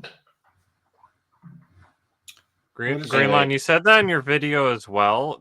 When I first saw this the first time, Mark Kern put out a tweet with her talking about how we have to embrace trans. we didn't put that in the. No, I don't have that. If you find that, Oh. please send it so we can cover it here.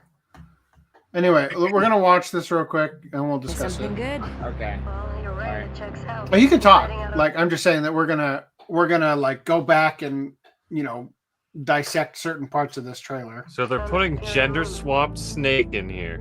Excellent. How is that excellent? He's next to fucking Superior. No one has left that planet in over 600 years. Anyone who even flies close to it is never heard from again. Superstitions. And they also have the goal to like put anime Superstitions are the crazy cartoons in rumors that happen on that. that Yeah. movies. These are facts. You worry too much. You know what I worry just to write about? I say. I'll scissor you later, honey. Or Yeah. how about It's in the private chat. lead? He's not worth it. The shot. I'm wasting my time, aren't I? Can you please claim him? I don't need another hunter swooping in. Who is swooping? No one is crazy enough to go there. He clearly is. He is clearly desperate. And so am I, so claim him, or I will find another agent. Anyone else with all your fucking shit? Wow. Okay, alright, you know what? There, you're the boss. Your boss woman. Isn't that actor dude? Thank Yep. you. Listen, kid. I'll see you on the other side. I'll see you in hell.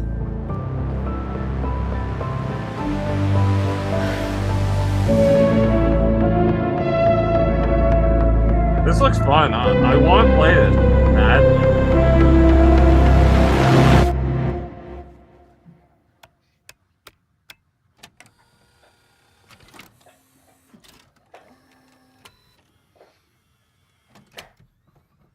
I guess Next- MP3s didn't get Yeah. made. Right. Porsche is still in business making starships, but they couldn't install a fucking MP3 player. This is taking place in 1980, by the way. X to doubt. If I'm understanding correctly. I think what Random 11 is saying is that it's alternate timeline. So then thought you just The Last of Us. Ignore all Yeah. those other ones. No, seriously. Like, No, actually, ignore The Last of Us and say Last of Us Part 2. think about this for 1 second. A game from the makers of Crash Bandicoot. Would that make you go out and buy this? Maybe. For It's not even makers of Jack and remotely Daxter, Bandicoot. would that make you go out and buy this? No. It's not The even Last remotely of Jack Us. and Would that Daxter. make you go out and buy this? No. Like, none of these things are reasons for which, like, They also said Uncharted. Did they say Uncharted? Yeah. I thought they skipped Uncharted. I was looking. Well, it was speeding up. Yeah, you're right. Uncharted is the only thing that I'd be like, oh, sweet. Like, this could be great. No. But then you put The Last of Us afterward, and you're like, it's guaranteed to not be great. Yeah.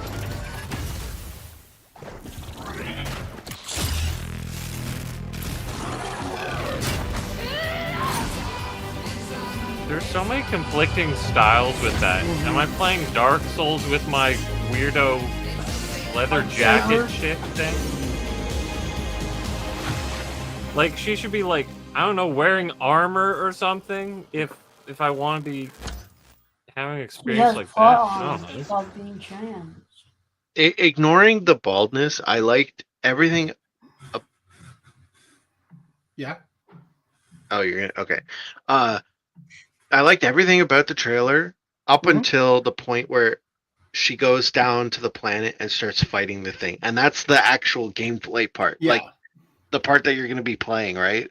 You like the shave headings? No. He said, No, I said it- aside from the baldness. Ignoring the baldness, Yeah. I liked the whole like 80s aesthetic Yeah. and like anime stuff and all So- that kind of stuff.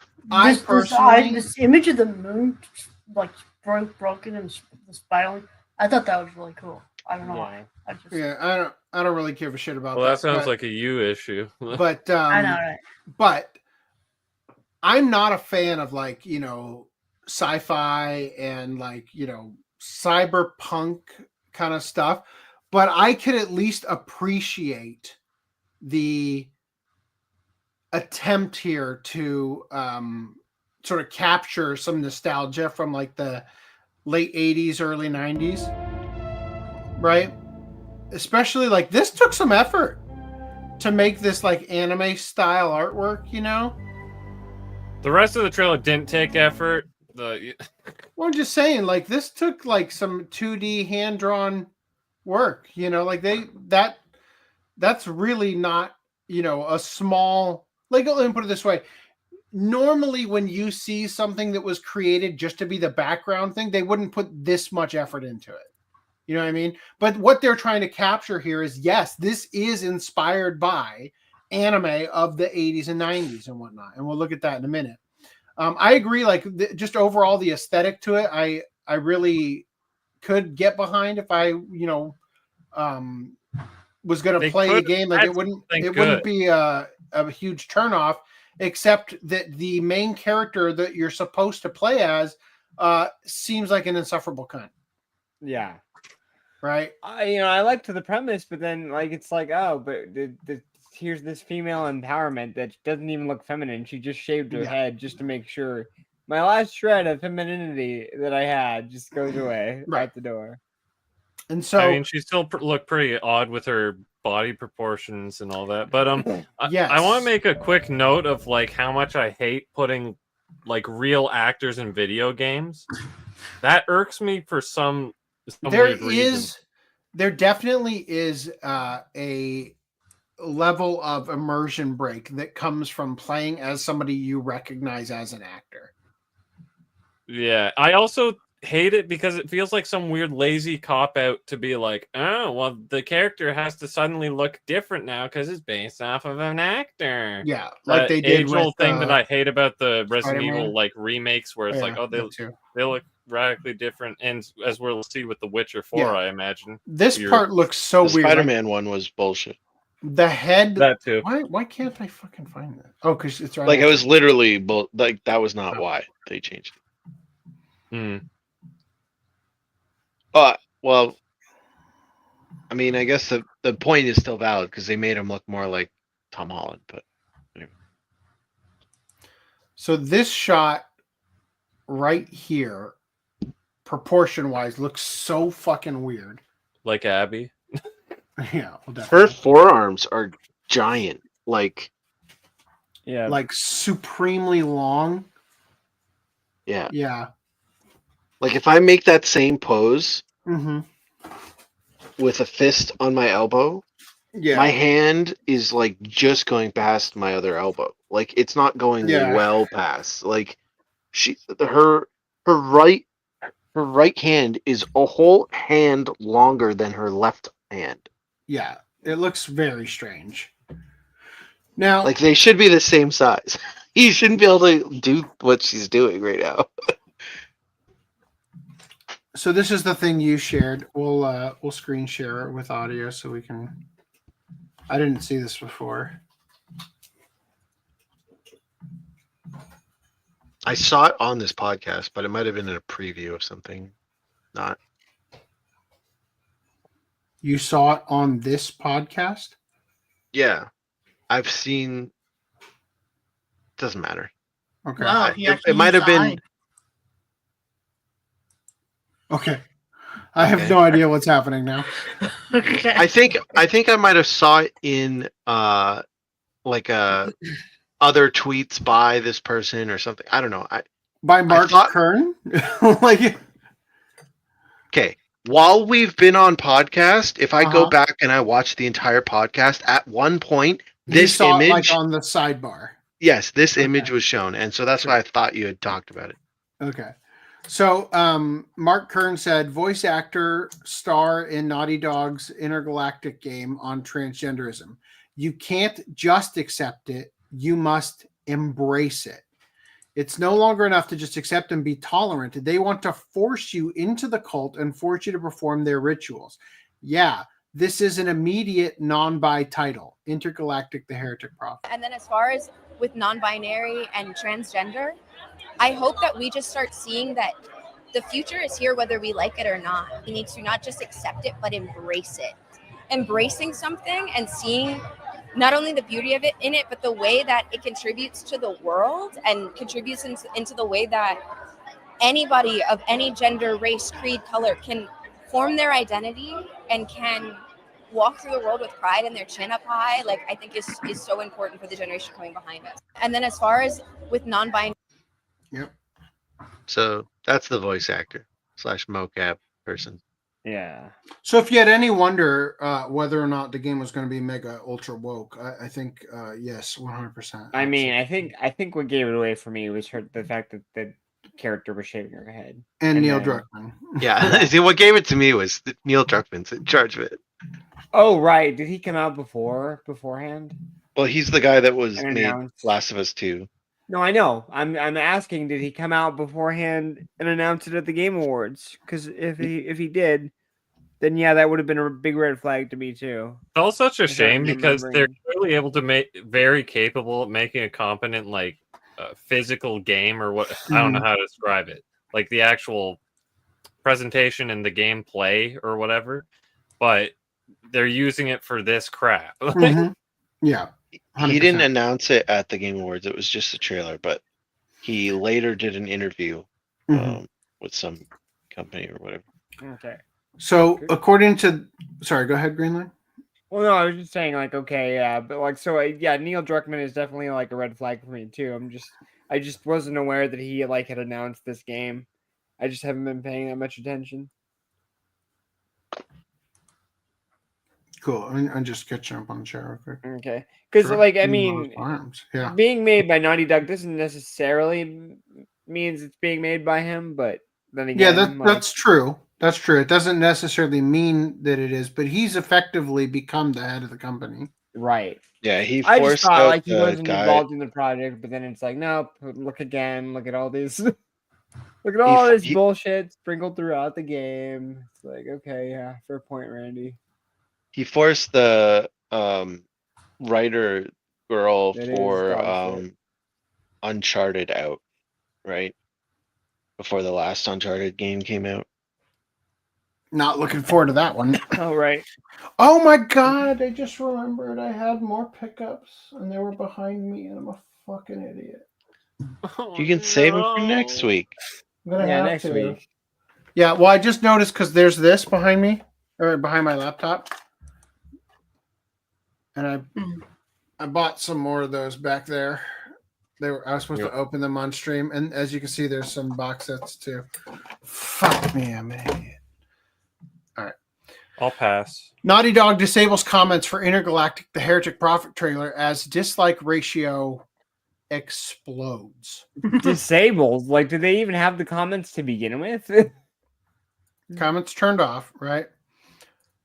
Likes 33K, dislikes 51K. But wait, that's not it. Also, Naughty Dog's Intergalactic is getting ratioed on both the PlayStation and Naughty Dog trailer postings, 45K and 35K dislikes. But wait, there's more. The one on PlayStation is now at almost a 2-to-1 ratio with 95,000 dislikes. If you're to believe the plugin extension, yeah.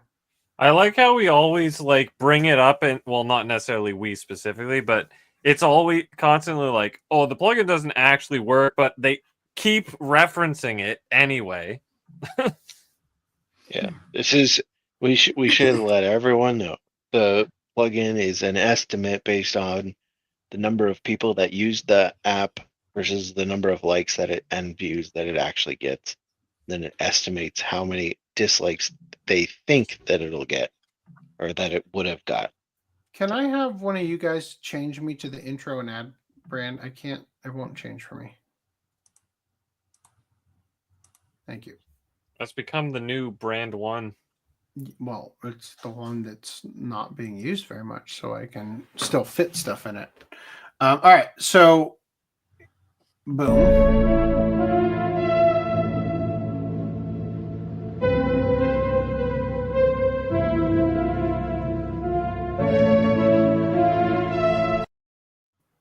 All right. Wow. So this was shared by Naughty Dog World, right? A fan thing for it. Yeah.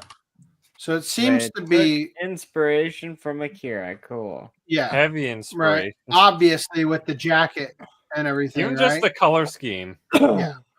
And again, I could get behind this. I think it's a cool idea, and it's an aesthetic that if it was in the hands of some more competent storytellers, could be a really fun gameplay ride. You know, it feels like the Nostromo from Alien.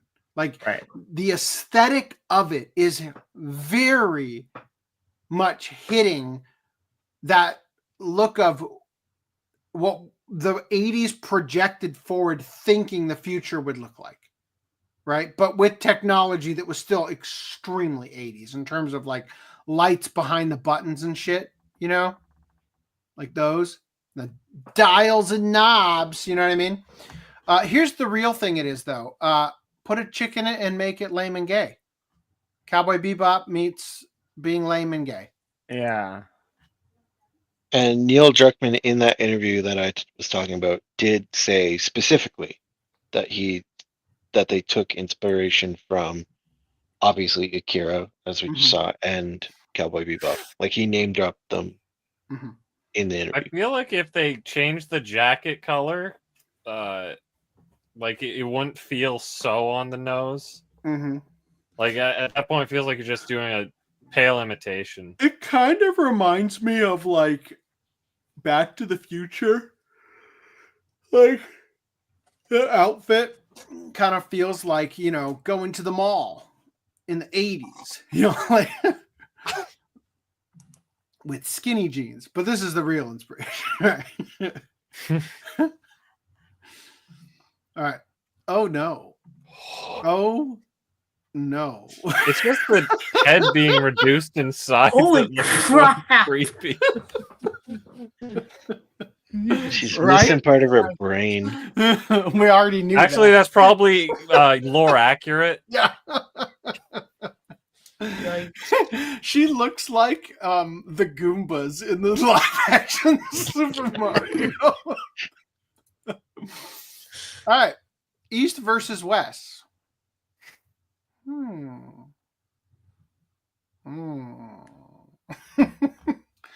Also, 2B or 4B?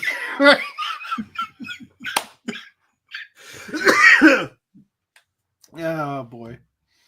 Honestly, like I don't need every one of my women characters to be like a sex object. Like I don't have a problem with it, but feminine at all. Yeah, exactly. Really not a huge. It is demand. the attitude and personality of this character that is more unattractive than the physical look of this character.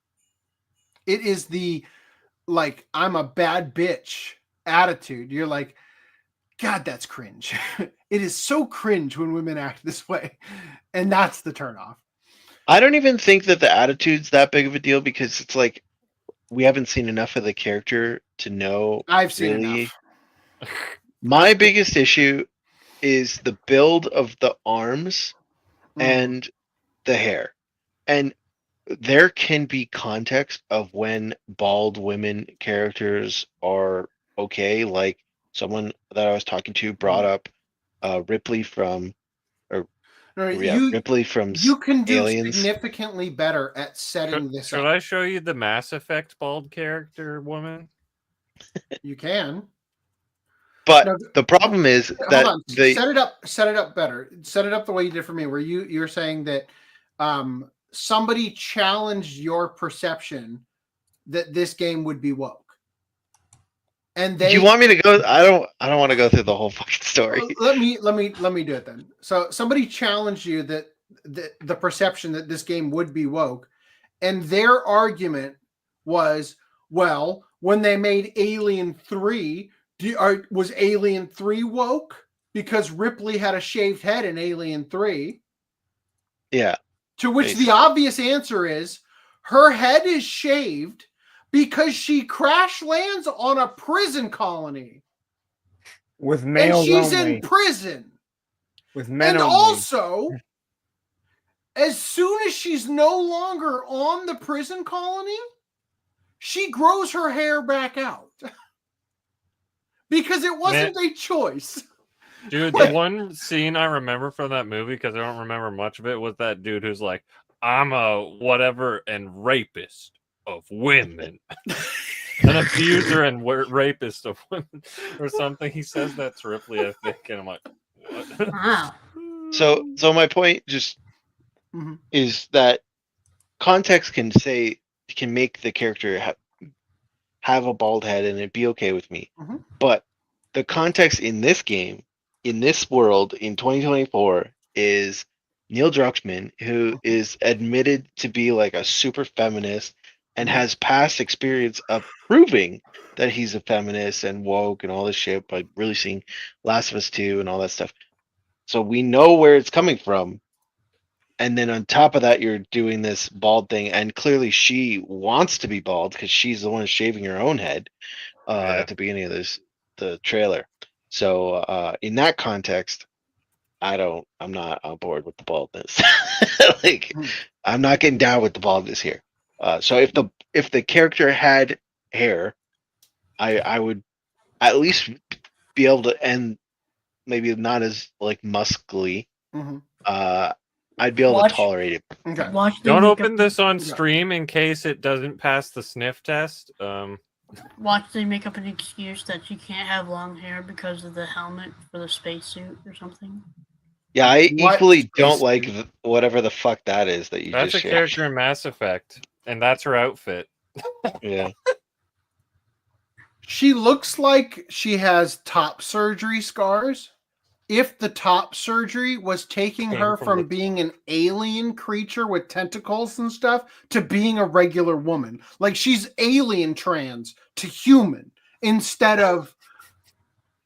That's horrifying. That's all tattoos, I'm pretty sure, but... The scars? I'm pretty sure that's tattoo. The scars go through the tattoo, so it kind of would make more Oh, sense that they're notice. scars. It looks like she had open heart surgery. It looks like she had open abdomen surgery, like the whole. She's already fucking been autopsied. Like, yeah. And her arms are all cut open too. Right. Yeah. But okay. That character clearly has context behind it, and also has doesn't have these broad shoulders. Yeah, I just want to say one more quick thing. I don't know if I should like that character, but like, you can have bald women in your game, but will I like the character? Probably not, right? And so if you're making that character the main character, then we might have a problem. Historically, Reese, I'm gonna. I said context matters. I missed that, whatever that was. He said, "What if they have cancer?" Fuck, you're making me wish I had grabbed the. That's the true context behind this character. You're right. Just balding. The struggle with cancer or whatever, and she's just fighting off her spiritual demons on the planets. That's how it is. This is just a fever dream in her hotel bed. Oh my god! Oh. Right. Oh my god. Okay, so historically speaking, all the bald women that I know, like, have experienced through media and whatnot, has led me to believe I will not like this character. Because when I think of bald women, right at the top of the list is Jada Pinkett Smith. And I don't care for that woman, right?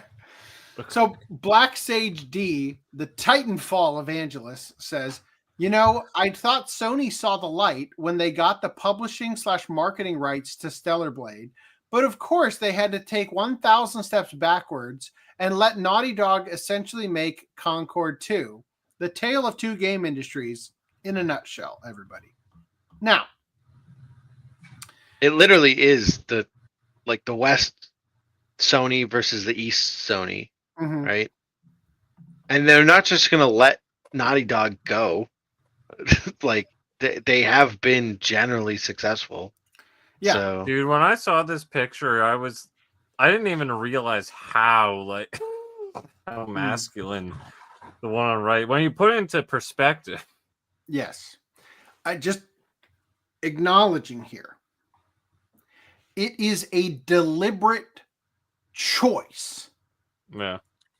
A deliberate choice not to give us the hot Asian at the food court in the mall, and instead give us the gender confused bald bitch lesbian. Non-trinary. It is a deliberate choice to do this. Now, this is the perfect example of why far left liberalism melts your brain. The developer is called Naughty Dog because they made naughty games, and now they make them space lesbian simulators. So this is one of the early Uncharted's. I think it's Uncharted 2. And here's what the arm thing that we hate.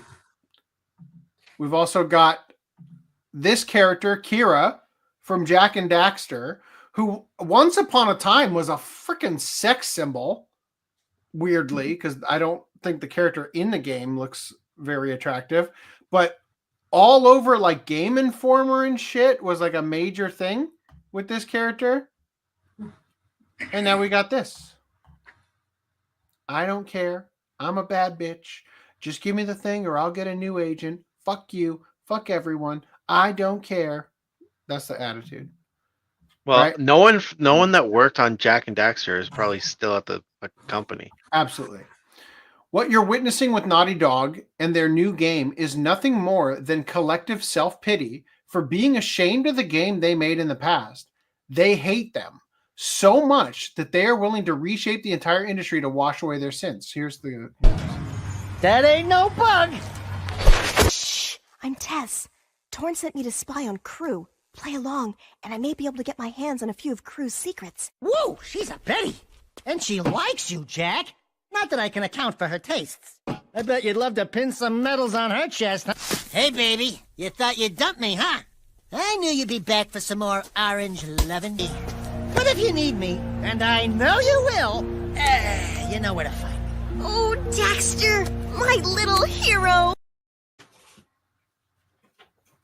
When he said, when he said, well, I'm gonna just show you here.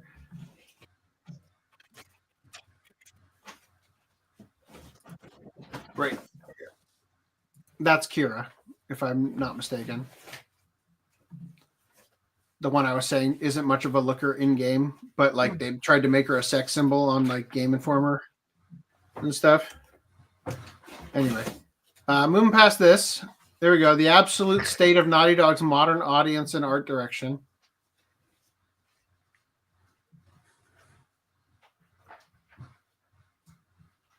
I mean, yeah, like whatever game they come out after this game, it really do be like the same thing. Be Naughty Dog. Make Last of Us Part 2, which sold half of what Part 1 sells because people were sick of the girl boss agenda. Be Naughty Dog. Double down on said girl boss agenda anyways by making players inhabit a bald-headed space lesbian who must save the guy from Eternals who can't stop talking about diversity. Yep. That is who they're going to save on that island thing. Melanie Mack says, who would pay $60 to play a video game as a bald lesbian? No one wants to play as an egotistical bald lesbian chick. This game is dead on arrival. Dead. AAA Gaming. It's a complete myth that we're defeminizing our characters. Meanwhile, at Naughty Dog, you can just tell this project started in 2020 at the height of the DEI investing craze. 4 years, 250 people on the team. This is like the Forspoken sequel, spiritual successor. Yeah. Horrible. The full plot for Intergalactic just got leaked. Okay, I literally saw this like 2 seconds before the podcast started, and I just threw it in the doc at the last second. So they say that the full plot has been leaked below, right? Plot and gameplay details revealed below was sent to a handful of gaming journalists, the most notable of whom includes Jason Schreier, but they are debating whether or not to share it. The leaker is supposedly a disgruntled Naughty Dog staff member who hates the direction the company is going as Druckmann gets more powerful and influential, part of the reason why Schreier is hesitant to give the okay. My friend in an exclusive gaming journalist Discord server sent me this summary of the leak. I have not read this. They later on say, might be fake, funny as hell if it is. The player character, Jordan, was a member of the Five Aces. So she's not lesbian. She's asexual, right? A band of notorious criminals. The leader, Louis, disappeared without a trace, causing the five to drift apart. The reason for Jordan's shaved head, the absurd reaction to which Naughty Dog fully expected, is to serve the hiding of her identity, as she is a wanted criminal. Jordan works as a bounty hunter purely as a means to find her former partners, particularly Louis, who she sees as a father figure. Kumail Nanjiani plays Colin, the comic relief of the crew. The tutorial and opening mission is on Semperia's moon, leading to Jordan chasing Colin into space. An important note from the leak is that there will be no space combat.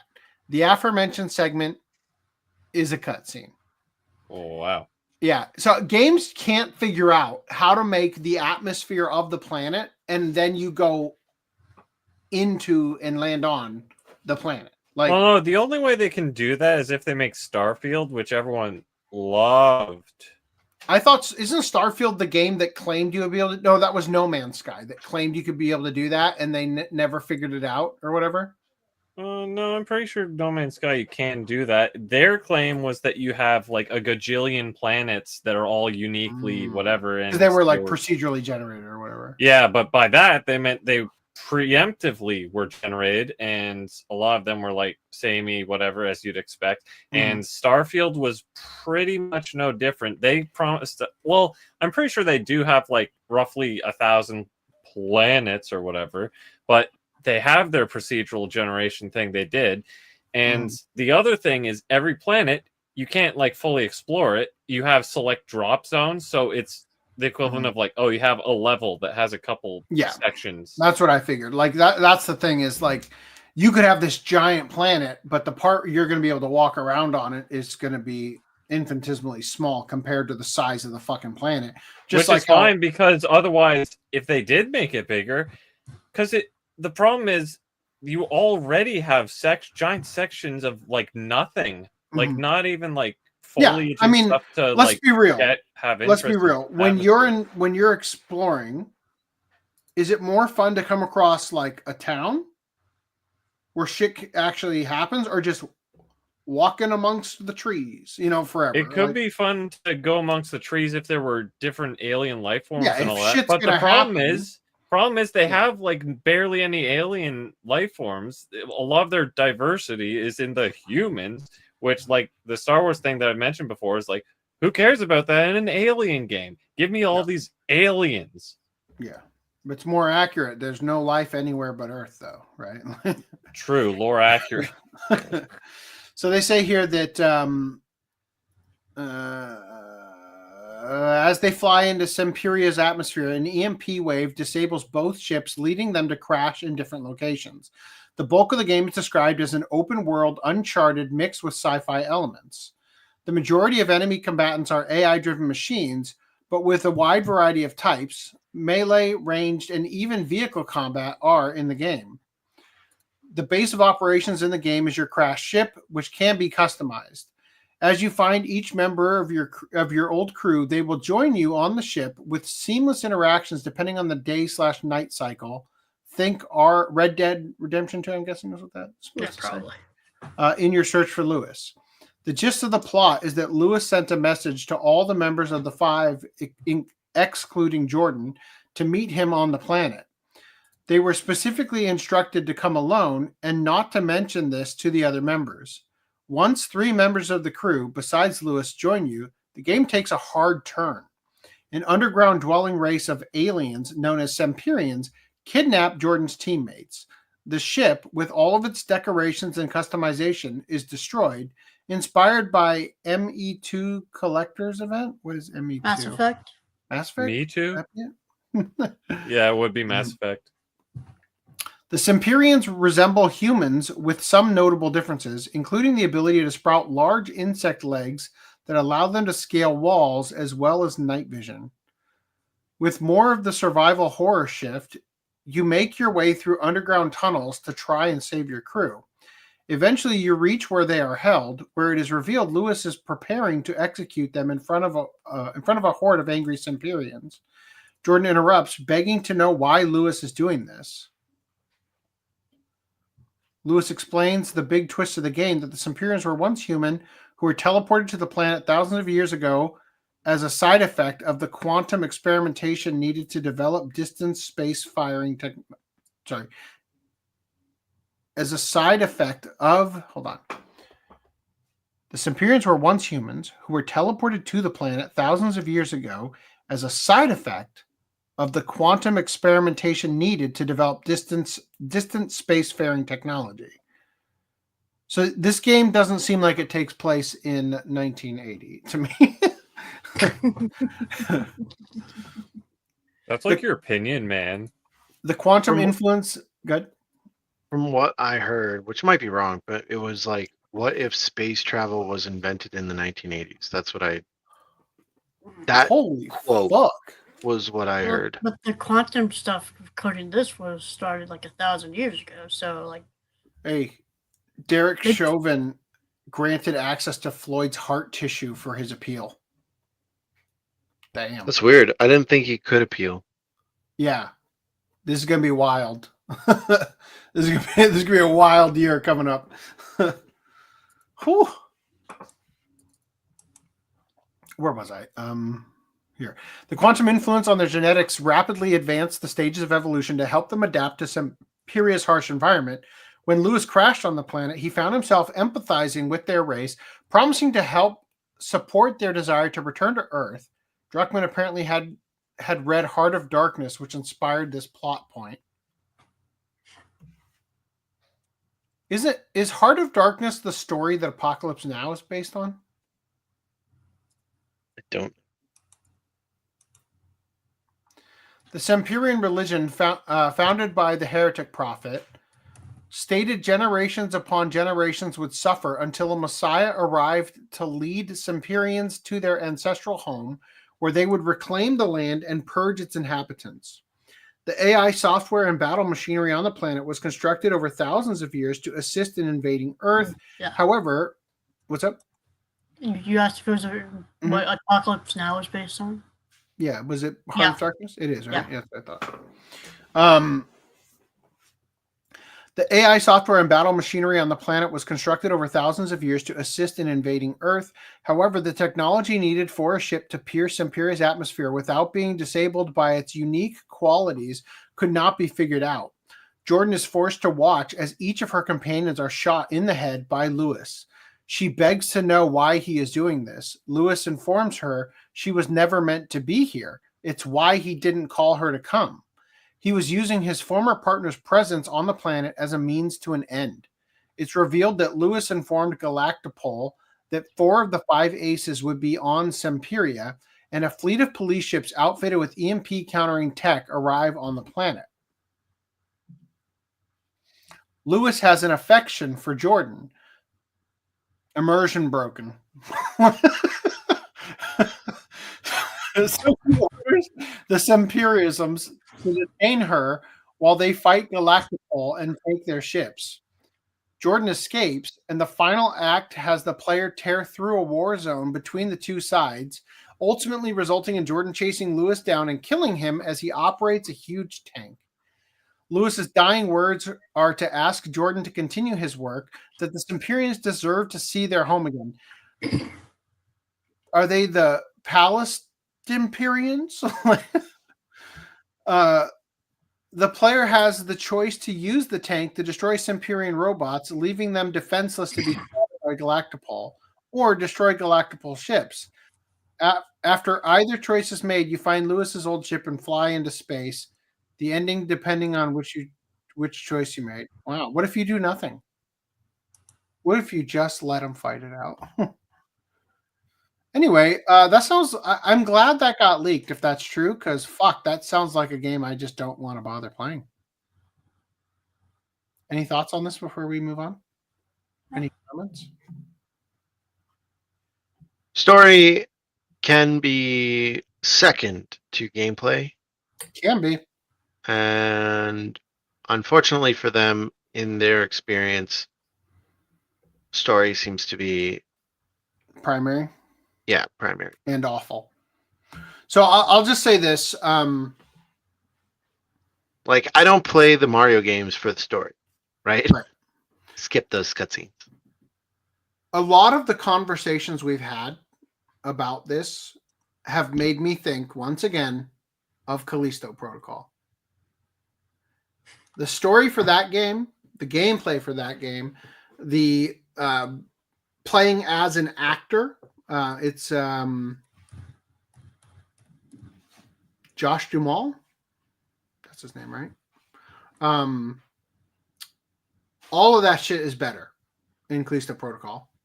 The only difference is that this graphically looks, it's standing on the shoulders of Callisto Protocol to look this good. But yeah, fuck, man. I can't say enough about that game. It is fun. Story is great. Keeps you kind of hooked going through it the whole way. Female Asian girl is hot instead of hideous. 10 out of 10. Game of the year. What, Right? what was it fun fighting the same boss 4 times in a row at the end? The boss at the end. I don't know. From what I heard, there's like the same, like there's 4 bosses, but or whatever leading up to the end, and it's the same boss or whatever. There are a repetitive amount of enemies in the game. Like you fight the same kind of enemy over and over. Was again. it that the hand-to-hand combat sucked ass, or was the gun combat? The hand-to-hand combat is the thing I like about the game. It has a really stupidly simple mechanic where if your hand is on the joystick while you're in combat, you'll dodge. And it's so stupidly simple, but so fucking satisfying while you're doing it to like bob and weave and dodge and shit while you're being attacked. And it's really just tremendously addictive and fun. And it has like a, because it's basically the spiritual successor to Dead Space. to Dead Space, yeah. So it has like this equipment upgrade station, and fuck, that shit is fun. It's just really fun. And then it has like New Game Plus, which is what I'll be playing when I eventually replay it for a like marathon the whole game in one sitting live stream. I mean, partially, because the weapons that I use primarily are upgraded all the way already, so it'll go faster. But yeah, it's just really satisfying. Really, really fun game. Anyway, moving past this, let's throw this into old doc.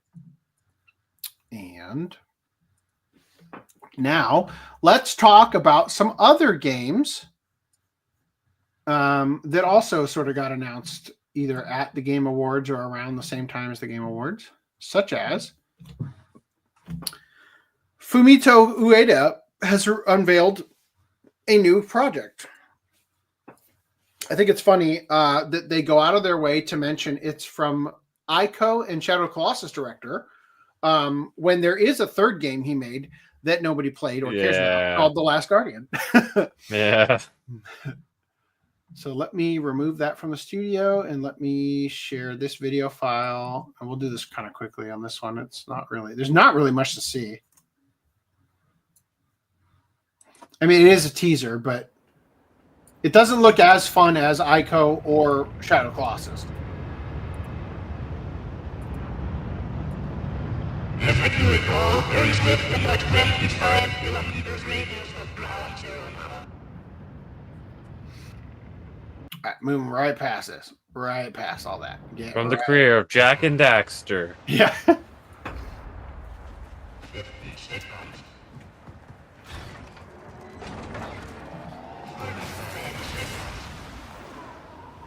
Yeah.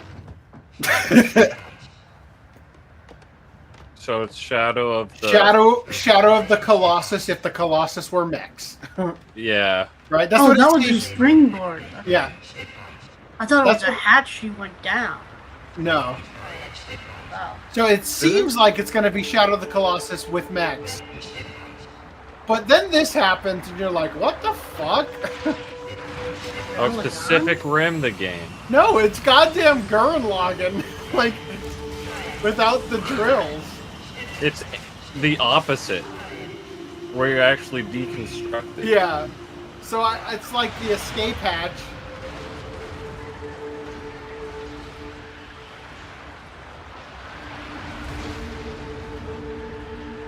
Okay. Well, game's over. Yep. Full gameplay without commentary. Video over. Wow. That's basically it. That's all I gotta show you. I loved Ico, or Eco as some people call it. And I really liked Shadow of the Colossus. I never finished it though. I think the one that's underwater, I just like, oh, fuck this. Fuck this specific Colossus. Anyway, so I don't know, I might play it. We'll see. In other significantly more, well, let me get through these chats real quick. Randy Goonergate. I don't know what that's in reference to, but I approve. I think me saying I don't know. I think it was around me saying like I don't care if all my female characters are sex objects. I'm not sure. Just most of them. Yeah, I guess the Goonergate thing was how people on Twitter were talking about, like, so the people on the, damn it, what do you even call the sides? The non-woke side were saying, okay, well, I don't want all of my games to be goon bait or whatever necessarily. And then there was some infighting about, like, oh my God, you're being a Puritan and all this stuff. But the sentiment was just like, look, we don't have to all be just like Coomer material. In the same way that this is a random tangent, but apparently there's this site called Based Mods, which has the mods that Nexus Mods and Game Banana refused to host. But because of that, the moment I went to the page, a lot of them had the N-word in the title. So it's like, in the same way, it's like, we don't want all of the, non-woke things to just be savagery. Yeah. Well, I said this like ages ago on the podcast that the problem with woke gaming is that non-woke gaming that comes out to compete is almost exclusively porn games. Like, legitimately, women are so ugly in modern AAA gaming that whenever we had covered a game that didn't feature an ugly woman, and I'm talking like 2, 3, 4 years ago when this was going on, the games inevitably turned out to, it's a porn game. Like, character's hot, but also it's intentional because character is going to do sexual things throughout the game, right? Like, that's the whole point of it. And it's like, I just want my characters to not be taking that extra step to actively become ugly. Like, I don't care if my character as long as is she's hot at as the Eve. very least pleasant to look at. Yeah, and just I don't have to don't make me cringe want every to throw time up she in does my it. mouth. Right. Like, that's all I'm asking. It's not a hard, it's not a high bar, right? And so apparently it is actually, but well, because again, it's a deliberate choice. It is a deliberate choice to not give you, the girl who looks like fucking Jubilee in the live action X-Men, and instead give you ugly, bald space lesbian. Does she have lazy eye? Maybe. Mirage Nero says, in space, no one can hear your pronouns. in space, no one can hear you come.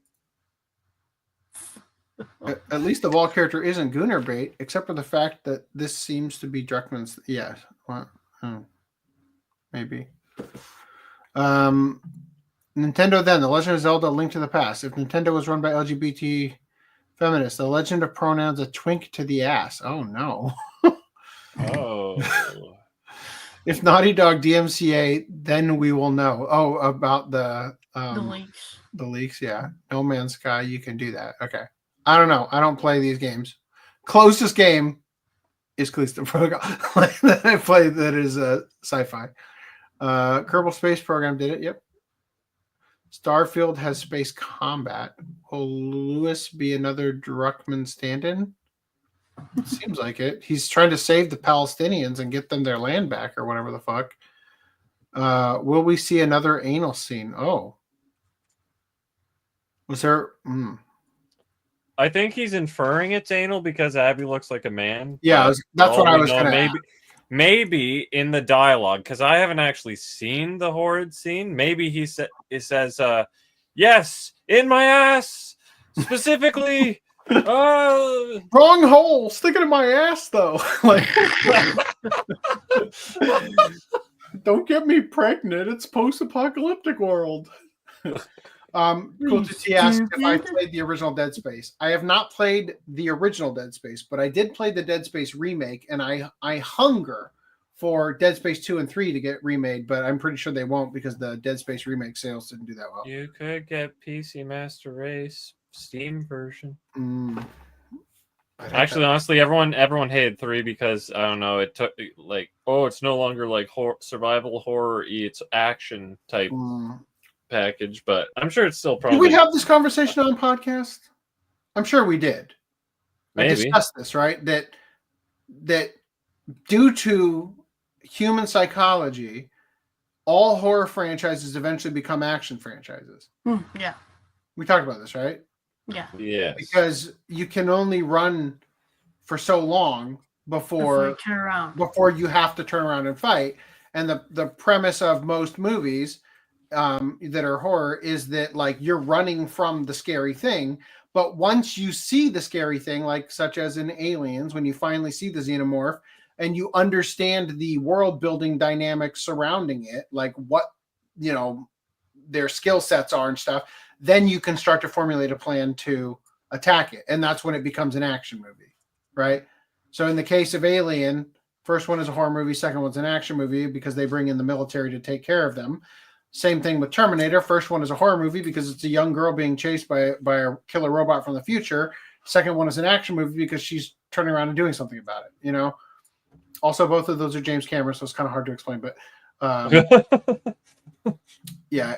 See, that's why I was asking. Like, did I talk about it on a watch party or did I talk about it here? I can't remember. I think you talked about it here. Either way. Like, we've had plenty of Resident Evil discussions and stuff. Yeah. Oh, it was probably Silent Hill discussions, the many you had on podcast. I think Silent Hill did a fairly decent job not becoming too action dependent. Well, I think that was the springboard, and we probably mentioned Resident Evil. I don't think it's I don't know. I don't want to get sucked into this topic again for too long. So don't suck. Don't suck it. So let's just move past it. Let me instead bring you to the most exciting thing that I have seen all year. Hold on. Can you switch me back to never mind, I got it. Where is it? The thing that makes the pee-pee biggest. There it is. Yes. Onimusha, Way of the Sword, brings the Capcom series back in 2026. Hype. Mega. I hope they don't screw it up. Ultra massive hype. So let me share for you this trailer. And simultaneously, I'm going to get the other screen share back up. Fucker.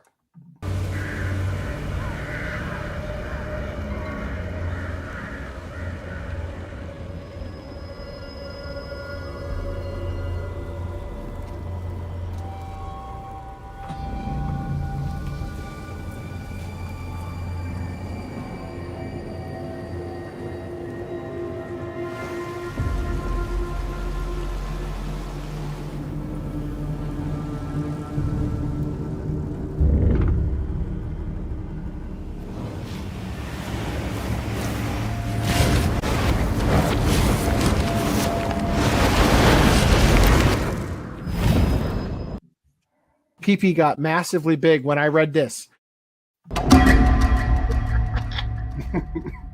Capcom presents.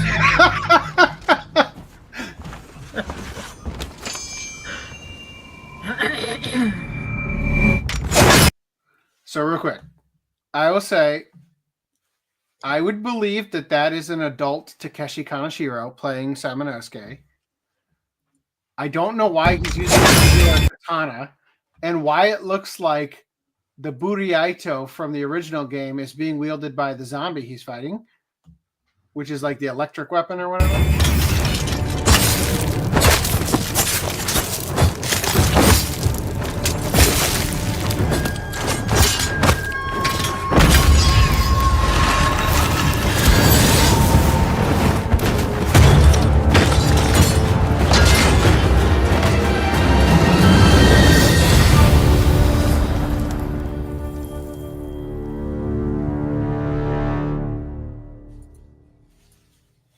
Feels like I'm getting less human by the minute. Why are you British? That's what I was about to say. What the hell? I haven't even played Onimusha, and like even I caught that. Yeah, yikes. Okay, I don't know what that's about, but hype. I'm guessing it's Samanosuke because this gauntlet looks like the one from Onimusha 3. Got a couple of like stills here to discuss. I don't know what else to say other than I'm massively hyped. Like, this looks like really fun, but it also doesn't quite look like Onimusha. One of the things that was so impressive about Onimusha is that the cutscenes are like photoreal, like because they're pre-rendered. They look incredible. And I wonder how much the game will suffer from doing in-game cutscenes. Not that they can't look just as real in modern gaming consoles, but that they're not going to be as cinematic because they're not going to do them as like a traditional cutscene. I don't mind in-game cutscenes because, like it's hard to say because nowadays they're less necessary, but I like them because back in the day, the video compression and everything was so low quality. So then when you play a game in modern day PC hardware or something, suddenly the cutscene looks garbage, and then you get to the in-game like gameplay, and it's like 8K, whatever. So these in-game cutscenes can scale with your hardware. Well, that's in the original Onimusha and Onimusha 2, they had Resident Evil style pre-rendered backgrounds. So the backgrounds looked really high quality and high resolution. And because all the, backgrounds were just a picture, the character models were allowed to be higher polygon counts because they weren't doing much in terms of the environment for the polygons. They were just like low poly collision boxes and stuff. You know what I mean? So, I honestly don't have much more to say, but as equally disgusted as I am from Intergalactic is proportionate to how big the PP is over the possibility. Your PP was inverted, but then was managed to pull itself out. Intergalactic made me trans, and Onimusha reverted me as a beat the gay out of you. What do they call it? Like a trans what do they call them when they like turn back? Detransition. Detransition. All right. Did that take 3 hours? No. Pretty close. It fucking didn't. It Your was turn. 2/3 of 3 hours. I'll pick up at Cyberpunk. Yes. We were at 3.5 hours when you said it was going to take you 3 hours. When I said it was going to take you 3 hours. Now we're at 5 hours. Was that an hour and a half? Not even half, bro. Not even half. You're acting like it's almost 3 hours. Fuck off. All right. So we got Viz is re-releasing this or releasing Sailor Moon with a 3-film collection.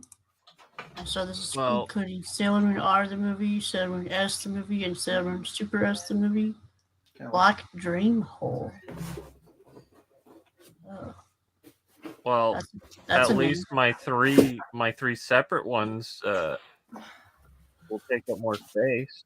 The back of that box looks like an old Genie on like paper art box. I saw people talking about this. This is the exact way the Japanese trilogy box set looks like. Yeah. Like the back of the box set for that. All right. It has the English too. Yeah, Discotheque's February slate went up. So we have Digimon Adventure 02, the Japanese version. The obligatory. Photon, the Idiot Adventures OVA series on Blu-ray. I was initially I was excited. I was like, yes, I can get Blu-ray Photon, but then they said, so we're upscaling it, and it's like, what? Because the Japanese put out a Blu-ray, but I guess that's a crappy upscale. So they're doing AstroRes for this, and honestly, the screenshots look really good, as you'd expect from AstroRes. So AstroRes is not disappointing. Hashtag not sponsored. So still excited to get that. AstroRes, if you would like to sponsor us, I'll take it. Actually, I agree. Chie the Brat, the second series. I can't remember if I bought the first one. I would really love it if I had some bookcases so I could quickly reference my library of shit. Here's a second instance of, I was excited, then pulled back. SD on Blu-ray. The original Cutie Honey series. Hey, at least we're getting it on Blu-ray. Yeah, because that's at the end of the day, that's the good part, because it'll match the rest. It won't just stick out like a sore thumb. And then Star Musketeer Bismarck. Randy. Now's your time to shine. Opposable boobs. Or as Brady called it, one nip up, one nip down. Specifically doing the scissor kick move I was talking about the other last podcast. Is it dubbed? It's sub only, right? Probably. Yeah, most likely. Yeah, this is what turned into what was it? Star Shares or whatever. Randy, you know the one. You're always singing the theme song for it. Silver Riders? Something in the Star Shares. Yeah, Saber Riders. Saber Riders. Yeah. Saber Riders, yeah. Is it part of that? Is that what you said? I think they edited this to become Saber Riders. Oh, so this is like the Japanese version of like Cross instead of Robotech. This is the original version. Yeah. So it's sub only. Yeah, I'll try to just previously dubbed as Saber Rider and Star Share. Man, I got two shows from one. No, it's the full title. The full title. Oh. So that would have been hilarious though. Mirage says not even the Beastie Boys like the new Intergalactic game. Intergalactic, planetary, intergalactic. Magical Lyrical Nanaha Strikers. It's nice that they're filling that out. Special Rescue Police Wind Spectre. Wind Spectre. Hello. NXT set 2. Are you sure that's new? The MXC Part 2, yeah. They released that one. Oh, Part 2. Okay, yeah. It's Part 2. Set 2. Yeah, that was Part 2. And up to Crunchyroll's March slate, A Certain Scientific Railgun S Season 2 is getting a re-release, I guess. Oh, so that's Season 2. Okay. Yeah. Right, it was Gunt. That was the third season. Real Gunt. And then re-releasing the Akira's 4K Blu-ray combo as a steelbook. I'm kind of annoyed at that. It was already a steelbook. No, It was a Blu-ray steelbook. No, it's a 4K. They did 4K steelbook too? No, I'm saying now it's a 4K Blu-ray steelbook. Yeah. I'm backing you up, even though I have no idea what we're talking about. Yeah, I'm still annoyed though that it's like I could have just waited for this gun to fix disc, Right. but at the same time, now I have the bonus SDR disc. I don't know. I have the Steelbook and I have the 4K. I thought I only bought one thing. Maybe I bought two. Which I have steelbook is it the one where Kai is walking to his bike on the road for the steelbook? The blue one and the red one. It's a red Steelbook. What? I have a red Steelbook. And I have a 4K disc that had shit on it, and I need to get a new disc for.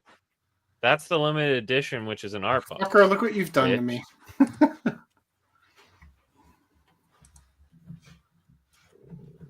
Randy, that was a art box.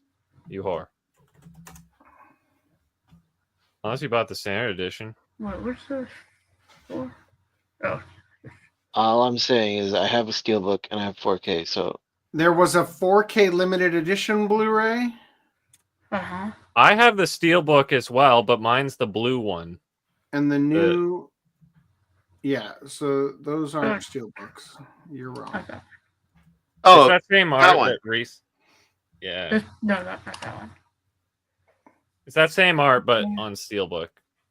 Yeah, hold on. Yeah, that's the one I have. It's not combo, Reese, I don't think. Or is it? Where is this? Look at what you're Is doing. in the non-combo region A? Okay, it doesn't matter. Move on. Let's go. I'm like... I don't care. Iron Pack. Okay. I'm This pretty sure I one. have a 4K. Yeah, that's the one I have. Yeah. That's I have not. that That's one. technically not a steelbook. It's a steel case. Wow. Oh, Lord. Yeah. It's called an Iron Pack. Yeah, I know. Whatever. He What's said the reading difference? it off the top of the site. It doesn't. It has a plastic. It doesn't say steelbook on the inside, and it has a plastic in. Reese, you know the substance of what he's saying. He has a steel thingamajig that holds his disc. Okay? And it's not the 4K steelbook we're He was looking at. asking me what the difference was. I'm answering. It's a because I used to rhetorical have this too. question. Oh my Okay, so I must have got that and then also got the 4K because then I needed This is also the- the replacement disc for the stupid 4K. This is the Blu-ray DVD combo. I used to have this. Moving on. That's All right. The 100 Girlfriends Who Really, Really, Really, Really, Really Love You. Season 1. Yes. I haven't watched this still. It could be garbage, but I'm waiting for this. Okay. Something about him in a suit just makes me think he's punchable. Look at those eyebrows. I'm a freshman in high school, and today is my first day on the job at this business. All right, what's the next one? Hang on. The Apothecary Diaries, Season 1, Part 2. No limited edition? Was it the tax evasion that they're like, we don't want to associate with this in limited edition form? No limited edition. No limited edition. Be right back. I'm very happy about this one. Jujutsu Kaisen Shibuya Incident. They actually put all 18 episodes in one set instead of splitting it up like I was fearing. Oh, I was talking about the limited edition that I was happy with. This one? Yeah, because it's not Viz, and it's a big box that will match all the anime one. Yeah, but then you're gonna have to put it next to the. If you got the Viz one, if you got cucked, you're gonna have to put it next to the Viz one. Yeah, so it sucks to be normal people. Yeah. Yeah. Which whole bunch of isn't Viz stuff. a two-part separate one as well? Yeah, the Viz ones are two separate LEs. Yeah, so you get fisted, but Greenline and I are set. Does this that's hold cool. that other thing? Yeah, right here. Inventory premature death. Okay, cool. And then Shibuya Incident. Wow, they're going Boruto levels of naming schemes with their stupid sets now. I was like, oh. Well, they had the name the subtitles in the openings for the series.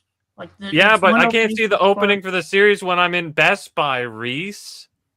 Come on, Reese. Well, technically they were named. The arcs were named. All right. Let's go.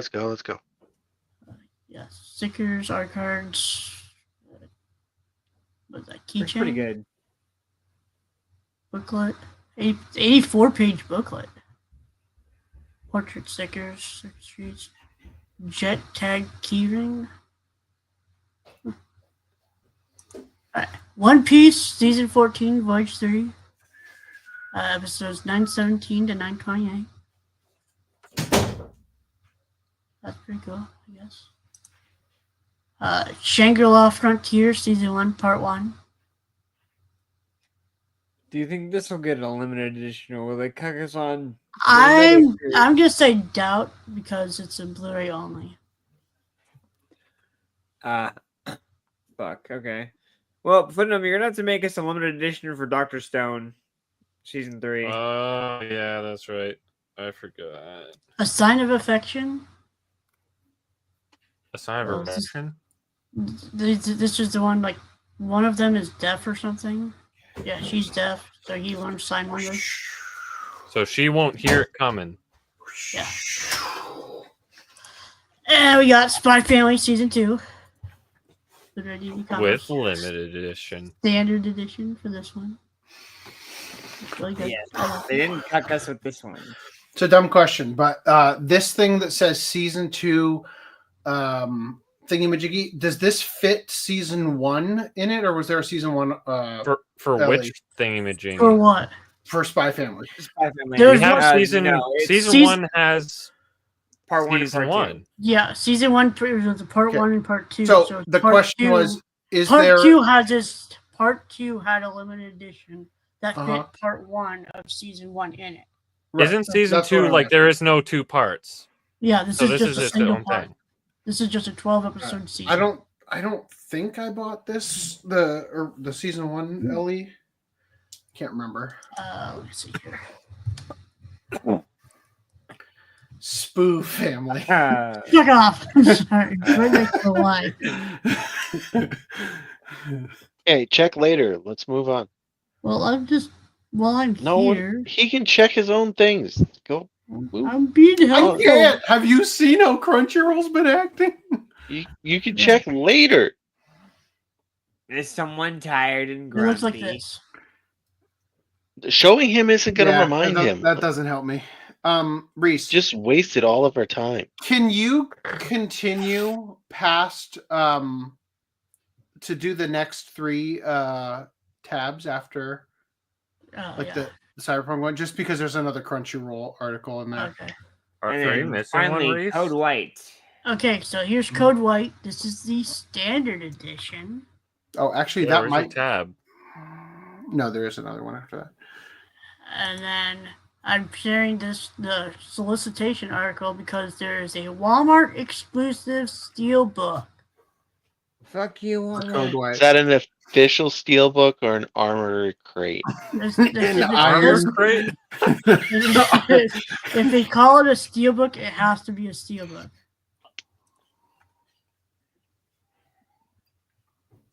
And then the Unwanted Undead Adventurer. Fuck, that looks cool. It does look cool. God, that looks so goddamn cool. Is there an LE for this? No. Good, because I would hate it if I had to buy one that didn't come with that cover. You also get this cutie on the Is the skull person secretly a waifu? Like, is that the No. story? Skull person is a bone daddy. Okay, the show looks way less cool if you put it in 2D. I don't know. I'll watch it. It was fun. I'm excited for He's got season 2. a cute haircut too. Oh, dude, I'm hyped for the next one. Welcome to Demon School Iruma-kun. We're finally Season getting 2. the next season. Did Sentai release season 1? They did, so the slipcase will Get give cut. me AIDS, but I can put them all in one big box, or I One can to take out the 21. slipcover and be a cuck.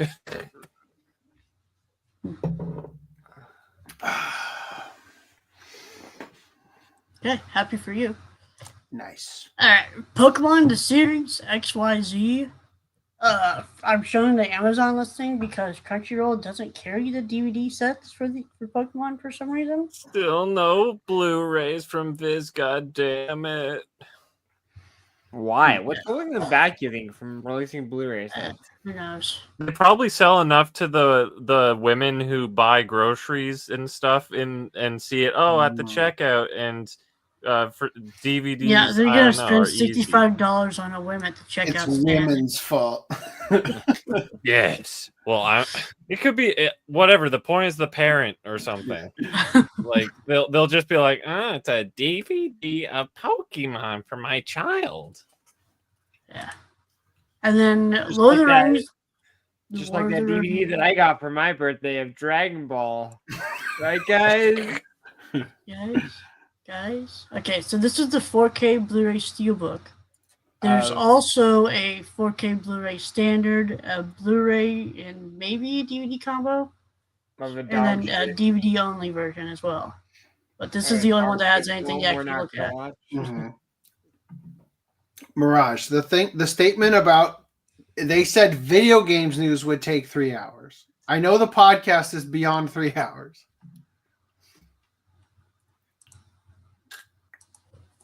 Maybe Mirage is just saying, wrap it up, boys, because it's already 5.5 hours long. Mirage can go to bed if he wants to. It's a 2-weeker. Come on. It's a 1.5 week podcast. Yeah, Cyberpunk all the way down to Satoshi Kon one. Thank you. Oh boy. That's it? Just those three? Yeah, because I think that's the last Crunchyroll article. This is from all the anime. Mm-hmm. Saying, okay, oh, you got the, yeah. Yep. So because the picture was bigger. So okay. Cyberpunk is getting a Blu-ray. Yeah. Here's the thing, though. All the anime announced it, so clearly that version's cheaper. Yeah, you can have it. I will get the Aniplex of America set. Yeah, that doesn't have the AIDS on the spine. What AIDS on the spine? Did they dare announce you? it already? How dare you call Rebecca AIDS? Did they show the spine, Reese, or are you just? He's saying that on the spine, all the anime symbol is fucking enormous on box sets. No, that's some of them. Nowadays, more Some often of them? than not, it looks like an Aniplex spine. Have you not seen my last call? We don't need to argue about it. Some of them you say. Moving past this, goddamn it. Some of them you say. God damn it. What, are you my gonna show Lord, a place Reese. For further than the fuck's sakes. Universe Standard Edition that has? Look Yeah, at it's a this standard. If you get the limited edition of Cyberpunk, it's not going to have anything. Even this limited edition had it. Oh, get fucked. Okay. Well, guess what? That's one of the some. Like, Satoshi Kon's film. Don't make me Perfect get Blue. out of this car and turn this ride around. Do it. Satoshi Kon's film. Perfect Blue. 4K remastered edition gets Ultra HD. so it's a good Blu-ray thing I release didn't in get the February. Steelbook, is what it's saying. This is coming So- out in Japan. This is in Japan.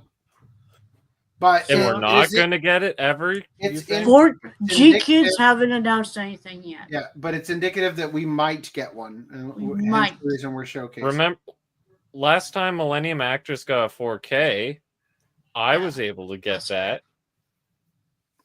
This is true. I don't know how I got and that. G Kids hasn't done anything. I wonder how I got that 4K. That Alright. company you disparaged, perhaps. Here we go. The optical disc onslaught continues with LG quitting Blu-ray players. Ooh.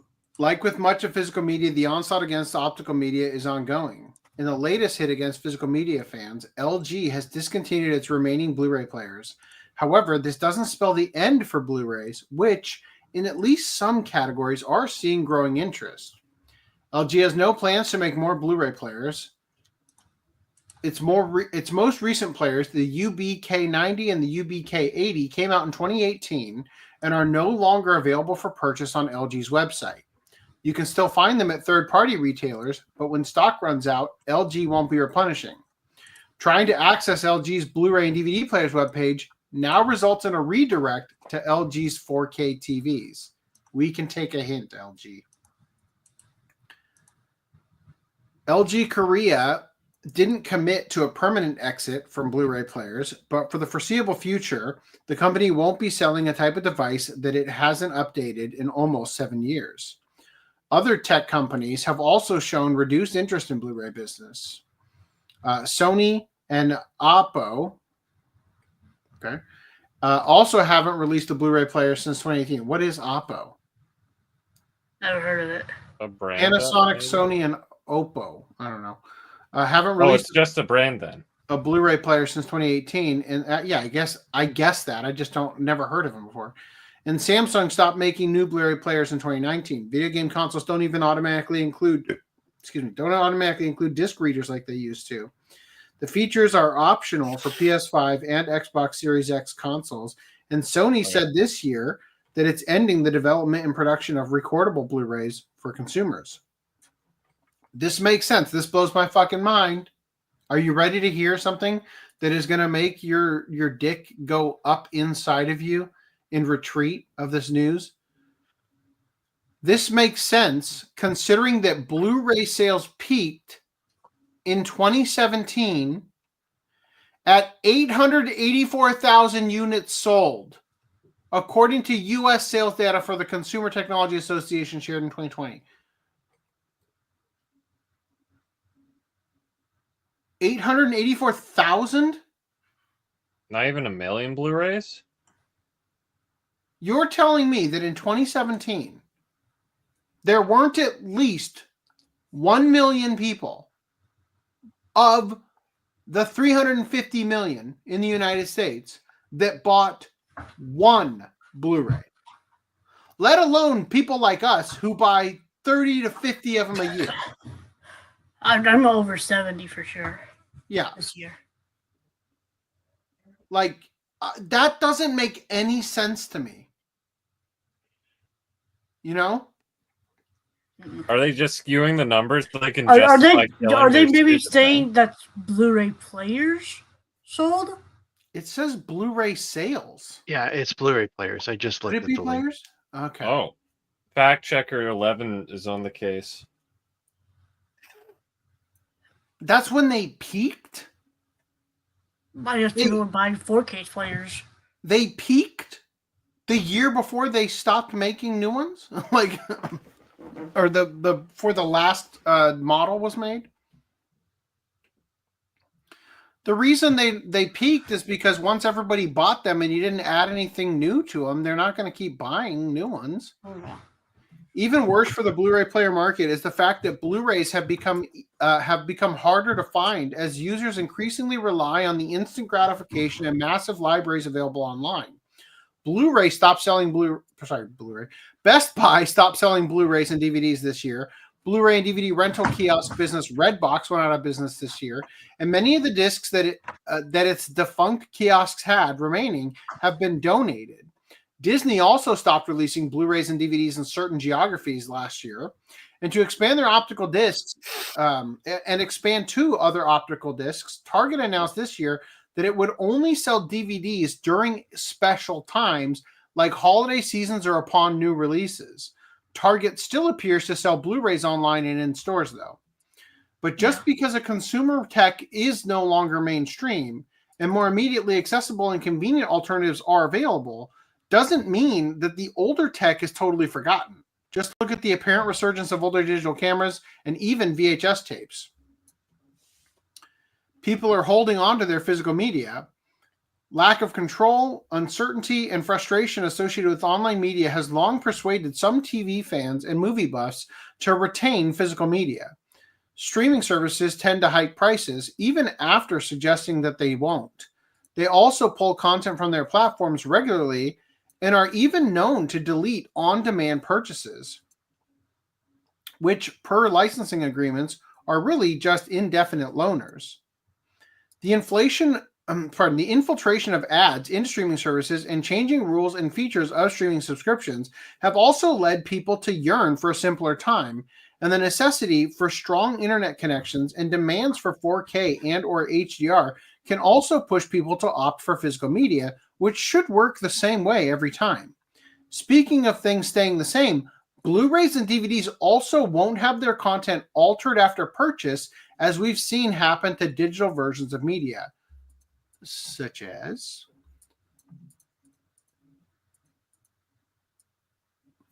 Disney quietly changed scenes in Lilo and Stitch, and people are mad about it, according to this article. I'll just show you the thing. It's pretty obvious why they changed it, but here it is.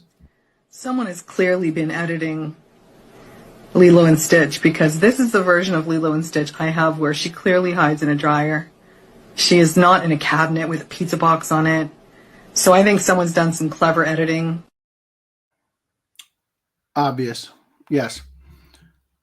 Probably because a kid got in a dryer and died.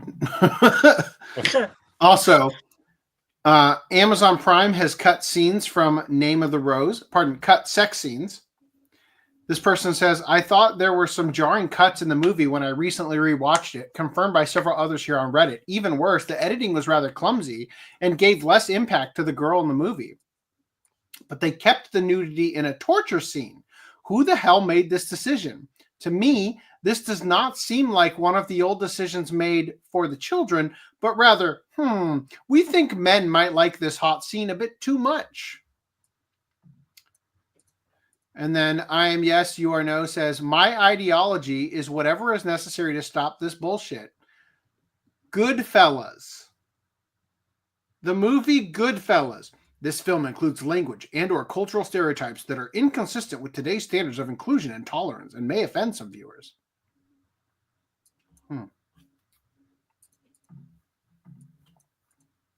I do want to point out that the sales numbers are specifically talking about UHD players. Not just Blu-ray players. Not all Blu-ray players, but UHD players. However, the discontinuation of Blu-ray players are from LG are both Blu-ray and UHD Blu-ray. So all Blu-ray are getting discontinued. That specific sales number was only for UHD. So Sony has yet another monopoly incoming. Great. So, yeah. Fuck. Well, since you've eviscerated the credibility of Ars Technica, I don't see a point in continuing to read this article. So, fuck you, Ars Technica. But yeah, regardless, it is not a happy time to be a collector.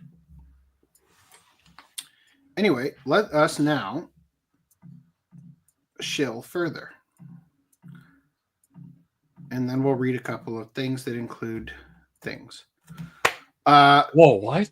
You guys can actually currently not shop on shelfweave.com, so disregard. But you can buy yourself the current year beauty standard Ogloy shirt,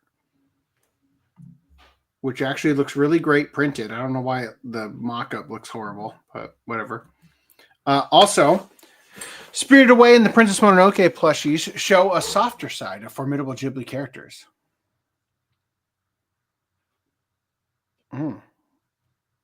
That looks like the thing you got behind you. It's not up here. It's upstairs, I mean. No, it's right behind you. No, it's not. Is it? Oh, it is. My wife must have moved it back down here. Sweet. Yep. That thing. That's because it is that, believe it or not. Yeah. I thought so. It looked awfully the same like one. It is it. It's not exactly the same. Whoa, that old lady's head isn't the correct proportions. It's not huge enough. Yeah. I was hoping they would have the giant baby from Spirited Away as a flag. Wouldn't that be funny? AC's mask doesn't have a body attached to it. You know, coming to the OCA podcast store, a giant baby. Oh wait, we already showed that. Moving on. All right. Studio Ghibli releases new Panda Go Panda goods for the new year. I don't know what the New Year celebration with the little like mandarin oranges or whatever, but I don't think just eat a lot of oranges around here. It's a Japan thing. Yeah, it is a Japan thing. I just don't know what the putting it on the head thing is. I see it a lot. Anyway, that's Panda Go Panda. You love it. Everybody loves it. Have you guys seen Panda Go Panda? Nope. No. This is a Miyazaki before Miyazaki was doing Ghibli, if I remember correctly. And there is a girl in it who gets excited and constantly does a handstand. And then her dress comes down and shows her panties. Wow. That's the only part you remember? It is. It stood out. It stood out quite a bit. Didn't Discotech release that on Blu-ray and then like it went out of print? Probably. So they also have put this out, a rare My Neighbor Totoro figure featuring the character that is an amalgamation of Satsuki and Mei from the movie poster. So they have. Right? Because in the actual movie, it's Satsuki and Mei. But for some reason in the poster, it's a character that is a merge of both girls. Well, You'd think fine, after all this before time the- they would have changed it or done something. Well, now it's iconic. They even have like this like resin drop on the end of it. Anyway, That's what they tell you it is. Okay. Japanese man arrested for fraud after creating a female AI image persona to sell dating advice. I'm going to sneeze. Hold on.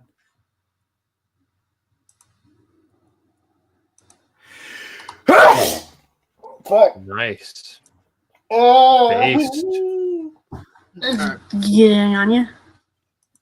It's everywhere. All right. Okay, so Japanese man arrested for fraud after creating a female AI image persona to sell dating advice. One man's virtual avatar shows that online fantasy can have real life consequences. In recent years, with the ongoing advancements of new technology, more content creators have been developing online personas to attract and interact with viewers. As seen with the growing number of virtual YouTubers or VTubers, some may use the technology to create a recognizable mascot character or to separate their real and online identities. Others, lacking self-confidence, might hide behind a fictional representation. However, there are also some people who use AR, or augmented reality, and AI technology to deceive others. In early 2024, Kaiga Yokoda, a 33-year-old resident of Moriguchi, Osaka, used AI to design a character so realistic that it could be mistaken for a real woman. He proceeded to set up a social media account and pose as this woman online, advertising his services to help people become more attractive to the opposite sex. At this stage, while his actions may be dishonest, it's hard to say they were inherently illegal. He was simply a man using a symbol to conduct his business. The same could easily be said for VTubers. But by June 2024, the social media page of Yokoda's online personality, going by the name of Miru Nanase, had amassed approximately 90,000 followers. He offered people the chance to become more appealing to the opposite sex by transforming their appearance, personality, and communication skills. Perhaps the transformation secrets are hidden in her cleavage? It seems to be the only logical explanation for some of their clothing choices. Yeah, let me just show you. Let me just show you this with audio.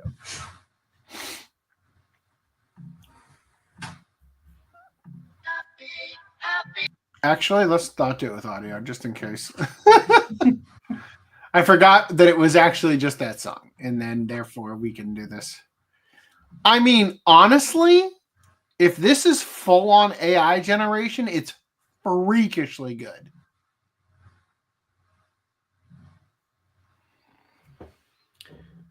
In the sense that it looks like the same girl in every single shot. You know, like that's hard to do with AI. No jiggle physics.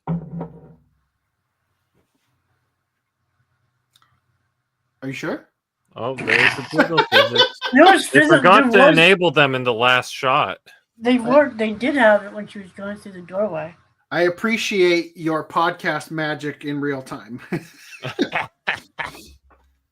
Many people were interested in the services, but appointments had to be made by signing up through the Line messaging app. However, the lack of responses to comments from interested users and the absence of testimonials led many to question the legitimacy of the business and even the existence of Miru Nanase. So hold the fuck up. Here, let me take this off real quick while I find something out.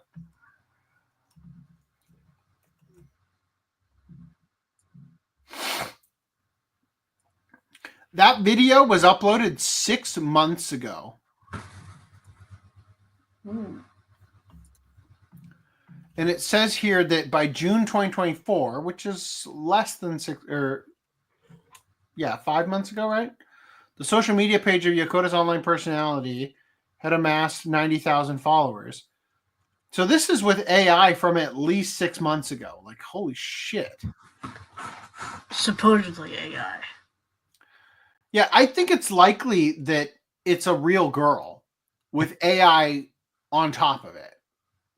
You know, because I know that some guys have done the thing where like they AI their face to be female and it's convincing enough, but like the whole body is like, I just don't see it as well there, you know? So on December 5th, Yokota was arrested on suspicion of fraud. The allegations state that between April 16th and May 6th, he swindled a total of 1.25 million yen, or $8,000 from a 35-year-old man living in Yamato Takata City in Nara. The money was paid with the expectation of receiving advice on attracting women and as investment funds for Forex trading. Yokota has not disputed the transaction, but claims that there was no deception involved. Setting aside the questionable logic of paying a stranger on social media substantial sums of money for dating advice, not once but 3 whole times, it's currently unclear whether the prosecution's case will hinge entirely on Yokota's use of AI-generated images and persona to present the advice as coming from an attractive woman, or if the accusations are more related to possible non-delivery of actual dating advice. Either way, like our lonely man from Nara learned, one should approach internet interactions with a healthy dose of skepticism and remember that online actions can sometimes have real consequences. Still, for every deceptive user of social media, there are countless creators bringing joy and entertainment to viewers, much like our beloved group of VTuber grandmothers. Wow, what a reach. Wow. I don't feel like this is against the law or even unethical, to be honest. Like, I'd have to see the specific, you know, deliberate deception occurring, other than like the mascot is this girl, right? Anyway, let's go over comments real quick.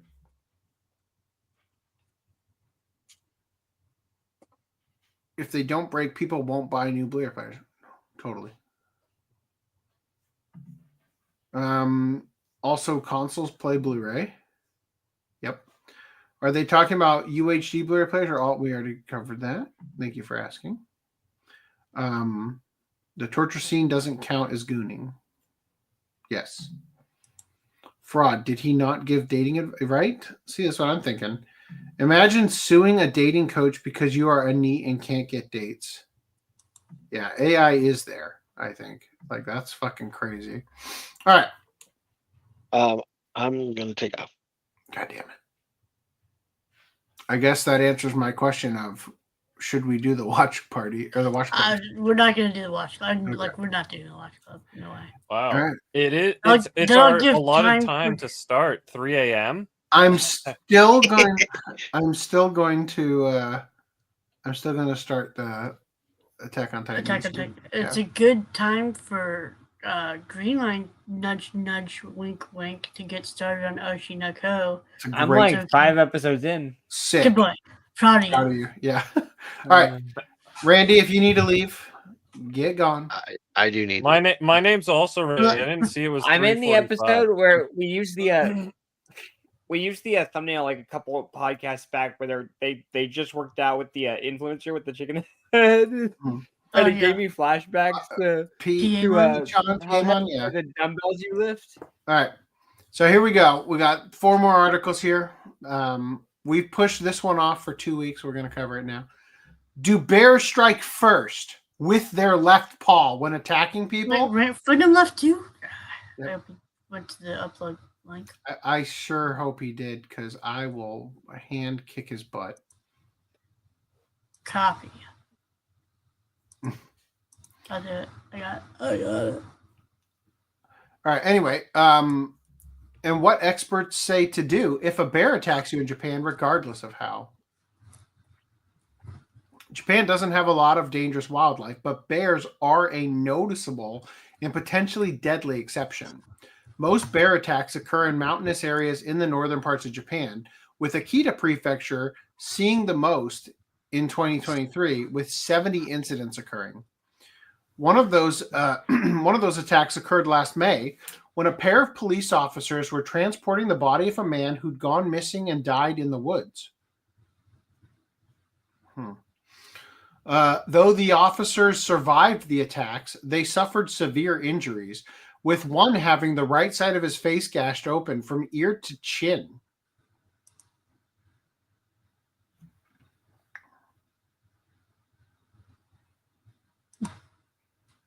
Okay. See, when you tell me one of the attacks occurred when the police were transporting, but I assumed that the attack happened on the body. Like the guy died and that's why they're transporting him. No, the police were attacked for moving the bear's food he was saving for later. The officer survived the attacks, but they suffered severe injuries, with one having the right side of his face gashed open from ear to chin and losing half of his nose. Ooh. Seeing the injuries, a local who was a friend of the deceased and who himself had been attacked by bears 3 times remarked, when bears attack, they usually use their left paw first.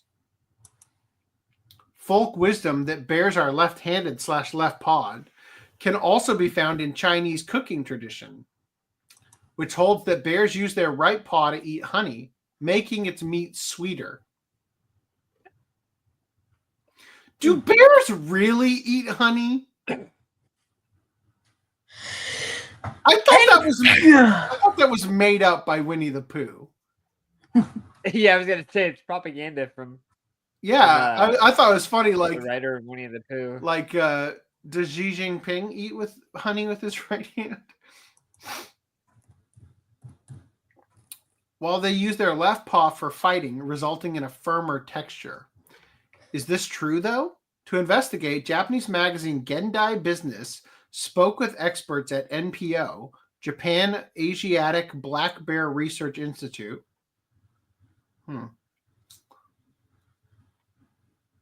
I don't think that's what NPO stands for. Probably Nippon something or other.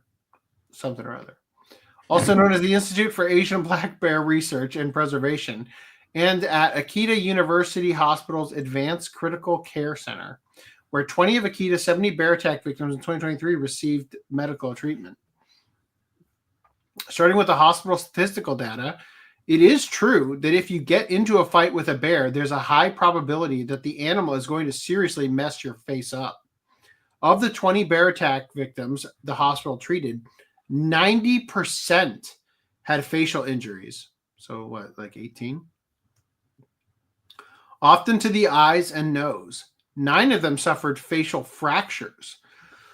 And 3 had ruptured eyeballs. Fuck. Oh, God. However, there was no statistical evidence suggesting that the bears had started their assault with their left paws or used that paw more often in attacking. Gendai Business also spoke with Kazuhiko Yoneda, chairman of the Institute of Asian Black Bear Research and Preservation. I know why their eyes were ruptured. They saw what the women were doing with those bears. Yeah. The women asked the question if they would rather be in the woods with a man or a bear. Yeah, that one. Yeah.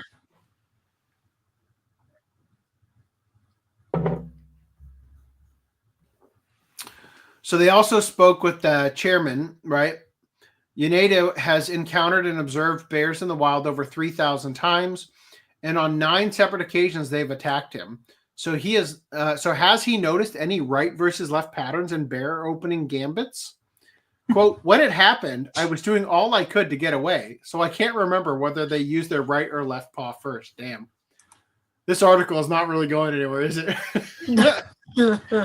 So at the very least, it would seem that bears aren't so predisposed to striking with their left paw first for it to be noticeable / memorable, and such a pattern may not exist at all. However, Ueda says bears do have a modus operandi of sorts when attacking, which is to grab their opponent and try to bite them on the nose, often digging their claws into the target's neck as they grapple. The technique is common among large predatory animals, Ueda says, and is also used by lions. Unfortunately, this means that bears don't have a predictable first move of swiping at you with their left paw that you can exploit like you're in a video game boss fight. The gruesome silver lining, though, is that fighting back at all against a bear is, in experts' opinions, generally a bad strategy, Ueda says. Instead, you should drop to the ground, he says, lying face down with your hands covering your face, covering the back of your neck to protect it. The bear may still attack you around your buttocks, Ueda says, but once you've been attacked, it's impossible to come away unharmed. The important thing is to make sure you survive. This defense is also recommended by the Nikko National Park Visitor Center. Wow. Of course, the best way to avoid bear attack injuries is to avoid bear attacks in general, since many attacks occur because bears are startled by the sudden unexpected presence of humans within their habitat. It's recommended to clip a bell, radio, or some other noise-emitting device to your belt or backpack when hiking in Japan, so that even if bears can't see you approaching, they can hear you, helping you both keep a safe distance from each other. Fuck. Now I'm going to wonder the rest of my life. All right. Let's talk about the naked teacher caught inside the elementary school with sex toys, drugs, and women's underwear. Oh. Flip? Lovely. A Florida teacher. A hot female teacher. A Florida teacher was caught naked inside of an elementary school classroom with sex toys, marijuana, and women's underwear, and punched a cop while trying to flee the scene, according to police. Damn. Joe Urias, 34, was found in the K5 Windmill Point Elementary School in Port St. Lucie. Lucie? Well, I don't know. Lucy, probably. Not the school where he taught. Oh, interesting. They randomly found him at some other fucking school. And it's an elementary school, too. That's not good. When cops responded to a report of burglary on Thanksgiving night, according to a police report obtained by CBS 12, when the naked teacher spotted the deputy, he quickly dressed himself and ran for the door, the police report said. As he tried to flee, Urias allegedly punched the deputy in the face, but the officer was able to hold him until backup arrived. Officers then found sex toys, marijuana, and a makeshift place to sleep in the classroom, as well as women's underwear. So it turns out the dude's just homeless. Urias was charged with lewd and lascivious behavior, burglary, possession of marijuana, and battery of a law enforcement officer. Look, man, all this has told me is that if this was in his home, nobody would have a problem with it. It's the fact that he's homeless. He is being held at the St. Lucie County Jail on a $31,000 bond, according to jail records. It was not clear how or why Urias was in that particular school. He instead taught at another local one, Somerset College Preparatory Academy, which said it was aware of the allegations against an individual formerly employed at our school. Quote, "We have handled this matter administratively and will take all the necessary actions to ensure that this individual does not return to our campus. School officials emphasize the school conducts background checks and screens all of its potential employees and does not hire anyone unless they pass." Well, apparently it's easy to pass. Great. parts of it. Doctors warn people about the dangers of doing the deed with Christmas ornaments. Do they have to? I think it should be obvious. I don't know. Like, what's the least dangerous way you could do it with a Christmas ornament? I'm thinking, like, you know how Christmas ornaments have hooks? Pierce nipples with ornaments on them. Yes. Ouch. I do agree. Even though that's insane. That YouTube short with the EMT, like preparing people for Christmas, and that she goes to all of these things that look like butt plugs. They're all the ornaments that look like butt plugs, and she's like, no. And Santa, like a gnome with a pointy hat, she's like, no. Just yeah. The holiday season is a time of pleasure, where people take time off to relax and satisfy their personal needs. It would seem that people are taking this a little too seriously, however, and masturbating with Christmas-related items in the to the detriment of their health. Speaking to NeedToKnow.online, Dr. Sarah Welsh, pictured above, tells us people should avoid sticking holiday things where the sun doesn't shine. Oh, God. Yeah. Oh, they're putting the okay. I was understanding. I didn't see the candy cane, but I was thinking, they're putting the bulbs, the ornaments, with the silver lining in their ass. These hips don't look very matronly to me. I don't know, man. In 2021, there are apparently over 13,000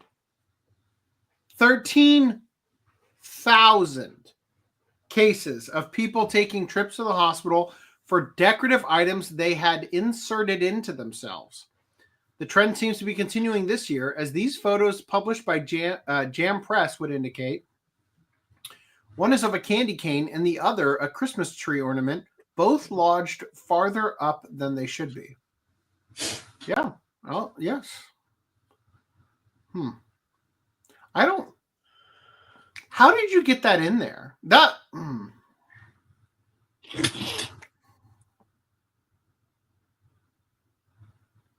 Sorry, excuse me. Ugh. I legitimately... I don't understand. Doesn't make a lot of sense. How'd they get it in that direction, too? Like, wouldn't you stick it in, like, bottom first? That's what I mean. Like, these hips do not look female to me. But if they are, it makes a lot more sense. Right? I mean, maybe it's a trans with a neo vagina. Oh God. Right? That's the only See, I went into the hospital to get earwax removed because I couldn't hear out of my fucking left ear. And I felt really embarrassed. Every time we read these stories, though, I'm like, nah, that's normal people stuff. Nah, they've seen worse. Yeah. All right. So I love this. Why would you insert the candy cane curved side first? That makes absolutely no sense.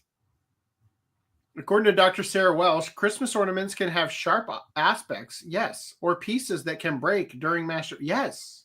Yeah, it can. So they are not recommended. Candy canes, while ideally shaped, can also pose an issue. Anything with sugar in it should also stay well away from the vagina, as it disrupts the delicate ecosystem of the vaginal microbiome. Based on these two pieces of advice, it would seem that if you're looking to pleasure yourself in the spirit of the holiday season, something smooth, unbreakable, and inedible is the way to go.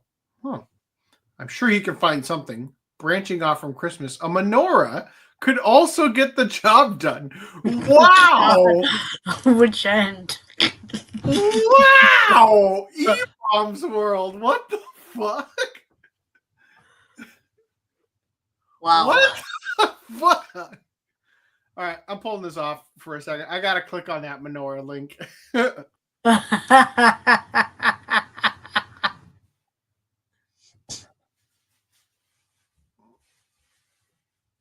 I gotta see this. this embedded TikTok is not loading. Hold on, let me.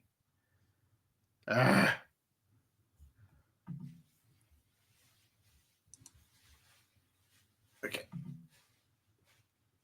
No, I can't. It's no. Wait, did I just lose tab? Are we in the last two? Oh, we are. Cool. All right. Well, I'm really glad we didn't end with this one because it sucked. The menorah one is about a menorah that looks suspiciously like a penis, but there are no photos of it, and it only has a TikTok, which is no longer there, so I can't. Not even worth it.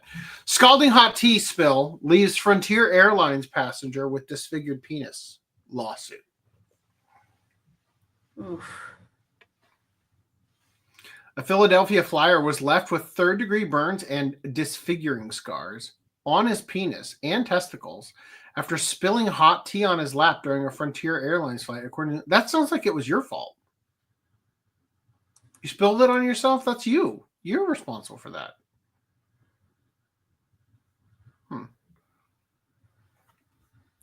Sean Miller was flying home from Myrtle Beach, South Carolina, when he spilled the scalding drink, which was filled to the brim, causing highly unsightly and embarrassing discoloration on his penis, scrotum/testicles, and significantly decreased sensation in his penis, according to a federal lawsuit. Well, if you have, if you're a premature ejaculator, that might be a plus. I don't know. As soon as the plane landed in Philadelphia on September 20th, an ambulance met Miller, 56, on the ground, and he was rushed to Jefferson Medical Hospital's burn center and treated for severe third-degree burns. Due to the tightly situated plane seat configuration, Mr. Miller was unable to get up from his seat after the spill and instead was trapped in agonizing pain while his body was being burned. Still doesn't sound like something that's the airline's fault. Miller also suffered a herniated disc while writhing in agony. How? How you herniate a fucking disc in the constrained setting? According to the lawsuit filed in Eastern District of Pennsylvania, this article sucks. Okay, good. There's more. All right. The burns caused permanent scarring on and around his genitals, and Miller, quote, has been encountering sexual dysfunction ever since. I would argue this man has already endured sexual dysfunction, and now he has a way to make it somebody else's monetary problem. Miller also allegedly suffers from post-traumatic stress disorder. Check, please. Right? Like, lack of self-esteem as well as sexual dysfunction. Miller had requested hot tea during the cabin service. Sounds like it's your fault then. But claims the scalding hot water was handed to him in highly negligent fashion, filled to the brim at an unsafely and unreasonably high temperature, and without any form of a lid, according to the lawsuit. He then spilled the drink between his legs. According to the Mayo Clinic, third-degree burns involve all the layers of skin and sometimes the fat and muscle tissue under the skin, and often require skin grafts to close the wound. Fuck. Miller claims he's endured great physical and mental pain and anguish since the incident, which will likely continue well into the future, if not for the balance of his natural life. You mean like if you die? In addition to the burns, he says the spill left him with pinched and damaged nerves, neck pain, embarrassment, emotional harm, and strains, sprains, disc bulges, disc herniations throughout his body, the extent of which is presently unknown. Seriously. Have you been injured? We'll fight for you. Okay, here's your form. Just fill out all your problems. Check. Right? That's what it sounds like here. Miller was forced to take time off of work to treat his injuries and suffered substantial medical expenses, the lawsuit says. Frontier Airlines, quote, had a duty to protect him with the tea. Protect him from the tea. With the tea in a safe manner that would not subject him to potential injury and disfigurement. Miller is seeking only $150,000. Your dick wasn't shit before the burns. if you're only like, I have substantial medical costs, I had to take time off work, give me $150,000. It's like, will that even cover those things? Like that's pretty low, I think. Barris said the airline has not responded to his multiple letters sent regarding the lawsuit. Frontier Airlines did not immediately respond to the post request or comment. Wow. I feel like that was a shit article to end off on. I will give us one chance to just read some headlines and see if there's anything better, because fuck, that was terrible. I don't think we need a zinger end. We can have it. We don't need it. We don't need one. But what if we had one? Man accidentally swallows dentures.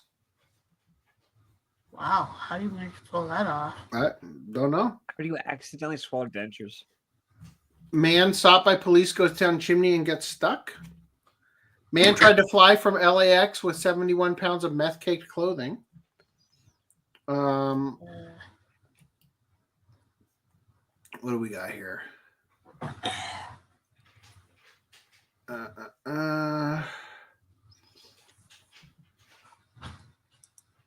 Do our viewers want us to end early? I don't know if we can still have it on YouTube. Okay, let's do this one.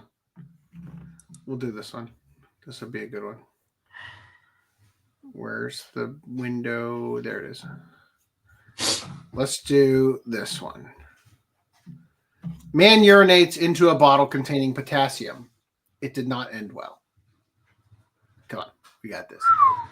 Yeah.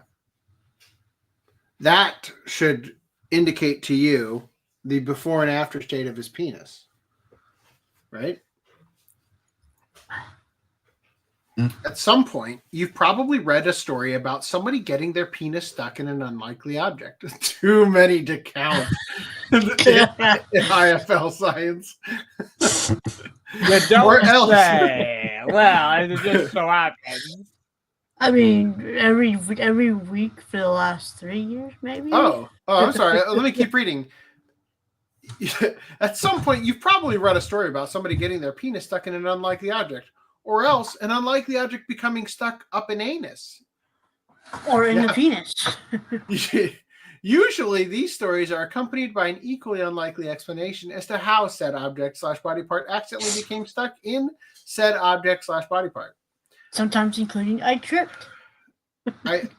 I fell. Like, yeah, I put the fish up there to eat the demons or whatever. For instance, the man who fell off of a ladder and landed his anus somewhat unfortunately and without clothing onto a garden gnome. Or the man who fell asleep vacuuming and, wouldn't you know it, his penis flopped into the vacuum hose. Damn. These are two great contenders here for fell asleep while vacuuming. Was he high? I'm like, no.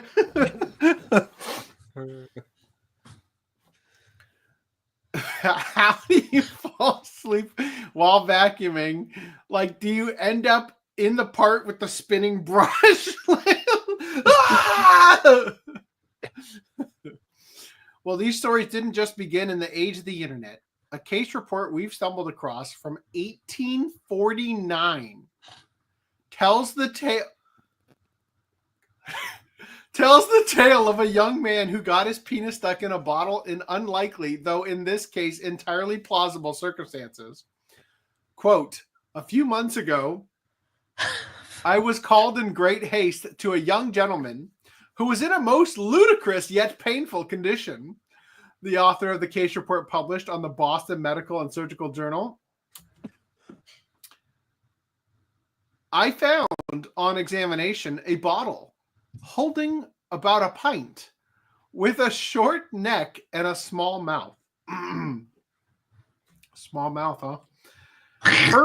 Firmly attached to his body by the penis, which was drawn through the neck and projected into the bottle, being swollen and purple. The young man's penis had fit through the neck of the bottle, though the opening was only around, brace yourself, Holy shit. 3/4 of an inch. Pencil dick over here. 3/4. Is there a goddamn... I guess that's not... Is there a like, fucking... That's like 3 pencils wide. That's like 3 pencils wide.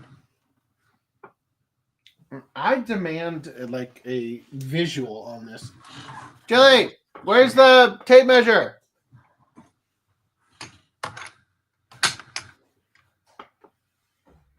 All right. I'm gonna guess this is an inch. A pencil is a 1/2 inch wide, so Is 1.5 it? pencils. No. Yeah. What? Yeah. No, a quarter. Yeah, it is a quarter inch. Yeah, it is 3 pencils. So 3 pencils. Yeah, 3 pencils wide. That doesn't seem right. That's what I got. I don't have any pencils in here, so I'm guessing this is about an inch. What would you say? Let me pull you up.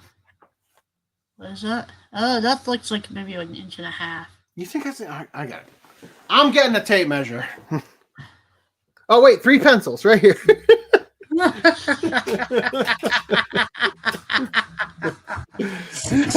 No, I threw one. Ugh. All right, here we go. Pencil 1.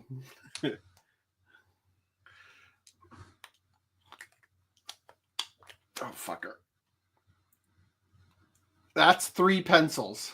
Okay, so that's 1.25 inches wide. Yeah. Looks like you get 5 pencils on that thing. Yeah. So if this is our dick. Our dick. Our communist dick. Huh. Our penis.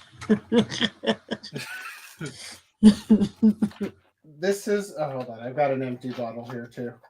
I was using a colored pencil for mine because I don't have a regular number 2 pencil. Okay. Close enough. It's got to be close enough. Fuck. That's a water bottle. It was a water bottle hole. It's exactly 3/4. Oh my god. Ain't no fucking way, man. No. I can hardly get a finger in there. Now this is a child, remember. No, it ain't. A young man, a young gentleman, it says. That's speak for child. No, 16, I'm guessing. 14 at youngest. Even still, holy fuck.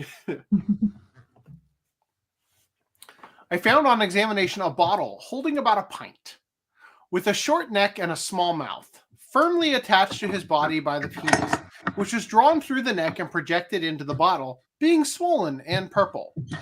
The young man's penis had fit through the neck of the bottle, though the opening was only around 3/4 inches in diameter. Given how swollen the penis was inside the bottle, extraction was impossible. Sorry, buddy, we got to take your dick. It appears... as soon as we have to amputate. It appears at some point during the examination, New York-based Dr. A.B. Shipman asked the patient something along the lines of, "So, hey, what's up with you having your penis inserted into a bottle, huh?"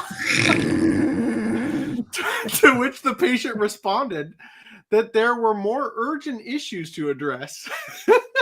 The patient was greatly frightened, and so urgent for its removal that he would give me no account of its getting into this present novel situation, the doctor wrote, but implored me to liberate it instantly, as the pain was intense and the mental anguish and fright intolerable. The doctor attempted to pull out the man's penis using his fingers. Gay. Oh, boy. You just made it worse. I wish it was yeah, well, I mean, I guess if it is a male doctor and you're not gay, you'd be like, well, this is making me flaccid. You must not have seen that one episode of Metalocalypse. A doctor attempted to pull out the man's penis using his fingers, which we'd be shocked to learn if the man hadn't given this a crack beforehand, but with no luck.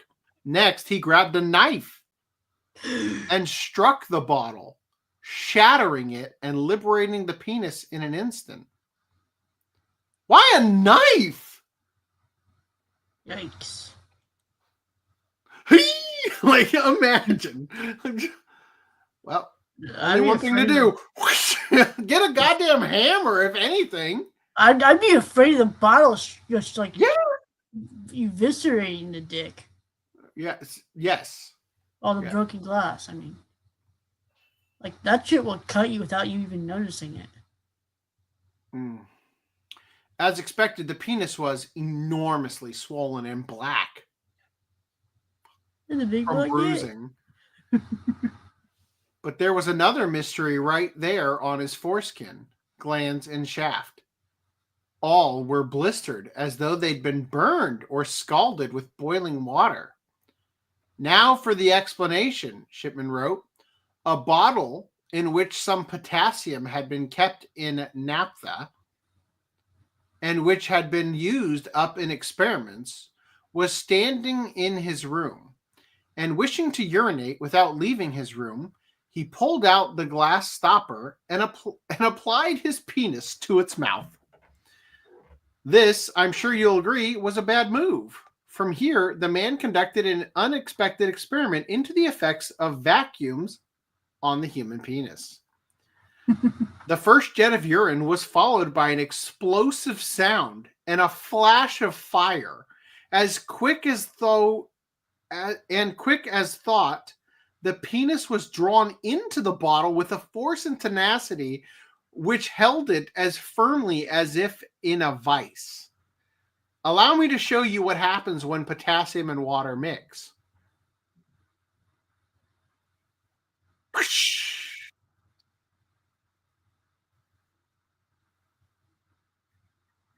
Yeah. So when that fire erupts, it sucks up the oxygen, creating the vacuum that pulled the boy's wang inside.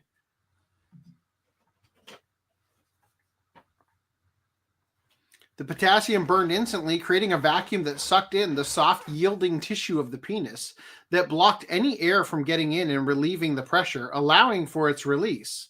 From here, it got worse. The small size of the mouth of the bottle compressed the veins, while the arteries continued to pour their blood into the glands, prepuce, etc. From this cause and the rarefied air in the bottle, the parts swelled and puffed up to an enormous size. The doctor, perhaps a little unconvinced by the man's tale, tried to replicate the result for himself, though he was sensible enough to not use his own penis for the experiment. Instead, he introduced urine to a small piece of potassium inside a bottle while keeping his finger over the neck, as the patient had reported. His finger was indeed sucked inside and held there. As explanations go, this one might be the real deal. Oh, I did it on purpose. Legitimately glad we didn't end with the last one because that was delightful. Finally, a happy ending. Yeah. All right. So, I'm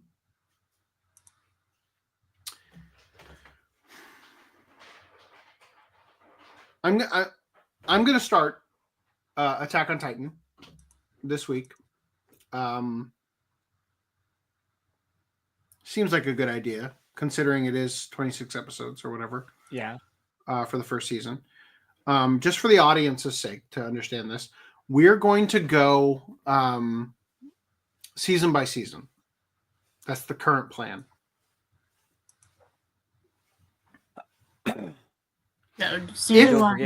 If we had done the Oshinoko Watch Club tonight, there is a decent chance that we could finish Attack on Titan before I have to go to Dallas. But because we can't... How long are you going to be in Dallas? It's going to be... I'm going to work that weekend, but then the following weekend I'm working in Orlando. So it's going to be like a 3-week scenario there. Yeah, it's going to be kind of rough. Anyway, we aren't going to like get hung up on it right now. But yeah, we could do season 1 and then do something short or something, and then come back. Well, it just doesn't get any easier because I'm going to be going to the UK in February, and then I'm going to go to Australia the next month. You know, it just doesn't get any easier the way things are going. So let's just plan on doing Oshinoko next week. That'll be on the 22nd, I want to say. Of course, I've got like that whole week off, so if we had to, we could do it whenever. But anyway, until then, we'll see you guys next time. Black bears are omnivores and eat honey as well as plants. Oh, yeah. Cheap viewers on Streamboo. Viewers. All right, cool guys. Well, let me pick a different outro because currently you don't want the Trump. No, that's fine. That's fine. You're good. I thought it was going to be the Trump one again. Oh, no, which, by the way, I love how last podcast ended where I said, "No, not that one. We'll do this other one." And then as I went to end the stream, I played a video that was in the brand that was set up for the outro too. So I immediately played the video and then end it, and then it starts playing again. And I'm like angrily off camera. You guys can't see me. I'm angrily trying to end it, and then for one frame, you just see me like. All right. Anyway, we'll see you guys next time. Glad your disappointment was documented. Yep. Play out. So I'm coming day and night. I mean, it's terrific, right? So, I'm in heaven.